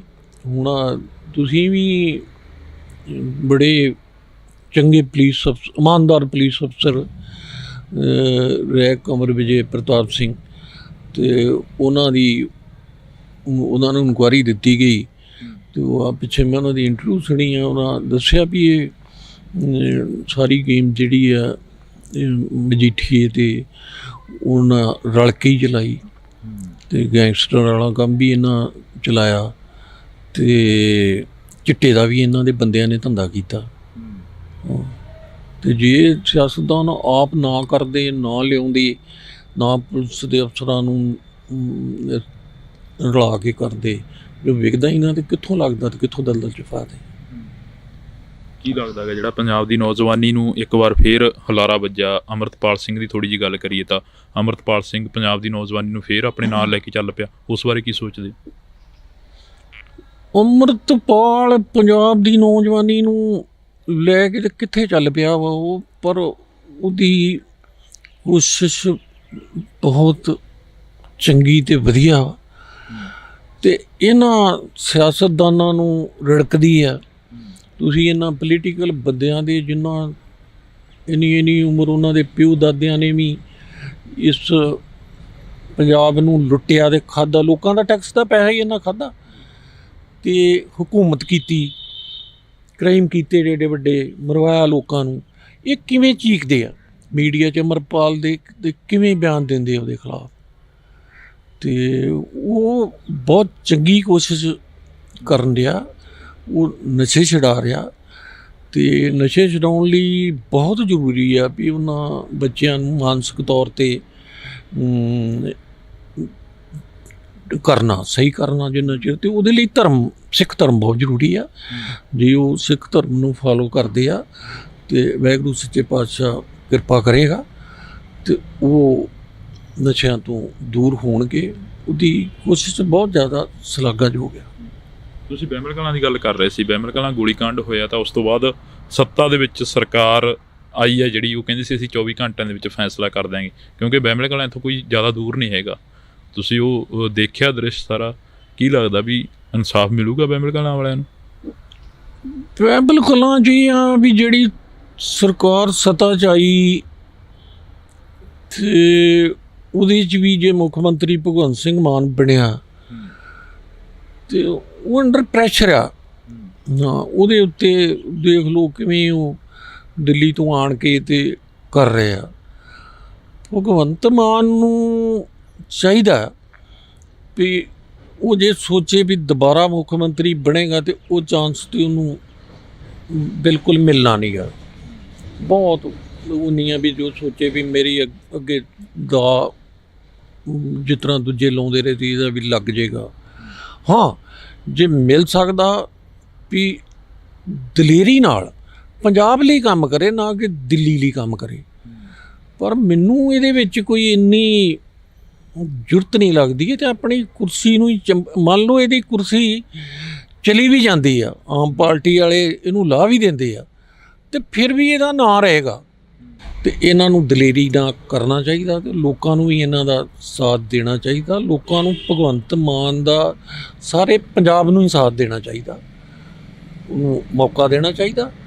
ਅਤੇ ਉਹ ਜੇ ਜੁਰਤ ਵਿਖਾਏ, ਇਮਾਨਦਾਰੀ ਵਿਖਾਏ, ਅਤੇ ਉਹ ਕਰ ਸਕਦਾ। ਬੜੇ ਮਸਲੇ ਨੇ ਜਿਹੜੇ ਹੱਲ ਹੋ ਸਕਦੇ ਆ ਅਤੇ ਹੱਲ ਕਰਨ ਦੀ ਲੋੜ ਆ। ਪਰ ਜੇ ਐਵੇਂ ਉਹਨਾਂ ਟੋਪੀਆਂ ਵਾਲਿਆਂ ਦੇ ਇਸ਼ਾਰਿਆਂ 'ਤੇ ਫਿਰ ਮੇਰੇ ਮੂੰਹ ਨਿਕਲੂਗਾ ਭਈਏ ਹੀ ਨੇ, ਅਤੇ ਉਹਨਾਂ ਨੂੰ ਕੀ ਕਹੀਏ। ਉਹਨਾਂ ਦੇ ਇਸ਼ਾਰਿਆਂ 'ਤੇ ਕਰਦਾ ਕੁਰਦਾ ਰਿਹਾ ਅਤੇ ਇੱਕ ਇਹ ਜੋਗਾ ਨਹੀਂ ਹੋਏਗਾ। ਇਤਿਹਾਸ ਦੇ ਪੰਨਿਆਂ 'ਚ ਇਹਨੂੰ ਬੜੀਆਂ ਲਾਹਨਤਾਂ ਪੈਣਗੀਆਂ ਅਤੇ ਉਹ ਹੋਏਗਾ ਸਮਾਂ, ਅਤੇ ਲੰਘਦਿਆਂ ਕੋਈ ਦੇਰ ਨਹੀਂ ਲੱਗਦੀ। ਜੀ ਗੱਲ ਕਰਦੇ ਹਾਂ, ਜਲੰਧਰ ਦੇ ਵਿੱਚ ਘਰ ਢਾਹ ਦਿੱਤੇ, ਇੱਕ ਪਾਸੇ ਉਹਨਾਂ ਨੂੰ ਬੇਘਰ ਕਰ ਦਿੱਤਾ ਲੋਕਾਂ ਨੂੰ, ਉਹਨਾਂ ਬਾਰੇ ਕੀ ਸੋਚਦੇ ਹੋ? ਕਿਉਂਕਿ ਉੱਥੇ ਇੱਕ ਪੁਲਿਸ ਆਫਿਸਰ ਜਿਹੜਾ ਕਿ ਅਧਿਕਾਰੀ ਆਫਿਸਰ ਰੈਂਕ ਦਾ ਅਧਿਕਾਰੀ ਸੀਗਾ, ਉਹ ਅਜਿਹੇ ਸ਼ਬਦ ਬੋਲ ਰਿਹਾ ਹੈਗਾ ਉਸ ਨੌਜਵਾਨਾਂ ਨੂੰ ਜਾਂ ਉਹ ਘਰ ਵਾਲਿਆਂ ਨੂੰ। ਉਹ ਸ਼ਬਦ ਤੇ ਚਲੋ ਕਿਸੇ ਨੇ ਵੀਡੀਓ ਬਣਾ ਲਈ ਅਤੇ ਉਹ ਨੋਟ ਕਰ ਲਿਆ, ਅਤੇ ਅਦਰਵਾਈਜ਼ ਪੁਲਿਸ ਦਾ ਰਵੱਈਆ ਇਹੋ ਹੀ ਆ। ਉਹ ਤਾਂ ਮੈਨੂੰ ਛੋਟੀ ਜਿਹੀ ਗੱਲ ਲੱਗੀ ਵੀ ਉਹਨੂੰ ਗਾਲਾਂ ਹੀ ਕੱਢ ਰਿਹਾ। ਹਾਂਜੀ, ਇਹ ਲੋਕ ਤਾਂ ਢੰਗ ਤਰੀਕਿਆਂ ਨਾਲ ਲੋਕਾਂ ਨੂੰ ਮਾਰ ਵੀ ਦਿੰਦੇ ਆ, ਇਹੋ ਜਿਹੇ ਸ਼ੌਕੀਨ ਉਹਨਾਂ 'ਤੇ ਕੇਸ ਪਾ ਦਿੰਦੇ ਆ ਨਾ। ਮੇਨ ਇਹ ਆ ਜਿਹੜੀ ਪਹਿਲਾਂ ਤੁਸੀਂ ਸਵਾਲ ਕੀਤਾ ਸੀਗਾ, ਅਤੇ ਉਹਦੇ ਵਿੱਚ ਜੇਲ੍ਹ ਦੀ ਜਦੋਂ ਗੱਲ ਕਰੀ, ਅਤੇ ਜੇਲ੍ਹ 'ਚ ਬੰਦਾ ਬਾਅਦ 'ਚ ਜਾਂਦਾ। ਮੇਨ ਜਿਹੜੇ ਮੁੰਡੇ ਨਵੇਂ ਸਕੂਲ ਕਾਲਜ ਪੜ੍ਹਨ ਵਾਲੇ ਤੇ ਜਦੋਂ ਕਿਤੇ ਕਿਸੇ ਕੇਸ 'ਚ ਪੁਲਿਸ ਰਾਜ 'ਚ ਆਉਂਦੇ ਆ, ਇਹ ਉਹਨੂੰ ਟਾਰਚਰ ਹੀ ਇੰਨਾ ਕਰਦੇ ਆ ਵੀ ਬੰਦਾ ਉੱਥੇ ਆਪਣੀ ਮੌਤ ਮੰਗਦਾ ਵੀ ਮੈਂ ਇਹਦੇ ਨਾਲੋਂ ਮਰ ਜਾਵਾਂ ਤੇ ਇੰਨੀ ਤੰਗੀ ਨੂੰ ਚੰਗਾ ਹੈ। ਬਹੁਤ ਜ਼ਿਆਦਾ ਟਾਰਚਰ ਕਰਦੇ ਆ ਅਤੇ ਇਹਨਾਂ ਦੇ ਮੁੰਡਿਆਂ ਦੇ ਭਗੌੜੇ ਹੋਣ ਦਾ ਬਹੁਤ ਵੱਡਾ ਕਾਰਨ ਇੱਕ ਪੰਜਾਬ ਪੁਲਿਸ ਦੀ ਟਾਰਚਰ ਆ। ਇੰਨੀ ਟਾਰਚਰ ਅੰਗਰੇਜ਼ਾਂ ਦੇ ਟਾਈਮ ਵੀ ਕਦੀ ਨਹੀਂ ਹੋਈ। ਜੇ ਮੈਂ ਕਹਾਂ ਵੀ ਮੁਗਲ ਹਕੂਮਤ ਵੇਲੇ ਵੀ ਇੰਨੀ ਧੱਕੇਸ਼ਾਹੀ ਨਹੀਂ ਹੋਈ ਜਿਹੜੀ ਪੰਜਾਬ ਪੁਲਿਸ ਨੇ ਲਾ ਲਓ ਵੀ 84 ਤੋਂ ਬਾਅਦ ਪੰਜਾਬ 'ਚ ਕੀਤੀ ਅਤੇ ਉਹ ਅੱਜ ਤੱਕ ਵੀ ਚੱਲ ਰਹੀ ਆ। ਅਤੇ ਉਹ ਟਾਰਚਰ ਤੋਂ ਹੀ ਮੁੰਡੇ ਜਿਹੜੇ ਆ ਫਿਰ ਨਹੀਂ ਪੇਸ਼ ਹੁੰਦੇ, ਉਹਨਾਂ ਦੇ ਕੇਸ ਪਾਈ ਜਾਂਦੇ ਆ ਭਗੌੜੇ ਵਿਖਾ ਕੇ। ਉਹ ਆਪਣਾ ਟਾਈਮ ਕੱਢਦੇ ਆ, ਕ੍ਰਾਈਮ ਵੀ ਕਰਦੇ ਹੋਣਗੇ।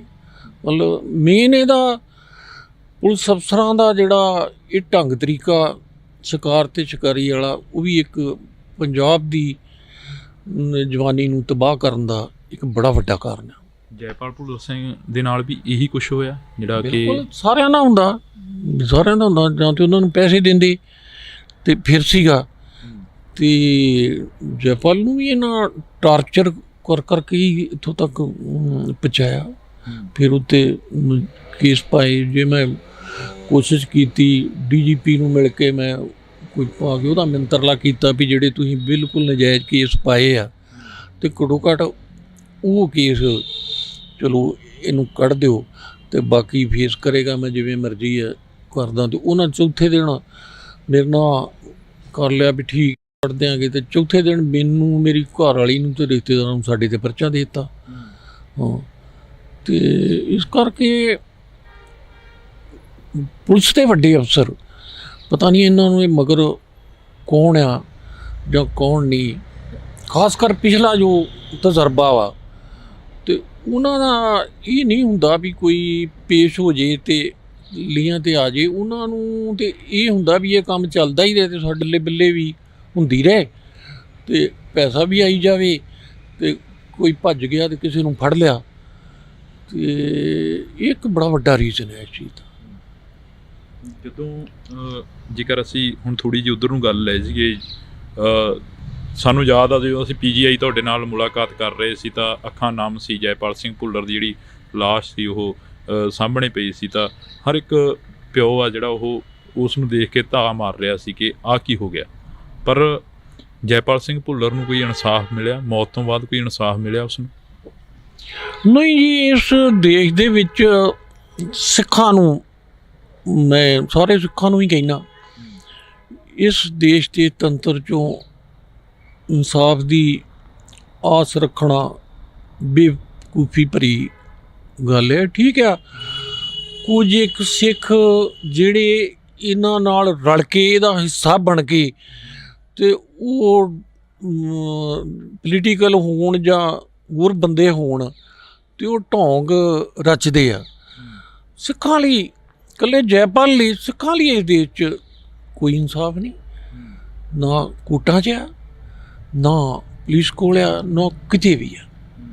ਇਹ ਜਿਹੜੀ ਹੈ ਸਾਡੇ ਨਾਲ 47 ਤੋਂ ਹੀ ਸ਼ੁਰੂ ਹੋ ਗਿਆ ਅਤੇ 47 'ਚ ਸਾਡੇ ਨਾਲ ਬੜਾ ਵੱਡਾ ਧੋਖਾ ਕੀਤਾ ਗਿਆ। ਅਤੇ ਅਸੀਂ ਅੰਗਰੇਜ਼ਾਂ ਤੋਂ ਆਜ਼ਾਦ ਹੋਣ ਲਈ ਸਭ ਤੋਂ ਵੱਧ ਕੁਰਬਾਨੀਆਂ ਕੀਤੀਆਂ, ਜਾਨਾਂ ਤੱਕ ਦਿੱਤੀਆਂ, ਜੇਲ੍ਹਾਂ ਕੱਟੀਆਂ। ਅਤੇ ਬਾਕੀ ਜਿਹੜੀਆਂ ਹਿੰਦੂ ਜਾਂ ਮੁਸਲਮਾਨ ਕੌਮਾਂ ਸੀ, ਜਿਹੜੀ ਆਬਾਦੀ ਜਿਸ ਸਾਨੂੰ ਸਾਡੇ ਨਾਲੋਂ ਬੜੇ ਵੱਡੇ ਪੱਧਰ 'ਤੇ ਸੀ, ਅਤੇ ਉਹ ਸਾਰਿਆਂ ਨੂੰ ਪਤਾ ਹੀ ਹੈ ਵੀ ਉਹਦੇ ਨਾਲੋਂ ਕਈ ਗੁਣਾ ਅਸੀਂ ਸਿੱਖਾਂ ਨੇ ਕੁਰਬਾਨੀਆਂ ਦਿੱਤੀਆਂ। ਪਰ ਆਜ਼ਾਦੀ ਦੇ ਨਾਂ 'ਤੇ ਸਾਡੀ ਕਤਲੋਗਾਰਦ 47 'ਚ ਕਰਾਈ ਗਈ, ਅਤੇ ਇਕੱਲੀ ਕਤਲੋਗਾਰਦ ਨਹੀਂ ਕਰਾਈ ਗਈ ਵੀ ਉੱਥੇ ਹੀ ਕਤਲ ਕਰਾ ਦਿੰਦੇ ਅਤੇ ਚਲੋ ਬੱਚੇ ਬੁੱਚੇ ਫਿਰ ਵੀ ਉਹਨੂੰ ਰਹਿ ਜਾਂਦੇ, ਉਹ ਝਾੜ ਦਿੱਤੇ ਗਏ। ਤੁਸੀਂ ਆ ਜਲੰਧਰ ਦੀ ਗੱਲ ਕੀਤੀ ਆ ਵੀ ਇਹ ਤਾਂ ਇਕੱਲੇ ਉਜਾੜੇ। ਸਾਡਾ ਤਾਂ 47 'ਚ ਇਹਨਾਂ ਇਹੋ ਜਿਹਾ ਤੰਤਰ ਚਲਾਇਆ ਵੀ ਇੰਨਾ ਪੰਜਾਬ ਦਾ ਕਤਲੇਆਮ ਕਰਾਤਾ, ਮੁਸਲਮਾਨਾਂ ਦਾ ਵੀ ਅਤੇ ਸਿੱਖਾਂ ਦਾ ਵੀ। ਤੇ ਉਹ ਇੱਕ ਬੜੀ ਵੱਡੀ ਸਕੀਮ ਨਾਲ ਇਹਨਾਂ ਲੋਕਾਂ ਨੇ ਕਰਾਇਆ। ਕੋਈ ਉਹਨੂੰ ਚਾਚਾ ਨਹਿਰੂ ਕਹਿ ਤੇ ਕੋਈ ਭਾਵੇਂ ਉਹਨੂੰ ਮਾਮਾ ਨਹਿਰੂ ਕਹਿ ਤੇ ਕੋਈ ਭਾਵੇਂ ਕਹਿ, ਉਹਦੇ ਇੱਕ ਬੜੇ ਵੱਡੇ ਸਾਜ਼ਿਸ਼ਕਰਤਾ ਸਨ। ਤੇ ਇੰਨਾ ਵੱਡਾ ਸਾਡੀ ਕੌਮ ਦਾ 47 'ਚ ਹੀ ਕਤਲ ਕਰਾਤਾ, ਇੰਨੀ ਕੌਮ ਮਰਾਤੀ, ਉਜਾੜਤਾ, ਤੇ ਜਾਇਦਾਦਾਂ ਉੱਧਰ ਰਹਿ ਗਈਆਂ। ਅੱਜ ਰੋਂਦੇ ਫਿਰਦੇ ਆ। ਮੈਂ ਉਹ ਵੀ ਸੁਣੀ ਇੰਟਰਵਿਊ ਆ, ਜਲੰਧਰ ਬੈਠੇ ਜਿਹੜੇ ਵੀ ਲੋਕ ਉੱਧਰੋਂ ਪਾਕਿਸਤਾਨੋਂ ਵਿਚਾਰੇ ਉੱਜੜ ਕੇ ਆਏ ਤੇ ਉਹਨਾਂ ਦੇ ਘਰ ਢਾਹ ਦਿੱਤੇ ਗਏ। ਇਸ ਕਰਕੇ ਜਿਹੜੀ ਅੱਗੇ ਤੇ ਸਾਡੇ ਨਾਲ ਕਾਂਗਰਸ ਕਰਦੀ ਰਹੀ ਤੇ ਰੱਜ ਕੇ ਕੀਤਾ ਉਹਨਾਂ, ਤੇ ਨਾਲੇ ਭੰਡੀ ਪ੍ਰਚਾਰ ਕੀਤਾ, ਨਾਲੇ ਕਹਿੰਦੇ ਆ ਕੁੱਟਿਆ ਤੇ ਨਾਲੇ ਸਾਨੂੰ ਲੁੱਟਿਆ। ਤੇ ਬਾਰਡਰ ਤੇ ਸਾਡੇ ਹੀ ਜਿਹੜੇ ਆ ਫੌਜ ਦੇ ਨਾਂ ਦੇ ਸਾਡੇ ਬੱਚਿਆਂ ਨੂੰ ਮਰਵਾਇਆ ਗਿਆ, ਧੱਕ ਕੇ ਨਜਾਇਜ਼ ਜਗ੍ਹਾ 'ਤੇ ਖੜੇ ਕਰਕੇ, ਜਿੱਥੇ ਜਿਵੇਂ ਮੈਂ ਤਾਂ ਪ੍ਰੈਕਟੀਕਲੀ ਤੁਹਾਨੂੰ ਕਾਰਗਿਲ ਦੇ ਵਿੱਚ ਇਹਨਾਂ ਬਹੁਤ ਜ਼ਿਆਦਾ ਸਿੱਖ ਫੌਜ ਐਵੇਂ ਹੀ ਮਰਵਾਈ, ਜਦੋਂ ਕਿ ਕੋਈ ਲੋੜ ਹੀ ਨਹੀਂ ਸੀ, ਵੈਸੇ ਮੋਰਚਾ ਫਤਿਹ ਹੋ ਸਕਦਾ ਸੀ। ਤੇ ਹੁਣ ਭਾਜਪਾ ਦੀ ਸਰਕਾਰ ਪਿਛਲੇ ਟਾਈਮ ਤੋਂ ਆ ਰਹੀ ਆ, ਤੇ ਇਹ ਦਿਨੋਂ ਦਿਨ ਹੋਰ ਹੀ ਕਹਿ ਰਹੇ ਆ ਵੀ ਅਸੀਂ ਹਿੰਦੂ ਰਾਸ਼ਟਰ ਬਣਾਉਣਾ ਤੇ ਅਸੀਂ ਇਹ ਕਰਨਾ। ਕਿਤੇ ਵੀ ਕਾਂਗਰਸ ਨਾਲੋਂ ਇਹ ਘੱਟ ਨਹੀਂ, ਉਹ ਹੀ ਲੋਕ ਸਨ ਜਿਹੜੇ ਪਹਿਲਾਂ ਉਦੋਂ ਕਾਂਗਰਸ ਦੇ ਨਾਲ ਸਨ, ਇਹਨਾਂ ਦੇ ਲੀਡਰ। ਪਰ ਜੋ ਇਹਨਾਂ ਦਾ ਰਵੱਈਆ, ਜੋ ਇਹ ਸੋਚਦੇ ਨੇ, ਜੋ ਇਹਨਾਂ ਦੀ ਜਿਹੜੀ ਏਜੰਸੀਆਂ ਬਣਾਈਆਂ ਨੇ ਉਹ ਸਿੱਖਾਂ ਲਈ ਕਰ ਰਹੀਆਂ ਨੇ, ਇਹ ਬਹੁਤ ਘਾਤਕ ਆ। ਇਹ ਉਹਨਾਂ ਨੂੰ ਨਹੀਂ ਕਰਨਾ ਚਾਹੀਦਾ। ਇਹਦੇ ਵਿੱਚ ਨਾ ਹਿੰਦੂਆਂ ਦਾ ਭਲਾ, ਨਾ ਸਿੱਖਾਂ ਦਾ ਭਲਾ, ਤੇ ਨਾ ਮੁਸਲਮਾਨਾਂ ਦਾ ਭਲਾ, ਤੇ ਨਾ ਦੇਸ਼ ਦਾ ਭਲਾ। ਇਹ ਤੇ ਬਹੁਤ ਗਲਤ ਕਰ ਰਹੇ ਆ, ਇਹਨਾਂ ਨੂੰ ਬਿਲਕੁਲ ਨਹੀਂ ਕਰਨਾ ਚਾਹੀਦਾ। ਘੱਟੋ ਘੱਟ ਭਾਜਪਾ ਨੂੰ ਕਾਂਗਰਸ ਤੋਂ ਸਬਕ ਸਿੱਖਣਾ ਚਾਹੀਦਾ, ਨਾ ਕਿਉਂਕਿ ਚਾਲਾਂ ਚੱਲਣੀਆਂ ਚਾਹੀਦੀਆਂ। ਇਹ ਸਿੱਖਾਂ ਨੂੰ ਹਰ ਤਰੀਕੇ ਨਾਲ ਖ਼ਤਮ ਕਰਨ 'ਤੇ ਤੁੱਲੇ ਆ। ਸਾਡੇ ਕੋਲ ਬਹੁਤ ਛੋਟਾ ਜਿਹਾ ਏਰੀਆ ਰਹਿ ਗਿਆ, ਤੇ ਉਹਦੇ 'ਚੋਂ ਵੀ ਚੰਡੀਗੜ੍ਹ ਪੰਜਾਬ ਦੇ ਪਿੰਡ ਜਾੜੇ ਤੇ ਉਹ ਇਹਨਾਂ ਕਰਤਾ। ਜੰਮੂ ਕਸ਼ਮੀਰ ਜੇ ਉੱਥੇ ਮੁਸਲਮਾਨ ਬਹੁਤ ਗਿਣਤੀ ਸੀ ਤੇ ਉਹ ਵੀ ਇਹਨਾਂ ਆਪਣੀ ਸਟੇਟ ਬਣਾ ਲਈ। ਤੇ ਹੈਰਾਨੀ ਦੀ ਗੱਲ ਆ ਵੀ ਜਿਹੜੇ ਲੋਕ ਇਹਨਾਂ ਨੂੰ ਸਲਾਹ ਬੜੇ ਬੜੇ ਅਫਸਰ ਦੇ ਰਹੇ ਆ, ਉਹਦੇ ਕਿਤੇ ਨਾ ਕਿਤੇ ਇਹੋ ਜਿਹੇ ਲੋਕਾਂ ਦੇ ਬਾਹਰਲੇ ਦੇਸ਼ਾਂ 'ਚ ਹੁੰਦੇ ਨੇ ਸੈਟਅਪ, ਪ੍ਰਾਪਰਟੀਆਂ ਹੁੰਦੀਆਂ, ਤੇ ਦੇਸ਼ ਨੂੰ ਹੀ ਤਬਾਹ ਕਰ ਦੇਣਗੇ।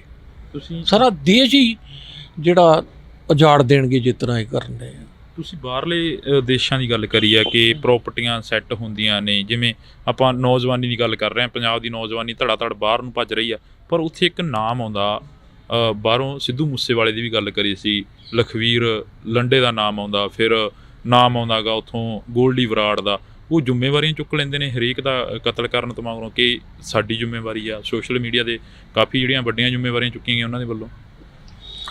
ਹੁਣ ਮੈਂ ਉਹਨਾਂ ਬਾਰੇ ਜਾਣਦਾ ਨਹੀਂ ਆ, ਤੇ ਮੈਨੂੰ ਉਹ ਚੀਜ਼ ਦਾ ਪਤਾ ਨਹੀਂ ਆ, ਉਹਦੇ ਬਾਰੇ ਮੈਂ ਕੀ ਕਹਿ ਸਕਦਾ। ਐਵੇਂ ਕੋਈ ਮੈਂ ਬਿਲਾ ਵਜ੍ਹਾ ਕੋਈ ਬੋਲਦੇ ਆ, ਮੈਨੂੰ ਉਸ ਚੀਜ਼ ਦੀ ਨੌਲੇਜ ਨਹੀਂ ਆ ਵੀ ਜ਼ਿੰਮੇਵਾਰੀਆਂ ਇਹਦੇ ਉਹ ਸਿਸਟਮ ਜਾਂ ਜਿਨ੍ਹਾਂ ਲੋਕਾਂ ਕੋਲ ਇਹ ਪਾਵਰ ਆ ਉਹ ਹੀ ਦੱਸ ਸਕਦੇ ਆ।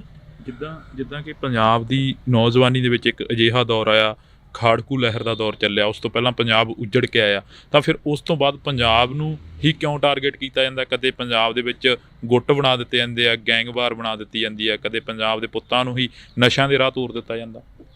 ਮੈਂ ਖਾਸ ਕਰ ਭਾਜਪਾ ਦੇ ਲੀਡਰਾਂ ਨੂੰ ਇਹ ਕਹਿਣਾ ਚਾਹੁੰਦਾ ਵੀ ਇਹ ਗਲਤਫਹਿਮੀ ਬਿਲਕੁਲ ਛੱਡ ਦਿਓ, ਵੀ ਕਿਉਂਕਿ ਜੋ ਮੈਂ ਪੜ੍ਹਿਆ ਉਹ ਇਹ ਆ ਵੀ ਦੋ ਧਰਮ ਜਿਹੜੇ ਬਿਲਕੁਲ ਵਧੀਆ ਧਰਮ ਸੀ, ਬੁੱਧ ਤੇ ਜੈਨ, ਤੇ ਸਨਾਤਨ ਧਰਮ ਨੇ ਉਹਦੇ 'ਚ ਐਂਟਰੀ ਮਾਰ ਕੇ ਤੇ ਉਹ ਧਰਮ ਖਤਮ ਕਰ ਦਿੱਤੇ। ਬੋਧੀਆਂ ਨੂੰ ਸਾੜਿਆ ਗਿਆ ਤੇ ਬਾਹਰਲੇ ਦੇਸ਼ ਦੇ ਹਾਕਮਾਂ ਤੋਂ ਹਮਲਾ ਕਰਾਇਆ ਗਿਆ ਉਹਨਾਂ ਤੇ ਜਿਹੜੇ ਉਸ ਟਾਈਮ ਦੇ ਰਾਜੇ ਸੀ, ਤੇ ਉਹ ਜਿਹੜੇ ਬਚੇ ਖਚੇ ਉਹ ਬਾਹਰਲੇ ਦੇਸ਼ਾਂ 'ਚ ਚਲੇ ਗਏ। ਇਹ ਲੋਕ ਉਸ ਸੋਚ 'ਤੇ ਚੱਲ ਰਹੇ ਆ ਵੀ ਸਿੱਖ ਧਰਮ ਬੜਾ ਛੋਟਾ ਜਿਹਾ ਧਰਮ ਆ, ਚੰਦ ਇੱਕ ਲੋਕ ਨੇ ਤੇ ਇੰਨੀ ਵੱਡੀ ਕਤਲੇਆਮ ਇਹਨਾਂ ਦੀ